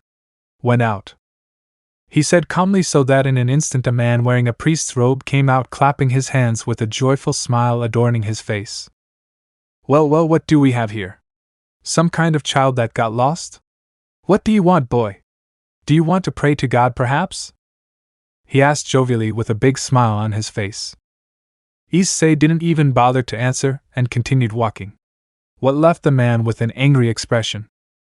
What is it? What is it? Did a brat dare to ignore me in front of this incredible me? You must be courting the night. If you're really bored of living, I'll send you to hell. With an angry scream, Fried brandished his silver weapon and aimed it at Issei's face. And then he pulled the trigger. Issei just watched the bullet approach, and it was stopped right in front of his face by some sort of invisible wall. Fried, what? What the hell? He roared in disbelief. Fried, how did you manage to stop this incredible being's bullet, you bastard? Tell me, how did you do it? Issei didn't respond again, which made Fried even angrier. Fried's face contorted in hate and rage. Fried, kill him, attack! Angry screams echoed through the air. Dozens of lost exorcists went after Issei. Issei just sighed and raised his hand, and as if the air was breaking, the bodies of all the exorcists exploded. Issei, TSK, it just soiled my clothes. Then I'll ask Graia to wash it for me. No, I'll throw it in the trash. Her delicate, soft hands shouldn't be in the blood of filthy trash. Stepping on the ground, an earthquake happened, making everything shake. Fried lost his balance with the tremor and saw Issei in the same place. Issei, I want to get this over with, he said, and out of nowhere appeared in front of Fried and kicked him against the wall. Fried coughed up blood as he felt his bones pierce his organs. Just that kick was enough to cause him incurable damage. Fried, damn! Issei stomped on his face hard and smashed him to the ground.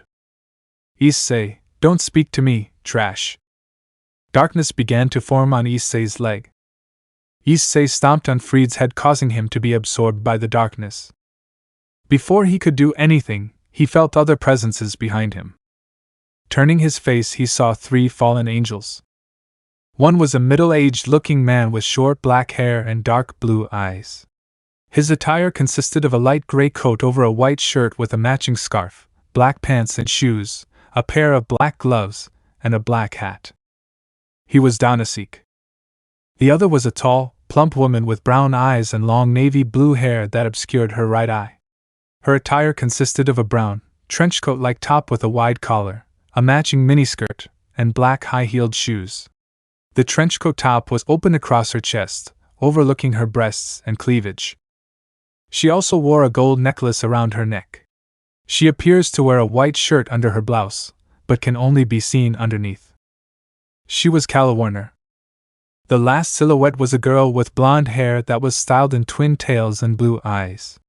She wore a gothic Lolita attire, which consisted of a black dress with white ruffles, a large black bow at the front and a green jewel encrusted in the collar, white thigh-high stockings, and black shoes. She also wore a large black bow on top of her hair. She was Miltet. Donasik, who is? He didn't finish when Issei advanced on him, pressing him to the wall, holding him by the neck. Issei, I don't want to waste my precious time on you, so hurry up. He threw the Donasik towards the two girls who held it.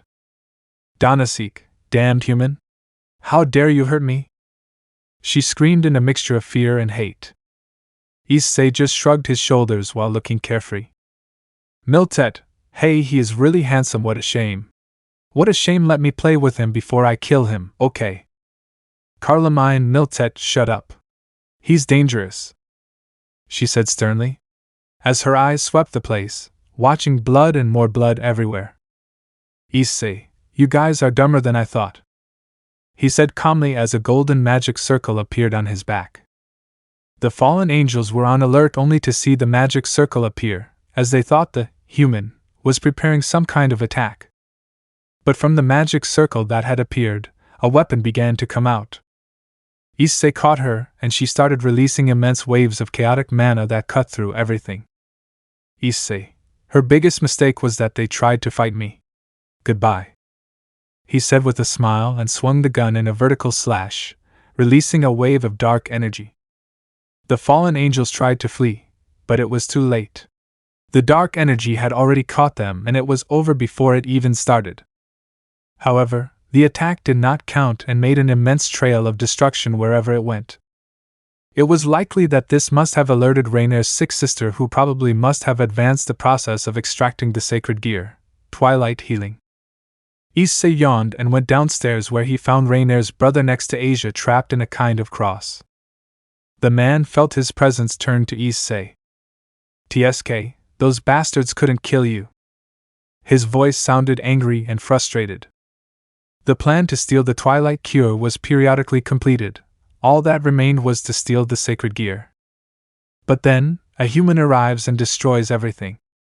"You damn, don't you dare get any closer or her head will fly out of her body, do you hear me?" he said, creating a spear of light and aiming for Asia's neck.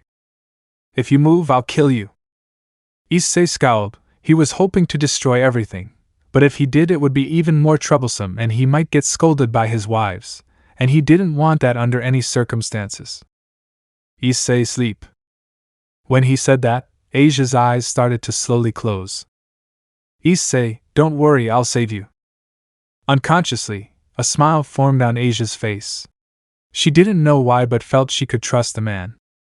"You ruined everything, you ruined my whole plan, my plan to be loved by Akemi-sama, you destroyed my chance to be loved by her," he screamed in pure hate and with a hint of desperation. Issei just yawned and closed his tired eyes. He hadn't slept in more than 3 days because of his insatiable wives. Issei, how tiresome. The man got even angrier seeing that he was being ignored. "You go." "Issei, shut up. His voice is annoying. I don't care about your past." Issei extended his hand and from it the force of gravity began to attract Ravi, Rainer's brother. Ravi formed some spears of light and threw them at Issei, who didn't even defend himself, and the spears were stopped by some kind of barrier. "Ravi, let me go." He squirmed around trying to get rid of the pull of gravity. "Issei, don't think you'll die that slow," he shouted as several golden magic circles appeared behind him. Golden chains bound Ravi's body, making any kind of escape impossible.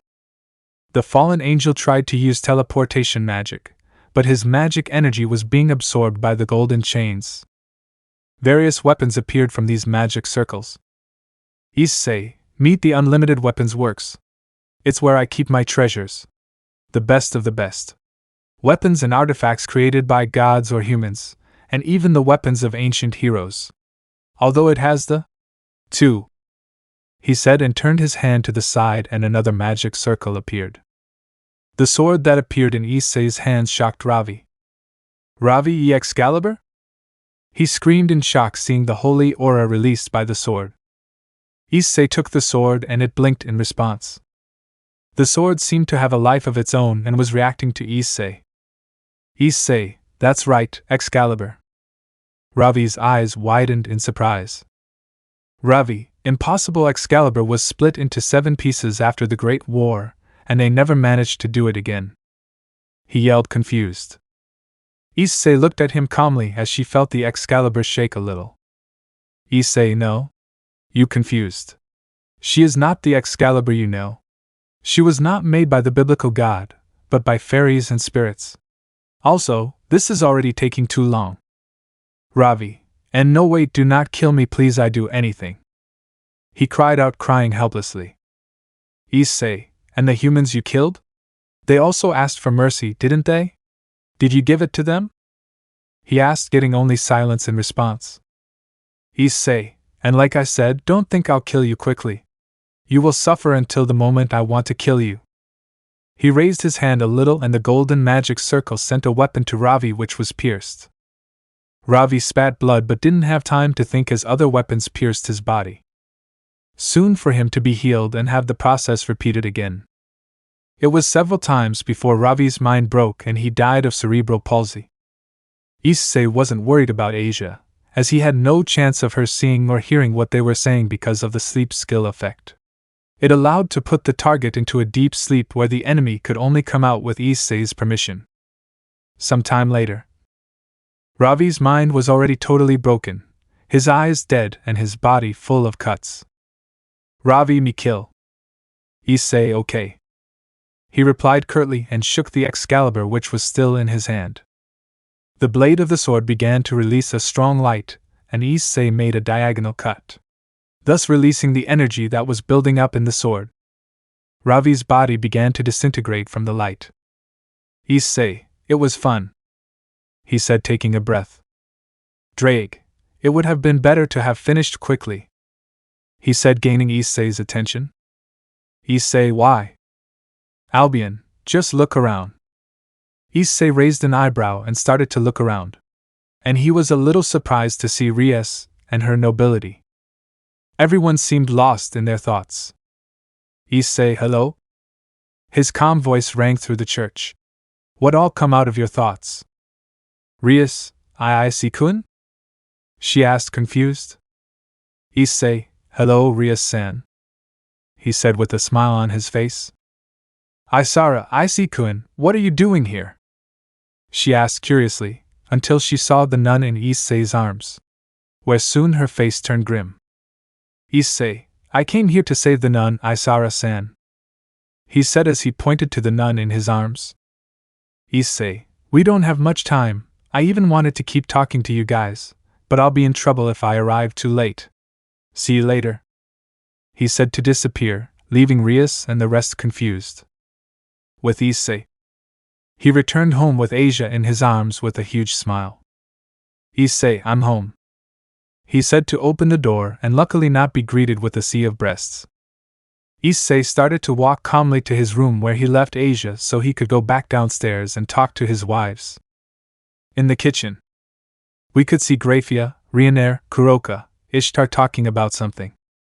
They had heard Issei arrive at the house, but they didn't respond because they were talking about girl stuff. Issei crept into the kitchen and hid his presence so he could go to the fridge and get some beers. But unfortunately, Graia realized. Graia, stand there, Issei-sama, she said, looking seriously at Issei, making everyone turn their attention to where she was looking. Looking in the direction Graia was also looking, they saw Issei with some beer bottles. Ishtar licked her lips before speaking in a seductive tone. Ishtar, Fufufa, looks like you're back, I-chan. Now what will we have for the main course? She said, making everyone have silly expressions on their faces. Issei can just click his tongue annoyed. Issei, okay, let's go, he said, putting the beers back in the fridge, while scratching his hair angrily. Again, he wouldn't sleep today. And he likes to sleep, he loves to sleep, but ever since Ishtar joined the harem, they have hex practically every day without giving Issei any rest, who has to wake up early in the morning. The girls smiled and pulled Issei into his room, but when they opened the door, Ishtar, I-chan, who is this? She asked without showing any kind of emotion in her voice. Issei, the girl I said I would save. Ishtar/Rainier, TSK, damn it. One more for the harem. If this bastard shows up with more of his wife, I'm going to get him. They thought with a murderous aura directed at Issei, who felt a chill run down his spine. Issei, well, let's go to some other room. Oh, and don't worry about moaning, Asia won't wake up from the effect of my ability, he said, making the women gleam and smirk. So they pulled Issei into another room, and from there only loud screams and slaps and vulgar exclamations could be heard. Following day, Issei was waking up and felt his body being pressed against soft things. Opening his eyes, he noticed all his wives clinging to him. Her entire body was drowned in big, fluffy breasts to the point of suffocating. Issei, hey, wake up. No one answered, everyone was sleeping peacefully. Issei can only sigh and teleported out of bed. Issei, he just went to the bathroom where he took a shower and put on his uniform. And he went down to the kitchen, where he prepared the food, and taking advantage of it while his wives were sleeping, he smoked and drank all the time until the food was ready.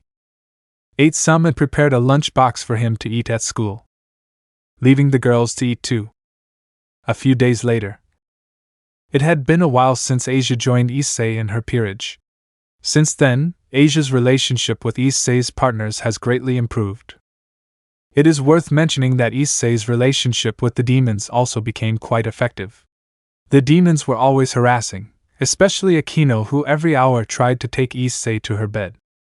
The relationship was going well with Issei. Currently, Issei along with Asia were walking through the halls towards the Occult Research Club, as Rias had called him.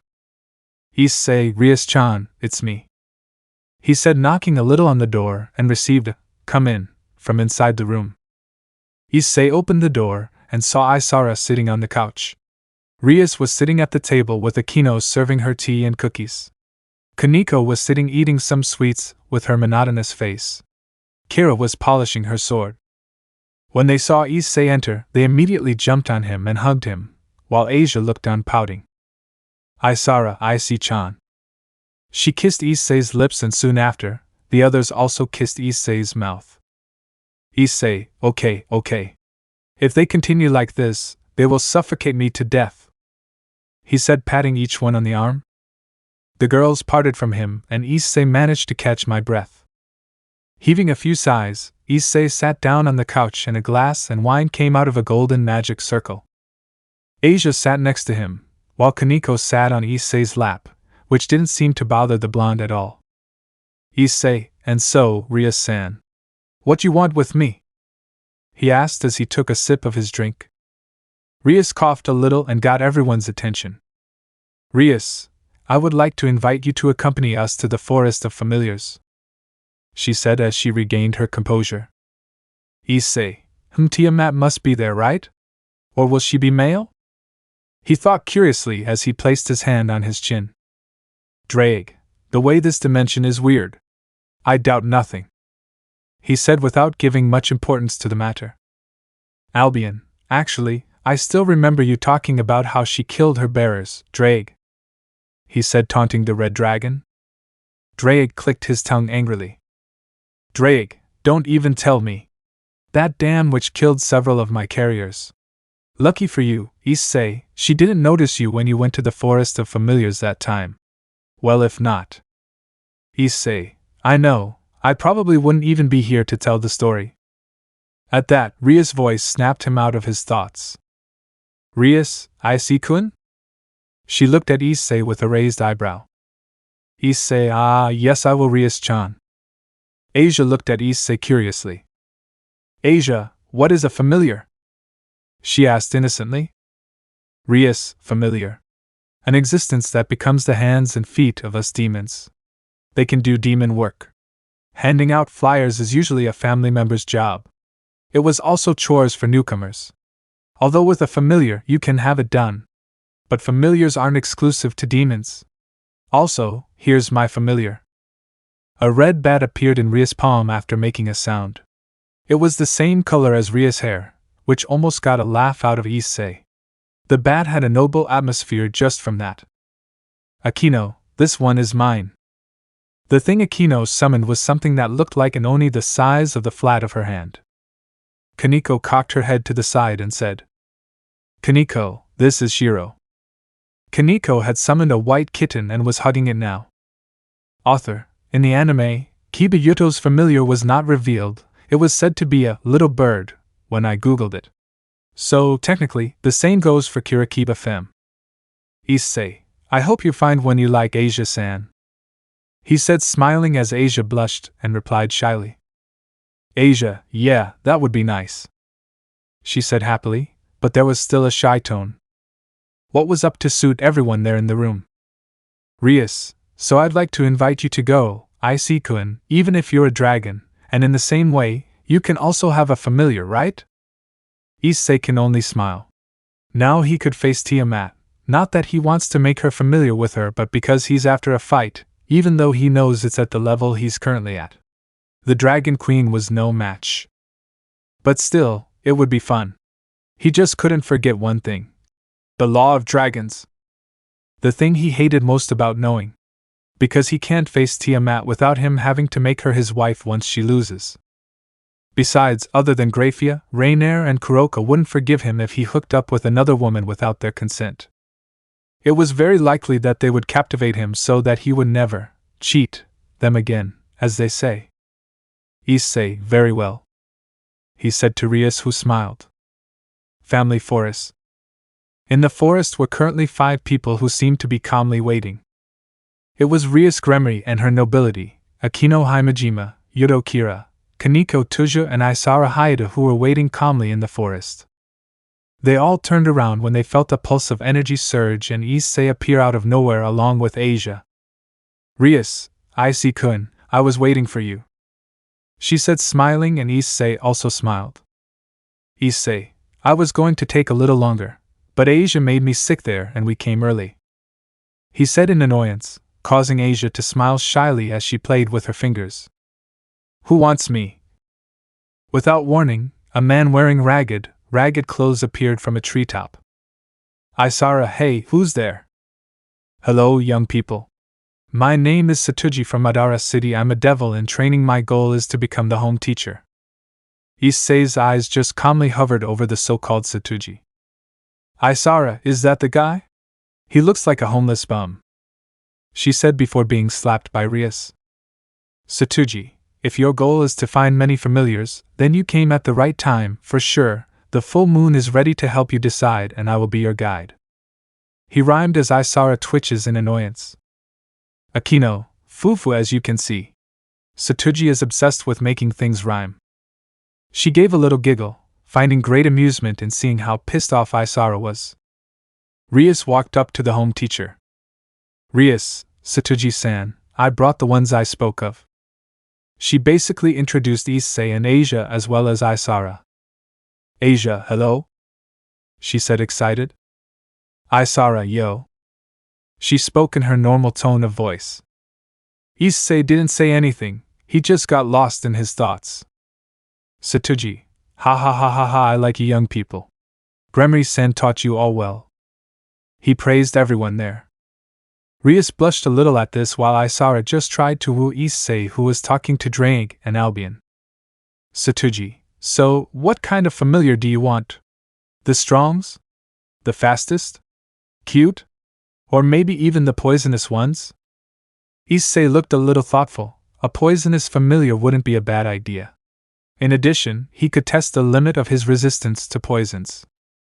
But soon he snapped out of his thoughts when he heard a furious roar as the ground shook heavily. Isara, what's going on? She asked, confused as she tried to keep her balance. Stella, partner. Just run. Run like there's no tomorrow. She screamed in Isara's mind with great fear, which made the chestnut startle with the sudden scream. Isara, what do you mean, Stella-chan? Why should I run? Stella, why? But before she could respond, a claw shot towards Isara. Issei, because of that, he said calmly, stopping the claw that was heading towards Isara. Issei looked up and saw a huge pale blue western dragon with celestial scales that glared at Sekiryuti.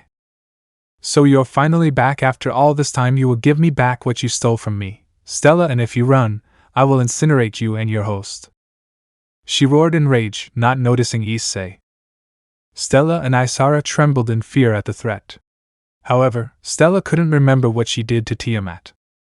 Stella, about that, Tiamat, I don't remember what I did to you.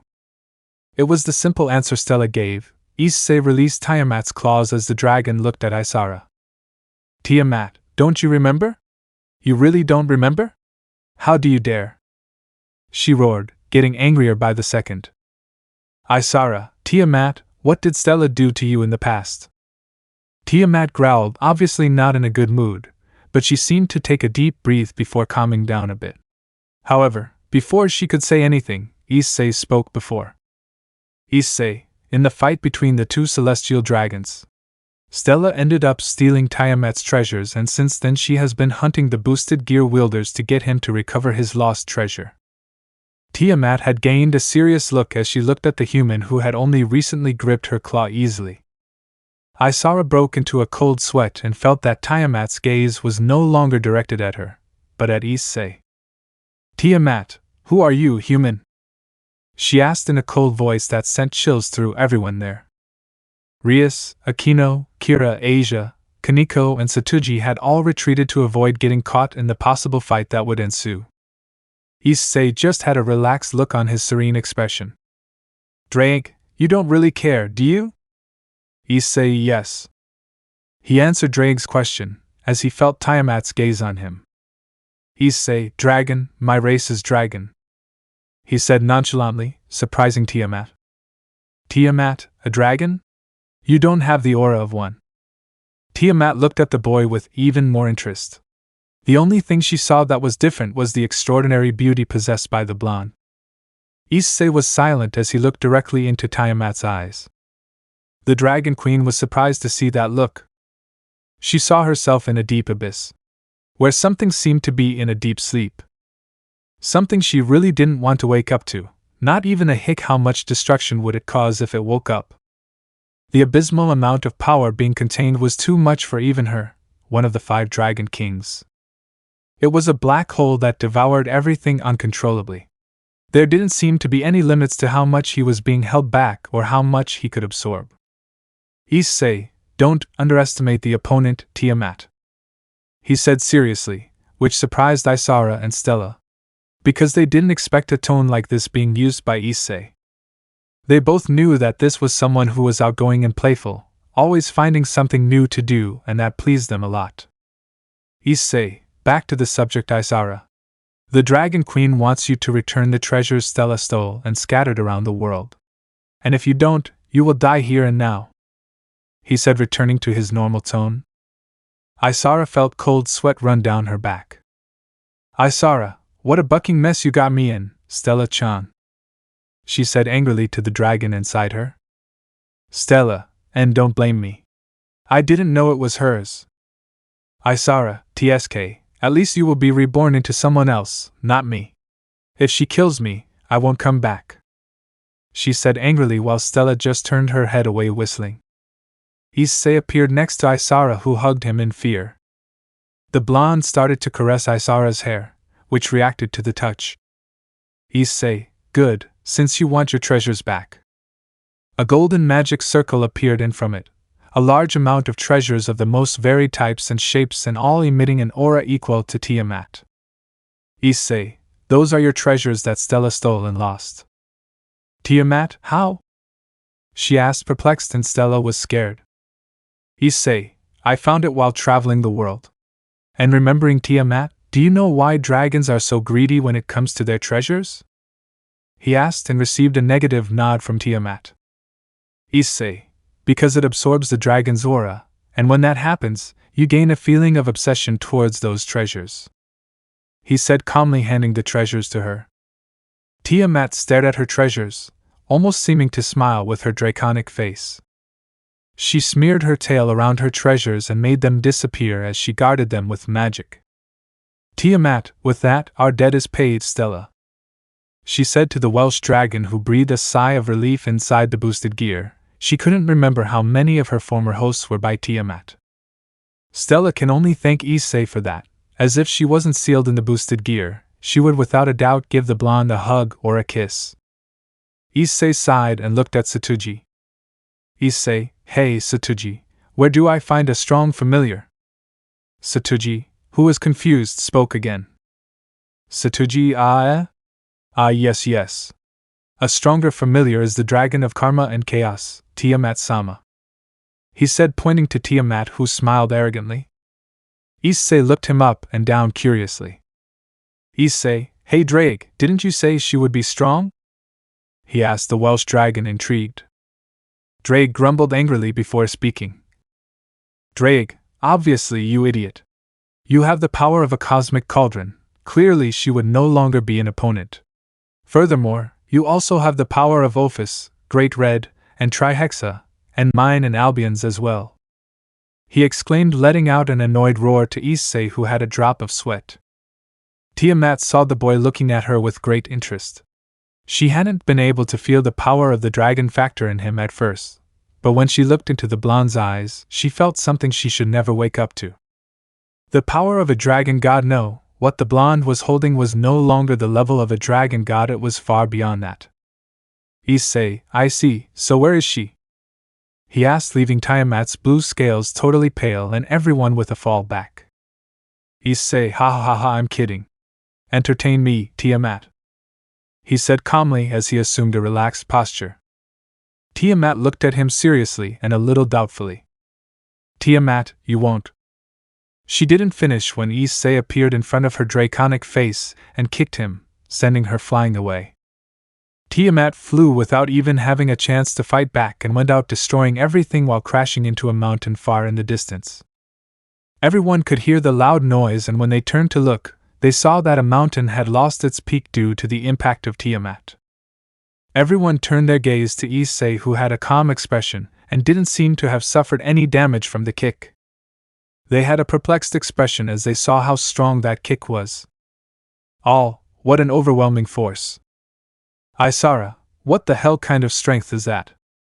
She thought, scared and intrigued.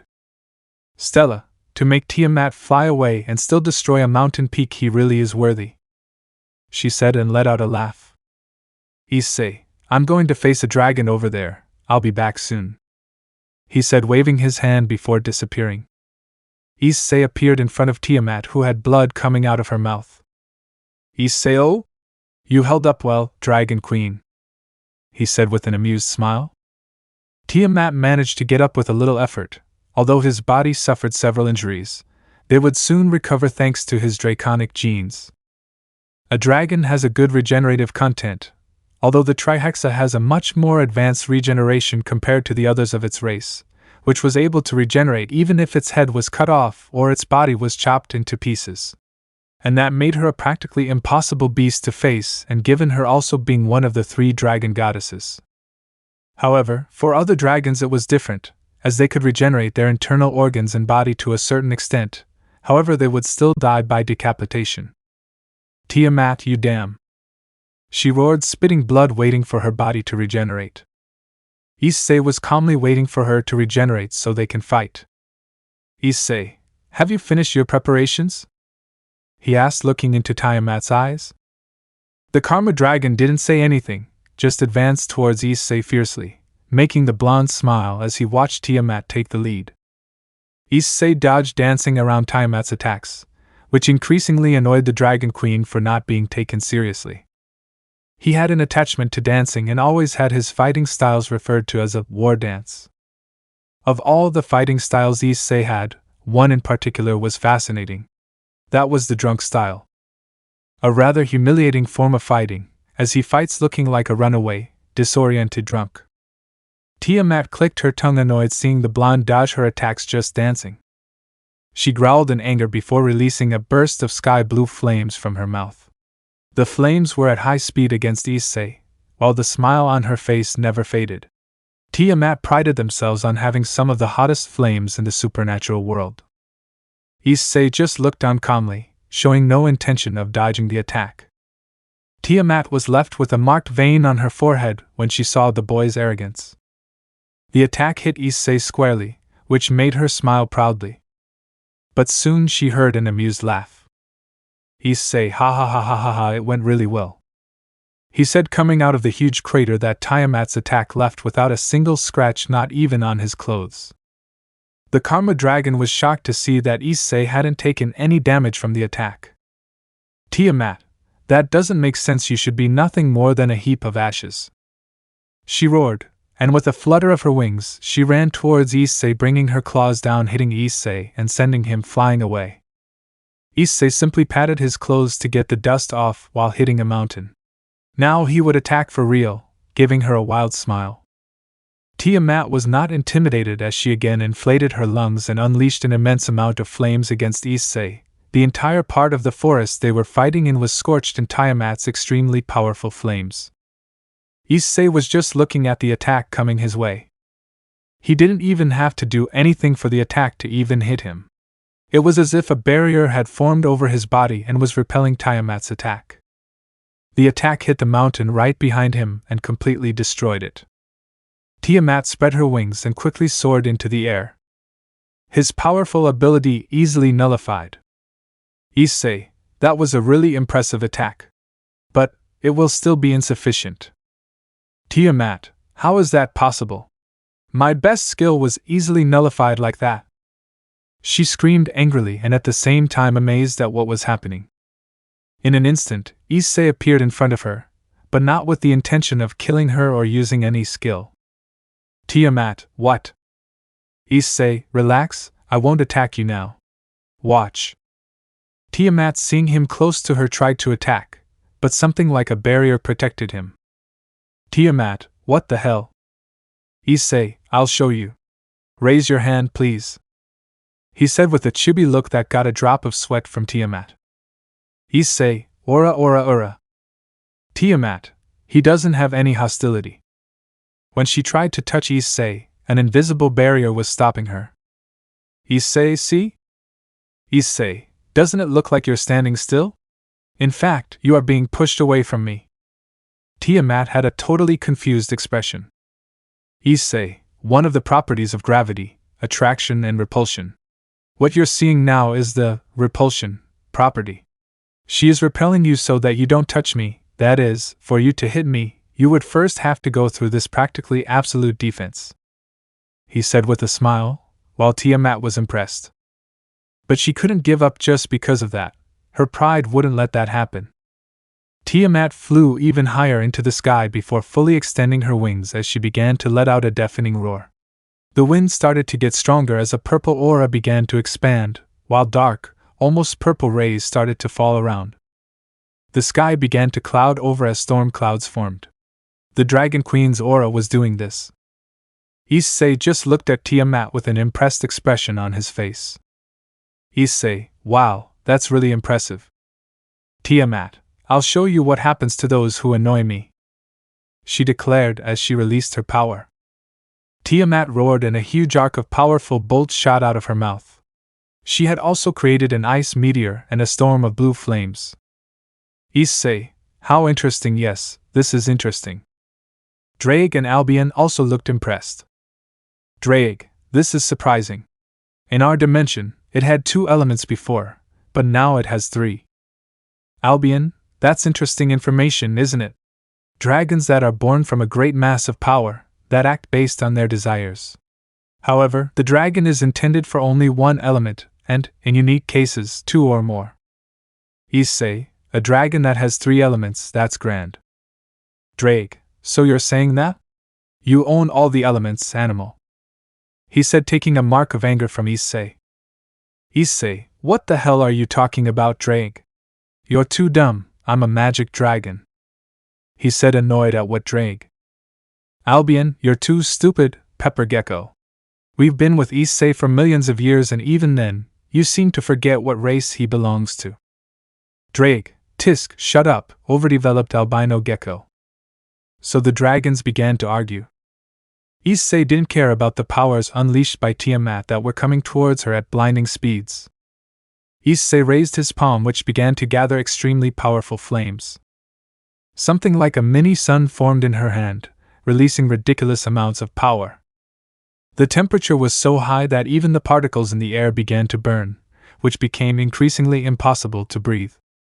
Issei simply launched him towards the respective attacks aimed at him.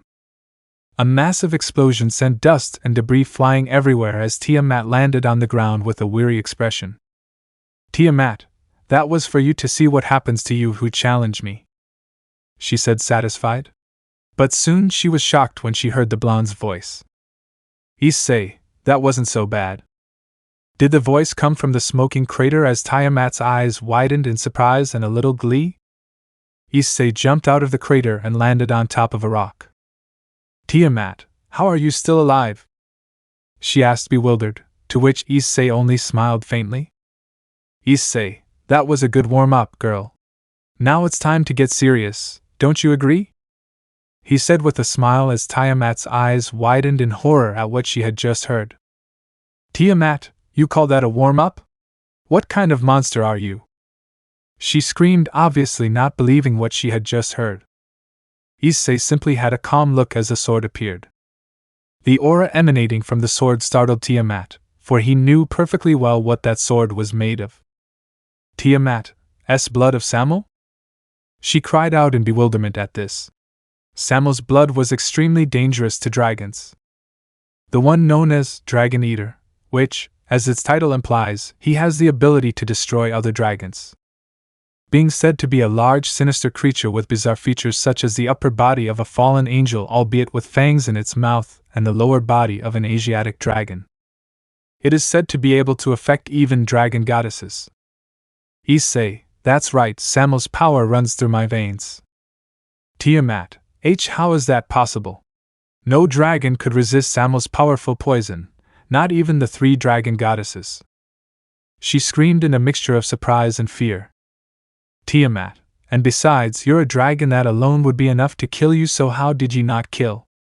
She screamed in shock and fear. Issei, I've done a lot of insane things in my life. And one of them was to absorb the power of Samo. It was such a painful process, that even I felt pain in my soul. I was paralyzed for months in bed, unable to move an arm, or a leg, or even the body itself. Only my eyes could move and look around. But thanks to that, I can now use Samo's poison and power to the fullest, he said with a huge smile, leaving the girls even more perplexed. Issei, you know what will happen to you once this weapon makes contact with your scales, don't you? He asked with a cheerful smile, which didn't suit the situation. And it made Tiamat feel a chill run down her spine. Issei, ha, don't worry, I can't kill my relative, right? But I can show you the difference in strength. Drake, are you really going to use it, kid?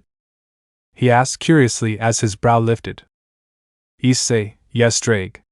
I will use it. Albion, you know it could be dangerous, right?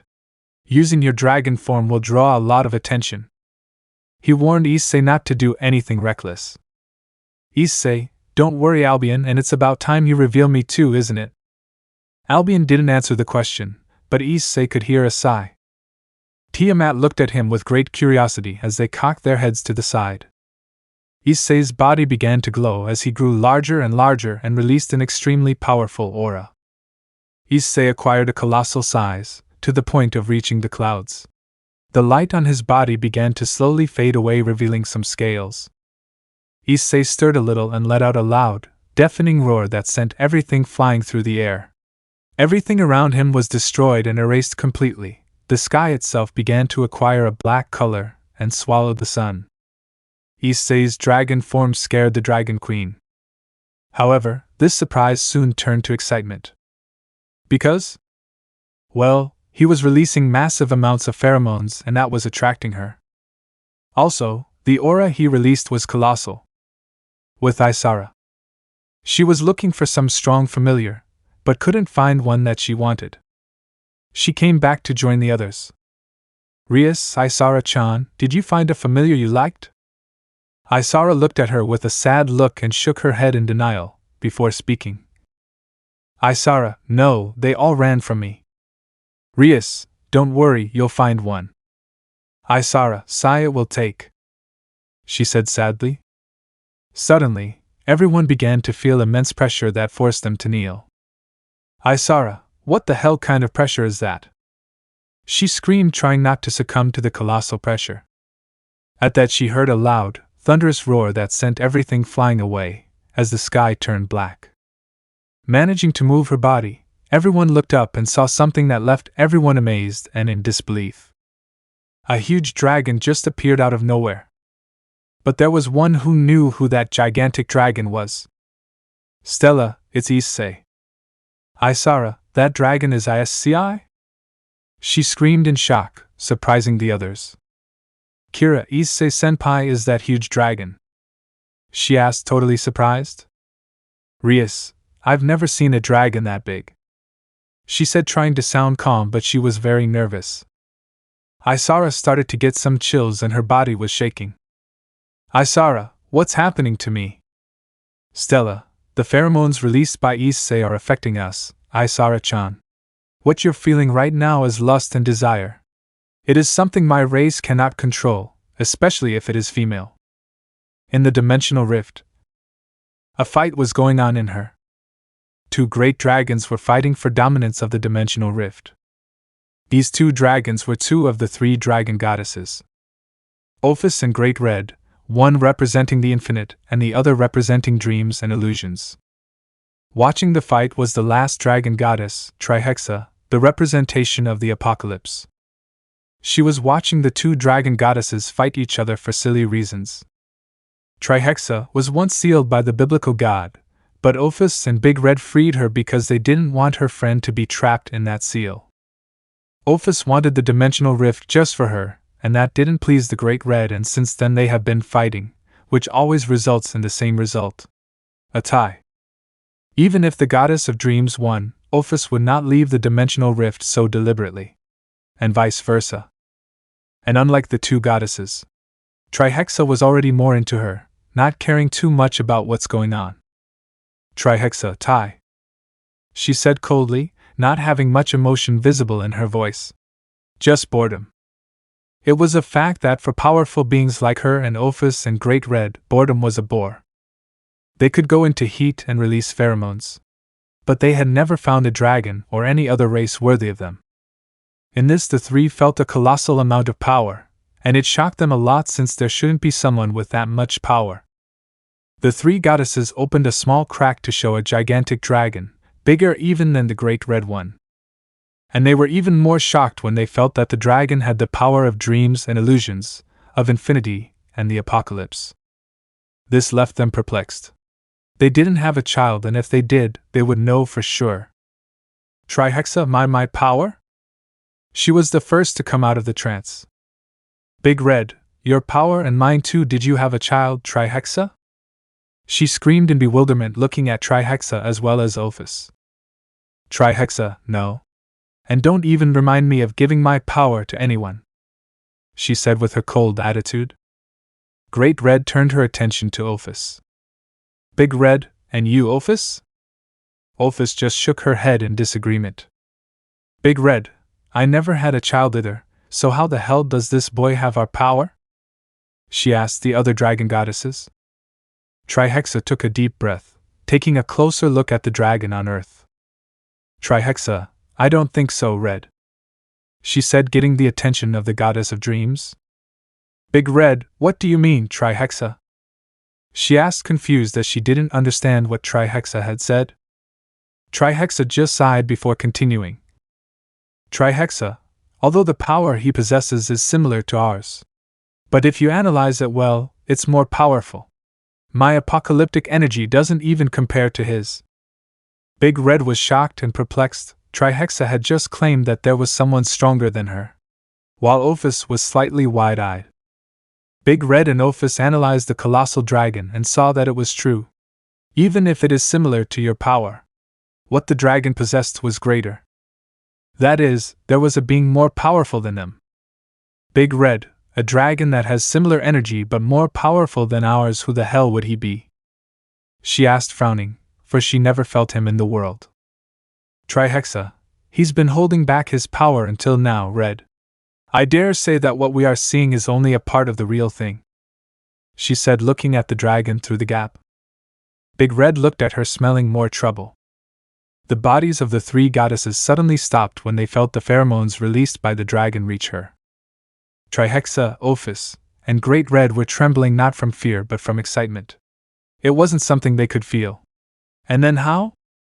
Well, Issei's pheromones got in touch with theirs, thus stoking something that never should have. The sexual appetite of the three goddesses was activating. Their bodies started to shake, accidentally releasing even more pheromones. Their faces were huge with lust, feeling excited with the dragon. The three goddesses were feeling attraction to Issei and deliberately lusting after him. They knew that these pheromones would not only affect them, but any female dragons that felt it too. As was the case with Tiamat, who had her desires and lusts being fanned.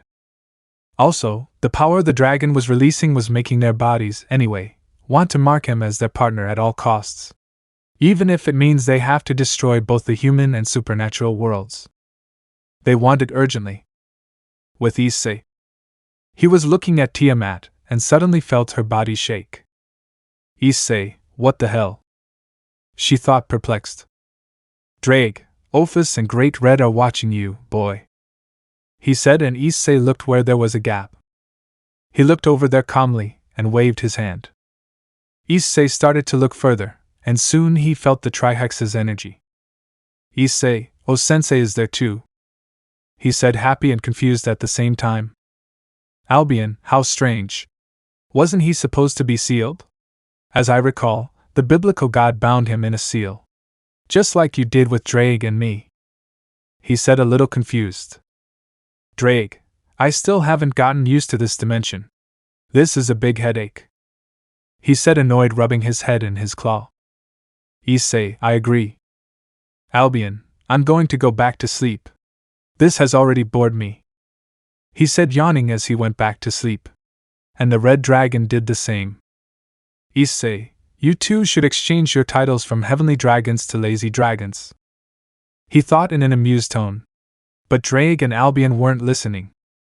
In Dimensional Rift, Big Red, Ophis and Trihexa were watching the dragon. Trihexa was the first to notice that the dragon was looking at them too. Trihexa, they're looking at us too. It looks like he has an interesting range of abilities. She said, intrigued, just like the other two. Ophis, now he's waving at us. She said monotonously. Big Red, he's strong, very strong. She said as involuntarily a smile formed on her draconic face. Ophis, I want it. She said bluntly, causing Trihexa and Big Red to pale. Ophis, he's unique and I want him. A strong offspring, and he will be the one to promote me that.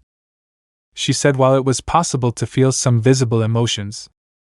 Trihexa and Big Red looked at her seriously. They had to agree, if they had offspring of that dragon, without a shadow of a doubt their offspring would be ridiculously strong. Looking at the dragon again, they realized he was in his human form. Trihexa, Ophis, Big Red, how beautiful. They said as their pheromones stoked even more. The three felt their hearts speed up even more. And along with his sexual appetite, which he had been holding back all this time, he left for good. Magnificent, what an extremely beautiful and wonderful thing to be. They had never seen someone so beautiful even in this supernatural world. He was out of character, both in terms of power and beauty. Trihexa, you will be my partner, and with you I will have strong pups. She thought as she fumed. Her feelings were all jumbled, thinking only of the mighty dragon that surpasses them in power. Her body was shaking uncontrollably, feeling even more horny, and her lust was stamped on her. Big Red, you will be mine, my pretty dragon. Yes, my pretty one. She thought of practically the same situation as the Trihexa. Only she had even more lust and desire in her voice. Ophis, I chose you. And with you, my children will be strong, my little dragon. She thought as a little drool dripped from her mouth. Trihexa, Ophis, Great Red, you will be mine, whatever the cost. Whether you like it or not. They thought obsessively as their faces went crazy with passion. With Issei. He was walking beside Tiamat, who couldn't stop looking at him with an admiring and, at the same time, passionate look. After having transformed into his dragon form, the fight ended automatically. The Karma Dragon didn't want to fight him anymore, and Issei took Tiamat as a familiar, which the Dragon Queen gladly accepted, not caring about her pride. Also, her new master was truly worthy of her. Issei told them his life. Obviously not citing your coming to this parallel dimension. Just talking the basics, and how he was a dragon god. Tiamat almost had a heart attack when they found out that his new master was a dragon god. Now Issei was walking towards Rias' group. Immediately Isara looked at him, but before she could run and hug him, she saw a beautiful woman beside him, and quickly jealousy took over her. She has the appearance of a beautiful woman with long, straight, light blue hair, dark blue eyes and a cold atmosphere that radiates from her beauty. Her skin was as clear as porcelain, and she has extremely large breasts. She possesses an immensely powerful dragon aura emanating from her body. It was Tiamat in her human form. Satuji, Tiamat-sama. He bowed to the strongest of the 5 dragon kings. Tiamat, oh. Satuji-san, nice to see you again. I believe you would be the home teacher now? Satuji, no, but my test is coming up. And I hope to pass. He said proudly as Tiamat nodded, giving the man a small smile. Everyone was looking at Tiamat, watching Satuji bow to her. Stella, Tiamat. She said in the confused Isara's mind. Isara, what? She screamed, getting everyone's attention. Rias, what is it, Isara-chan? She asked, intrigued by her pawn's scream. Isara, Stella-chan told me that she is Tiamat. She said, pointing to the beautiful woman with light blue hair. Issei, I fought her a few moments ago. He said calmly while smiling at the Tiamat who was beside him. Isara, so what Stella-chan said was true, were you that gigantic dragon? Issei nodded in agreement. Issei, that's my magic dragon form. He said, smiling while looking for Asia. Issei, Tiamat is really strong. Until it was fun. He said, taking a snap of the tongue from Tiamat, who was annoyed that he said a fight is fun. Tiamat, I don't know where you saw it was fun. I couldn't even hurt you, or even scratch your clothes. She said, annoyed as they grumbled at having lost so easily. The others were shocked by what they heard. Did the Dragon Queen Tiamat just say that she didn't even harm Issei's clothes? Turning her attention to the blonde, it was really true. She didn't even have a measly rip in her clothes, and look at her body. Everything was as before. Rias, how strong are you really, Issei? She thought in disbelief, watching Issei tease Tiamat. The others didn't know whether to be impressed or scared of Issei at this point. The fact that he was able to make Tiamat his familiar only showed how powerful he really was, and even more so when they learned that the strongest among the Dragon Kings couldn't even rip his clothes off. Kira, to take down a dragon that is said to possess the power similar to a celestial dragon, I'm speechless. I just hope he remains an ally and doesn't become an enemy. She thought and shuddered at the possibility that Issei was an enemy. Stella, how strong are you, Issei-kun? She thought happily and in disbelief.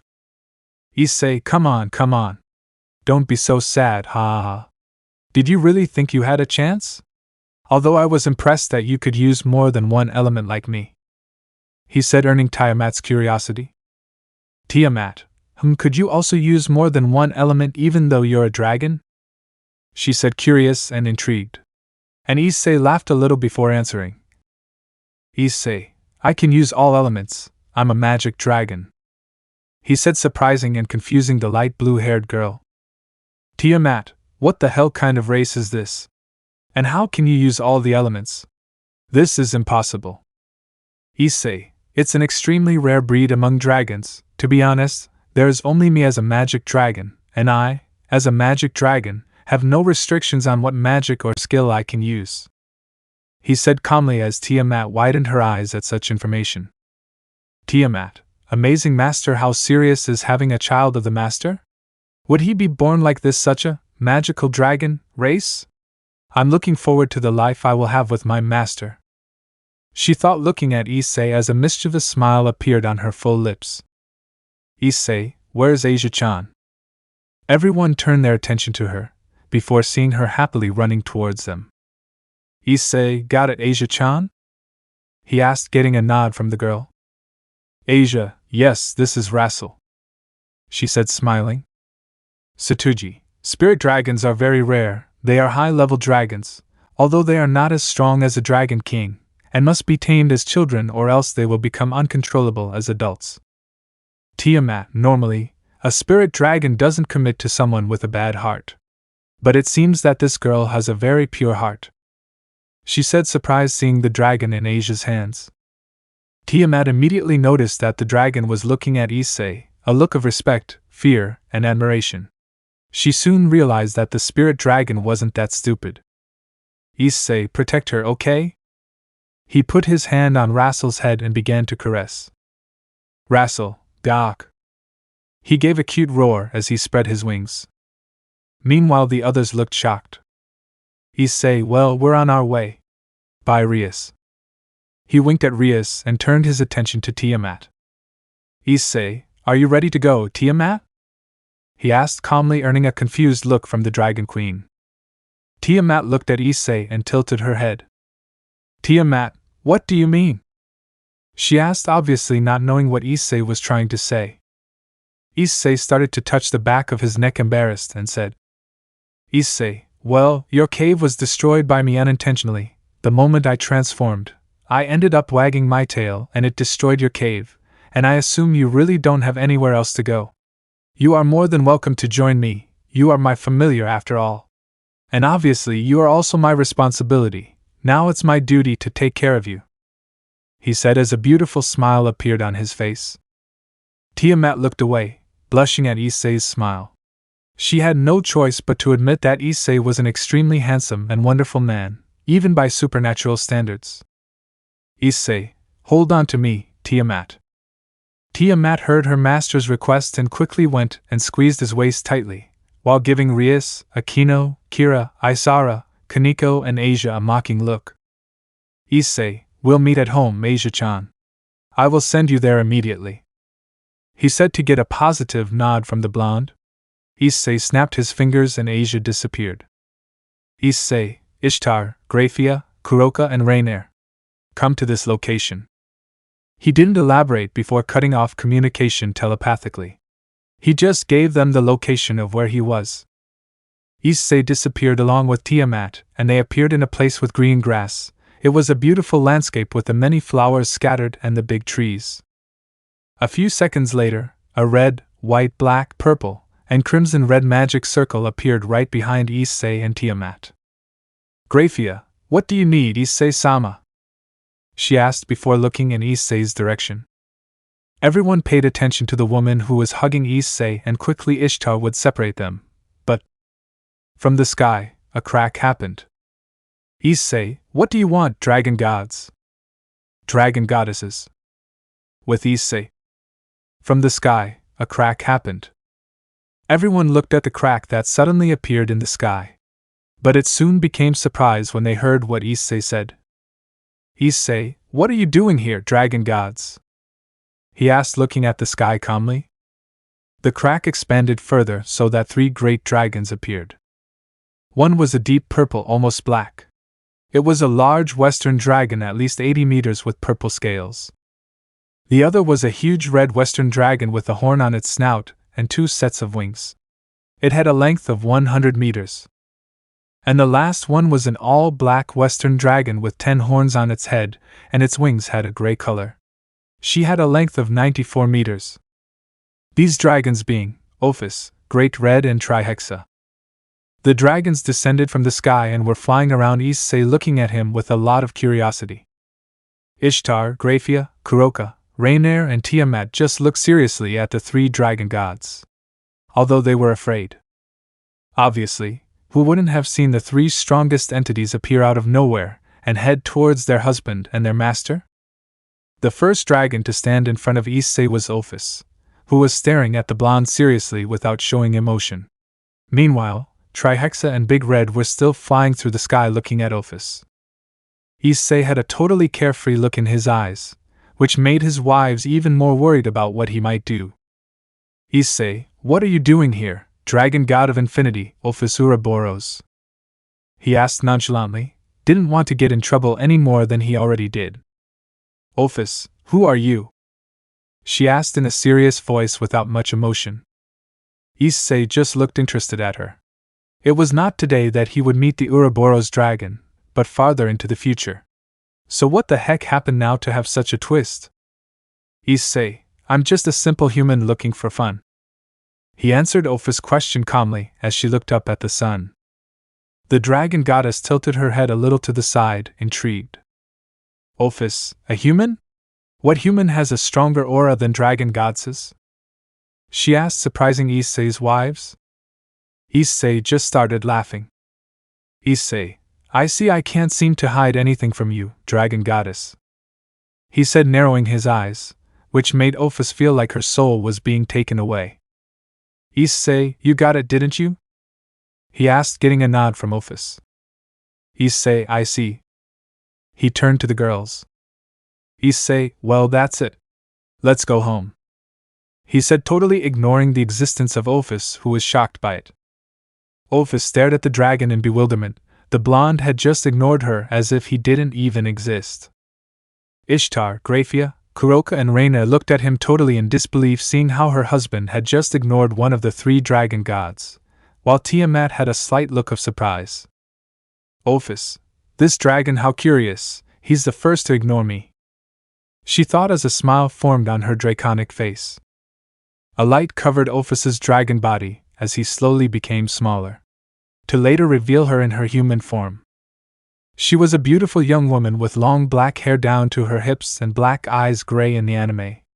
Her ears differ from those of a normal human in that they have pointed tips, though her long black hair makes this feature difficult to notice. Its dark gray eyes have reptilian pupils. Her outfit was quite revealing and had an X on her developed breasts. Issei turned his attention to her and was surprised. Issei, what the buck is this? He thought, confused, seeing the appearance of Ophis. Drag, I prefer her lowly appearance. He expressed his opinion, and neither Issei nor Albion could disagree. Issei, damn dimension. Then you break me. Albion, I agree, this dimension is pretty crazy. What we expected it to be actually isn't. Issei appeared in front of Ophis, who was momentarily surprised. Issei took her face and raised it to the jealousy of the other two goddesses. Ophis closed her eyes, waiting for something to happen, but nothing happened. Issei was just curious anyway. He had no intention of kissing or touching her. But the blonde soon lost interest and turned his back on walking. Ophis pouted and lunged at him, knocking him to the ground and climbing into his lap. Ophis got on top of Issei over his crotch. As the dragon looked at her confused, I clearly don't understand why. The Ouroboros dragon started rubbing against Issei, which he found quite strange. But when he felt his wife's murderous gaze and aura, his body froze, paralyzed with fear. Issei tried to get the dragon goddess off him, but the dragon's strength was no joke and she managed to hold on to him even though Issei isn't using his real strength. Seeing that there was no other option, Issei teleported himself close to his loved ones, who immediately held his ear. Issei, there. Stop it, he said as little tears formed in the corners of his eyes. Ishtar, shut up, dear. You're just getting your punishment, she said and took her hand to Issei's crotch. Meanwhile, Ophis stared at the women coldly. Ophis, hey, what do you think you're doing? She yelled in annoyance, causing Issei's wives to turn to see her. Ishtar, do not pry, dragon goddess. You may be strong, but it only belongs to us, she said and gave Issei a lascivious kiss, to the jealousy of the three dragon goddesses. Ophis suddenly appeared in front of Issei and took him away from the women. The Ouroboros dragon had Issei's head sunk into his developed breasts. Issei looked at Ophis, while the goddess of infinity had a tingling face and heart-shaped eyes.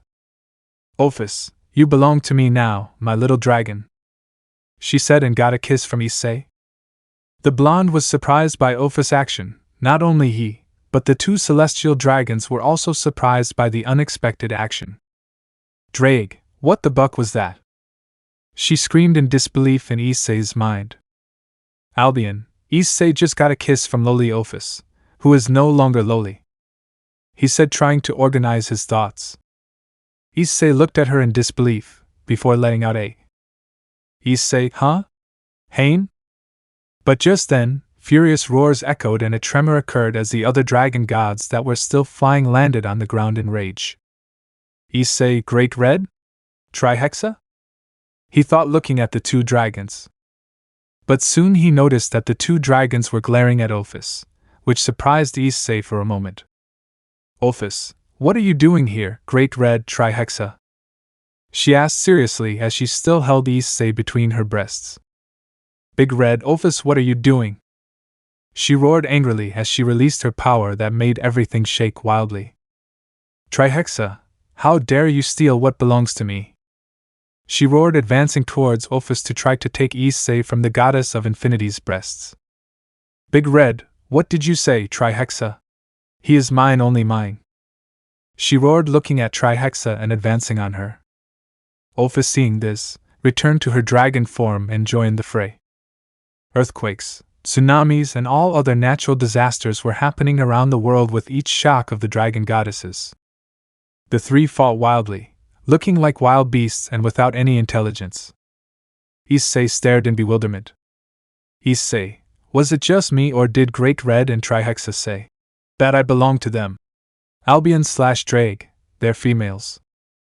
They said, totally lost and intrigued. Issei's eyes widened to the point where they looked like two plates and his mouth was almost falling to the floor. Issei, are they females? Albion, what a bucking crazy alternate dimension, what the hell? Issei, but why the hell are they fighting? He thought, confused, seeing the three dragon goddesses fight each other with full intent to kill. Drag and Albion looked at each other with a huge smile on their draconic face. Yeah, this was the moment of his revenge for that day. The day Issei called them ugly. They would say, take advantage of the fact that its bearer is quite innocent at times and make him release one of his restraining seals. Drag, hey Issei. Release a seal, he said maliciously. Issei raised an eyebrow at Drag's request. Issei, why would I do that? You know it's going to be troublesome if I take a seal off, right? He said with a slight curious tone and with doubt expressed on his face. Albion, just trust us. We know what we do. The somewhat dubious blonde did what the two asked. He removed one of the 5 seals that restrained him. What made his aura go out wildly, while a fraction of the power of infinity, of dreams, of the apocalypse went out. Issei's eyes widened as he felt his power go wild and out of control. The whole world was shaking, not just the human world, but the supernatural as well. Everything shook violently as if it had no end. Immediately, extreme amounts of pheromones began to be released by the Issei who hadn't noticed. The 3 goddesses stopped fighting, feeling the blonde's power go out of control. And along with the pheromones, their bodies began to desire. Soon, all the women had lust-laden eyes, the heart-shaped pupil and the extremely flushed face and the panting breath. Big Red was panting as she tried to think of something, but her mind had no train of thought, it was just lost in total lust. Desiring the blonde with all her might. Trihexa felt her intimacy water with the abysmal amount of power and pheromones released by Issei, and this, without a doubt, would affect all female dragons who felt the excessive release of pheromones. And it wouldn't just happen to dragons, no. Ophis looked at Issei with her fingers on her lips, looking with a yandere expression at the boy. The 2 celestial dragons were having a hard time controlling their laughter, as their wielder was unaware of the predicament they had just gotten themselves into. Women began to react because of the pheromones. It wasn't just Ophis, Trihexa and Big Red, Ishtar, Graia, Kuroka, Rainier and Tiamat also started to feel horny and excited. Big Red Trihexa Ophis, I found the father of my pups. They thought with immense lust, as they gasped at the blonde who shivered feeling his gaze. A light appeared in the dream goddess's body and began to shrink her in size until the light disappeared and revealed her in her human form. She was a beautiful young woman with long blood-red hair that reached her hips. Her ears were pointed, but her hair covered them. Her eyes were golden and glowing intensely. Her skin was as clear as porcelain. Her slender and very slender body, round ass and overly large breasts. She wore a very revealing outfit, somewhat hexy on the eyes. She immediately ran and hugged Issei, placing his arm between her huge breasts. She took Issei's face, still transfixed by the shock of having lost control of his power, and pulled him into a kiss filled with lust and desire. "Big Red, you're going to give me strong puppies, right?" She whispered seductively as her finger ran over Issei's structured, trained body, and it only increased his lust and arousal. The dragon goddess of dreams could no longer contain it, and if necessary, she would abuse the blonde right there and then. His body wasn't listening, all he could and understood was imagining Issei touching him gently. Red felt her intimacy begin to drip with lust as she took one of Issei's hands and teleguided it to her private part. But she was stopped by Ophis. What made her grunt and click her tongue, annoyed and frustrated that her rival wouldn't let her proceed. "Ophis, what do you think you're doing, Red?" she asked with dead eyes and a deep, cold voice that would send chills through anyone who heard it. "Red, I'm just picking some delicious fruit," she said as her other hand passed Issei's face. Trihexa, who looked furious, also took her human form. She was a beautiful young woman with black hair that reached her hips. Her skin was very fair. Her eyes were heterochromatic, the right one was golden that showed wisdom and elegance, and the left one was red that shone like the blood that bathed the battlefields. However, both showed an absolute neutrality. Her body was slender, highlighting her waist and her very, very large breasts. She wore something very flashy that highlighted her voluptuous body well. Immediately, the dragon goddess of apocalypse threw herself at Issei, taking Red and Ophis from him and holding him possessively. "Trihexa, get your paws off what belongs to me," she screamed, hugging Issei's face to her breasts, and it was making the boy gasp. Red and Ophis got a prominent vein on their foreheads and started releasing a death aura targeting Trihexa. "Red, what did you say, Trihexa-chan? You mean darling belongs to me, right?" she said with a beautiful smile, but her eyes weren't smiling. The aura of the three goddesses were making the place totally dense and almost impossible to breathe. "Rainier, hey, what do you think you're doing to my husband?" the fallen angel screamed, and in an instant, she appeared and took Issei out of the clutches of the Mokrias. Trihexa, Ophis, and Red looked at her through gritted teeth in anger. "Red, what do you think you're doing, you fallen angel? Not seeing the situation you are in?" she asked as she squeezed her hand to the point where blood came out. "Graia, I know what we're doing. Besides, you're touching someone who already has an owner." Even the calm and cold Graia was irritated by the attitude of the three strongest existences. "Trihexa, ladies? What do you mean, little girl?" she asked as her face contorted in anger. "Ishtar, that's what you heard, he belongs to us, look."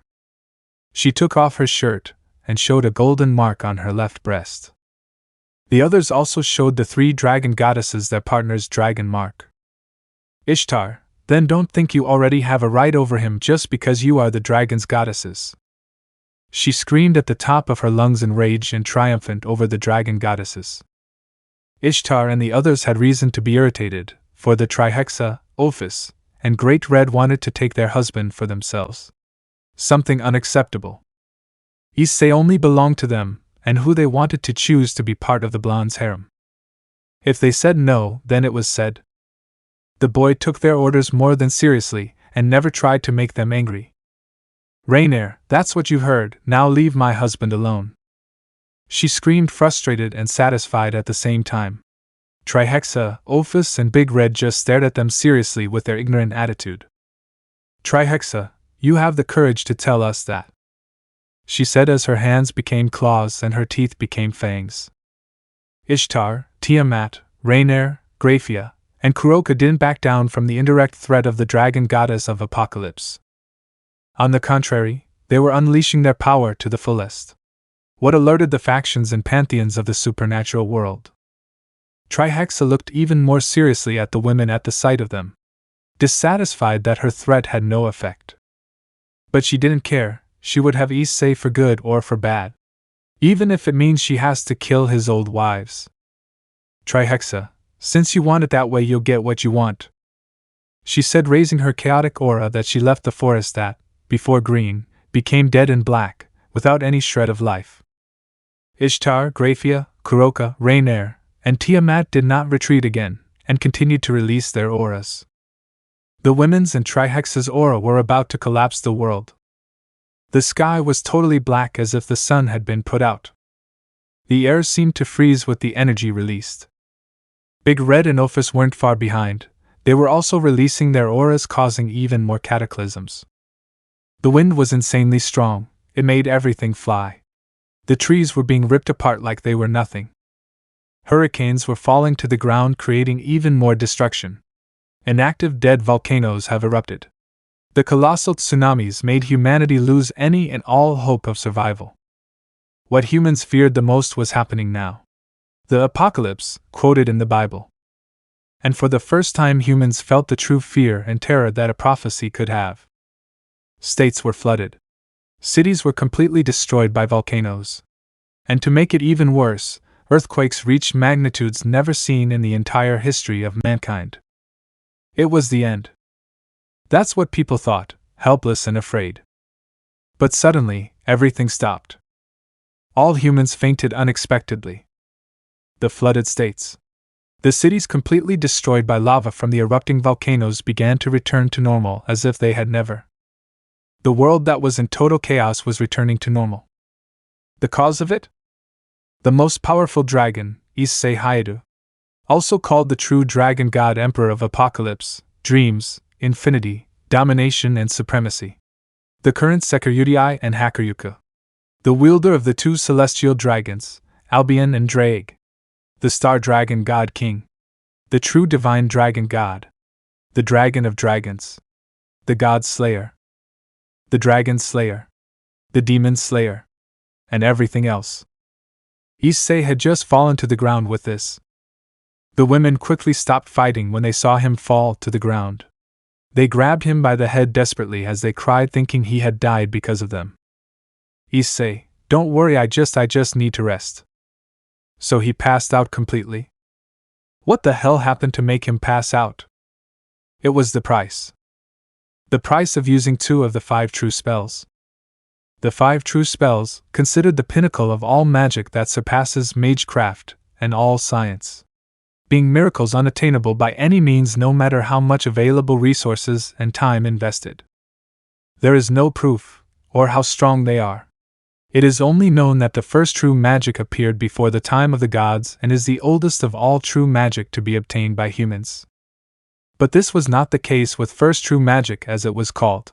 Negation of nothingness, which is able to manipulate ether to create inanimate objects. Issei's problem was that he used third true magic and fifth true magic. The third true magic allowed the evolution of the soul to a stage that makes spiritual immortality possible. In other words, the soul does not need to return to Akasha, and will never decay over time, as well as providing infinite mana. The fifth true magic was related to heat and time, turning mana into heat, which will have to reach a high level to make changes to the temporal fabric. Normally, time travel would be impossible, but thanks to fifth true magic it was possible.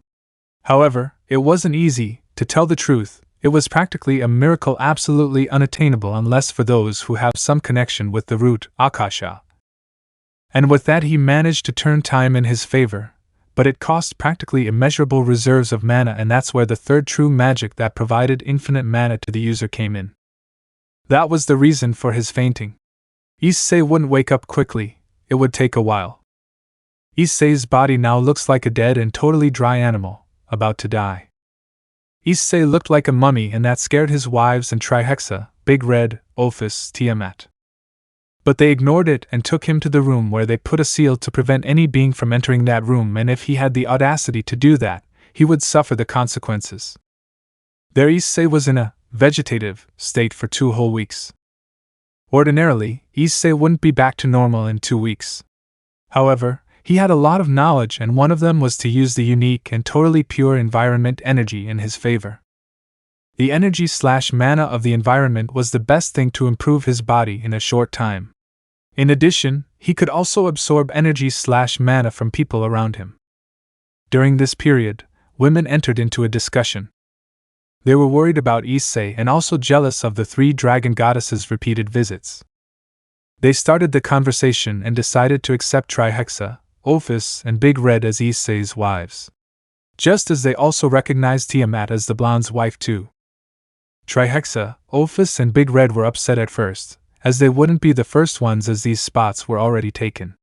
But they had to accept it. What mattered was their love for Issei and vice versa. The list was like this. First up, Graia. Second, Rainier. Third, Kuroka. Fourth, Ishtar.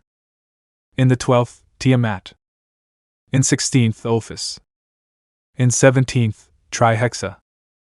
And finally, Big Red. This generated indignation on the part of the goddess of dreams, who could not believe that she had lost to her rivals, especially Ophis. The 2 weeks passed and Issei woke up with his appearance and body again. The women jumped in, utterly destitute and in dire need of attention. He did everything the girls asked without complaining or grumbling. For he knows how much they must have suffered for his absence. So he had to make up for it, didn't he? Oh, the women also explained to Issei how the harem was doing. The blonde calmly accepted and gave each new member an affectionate kiss.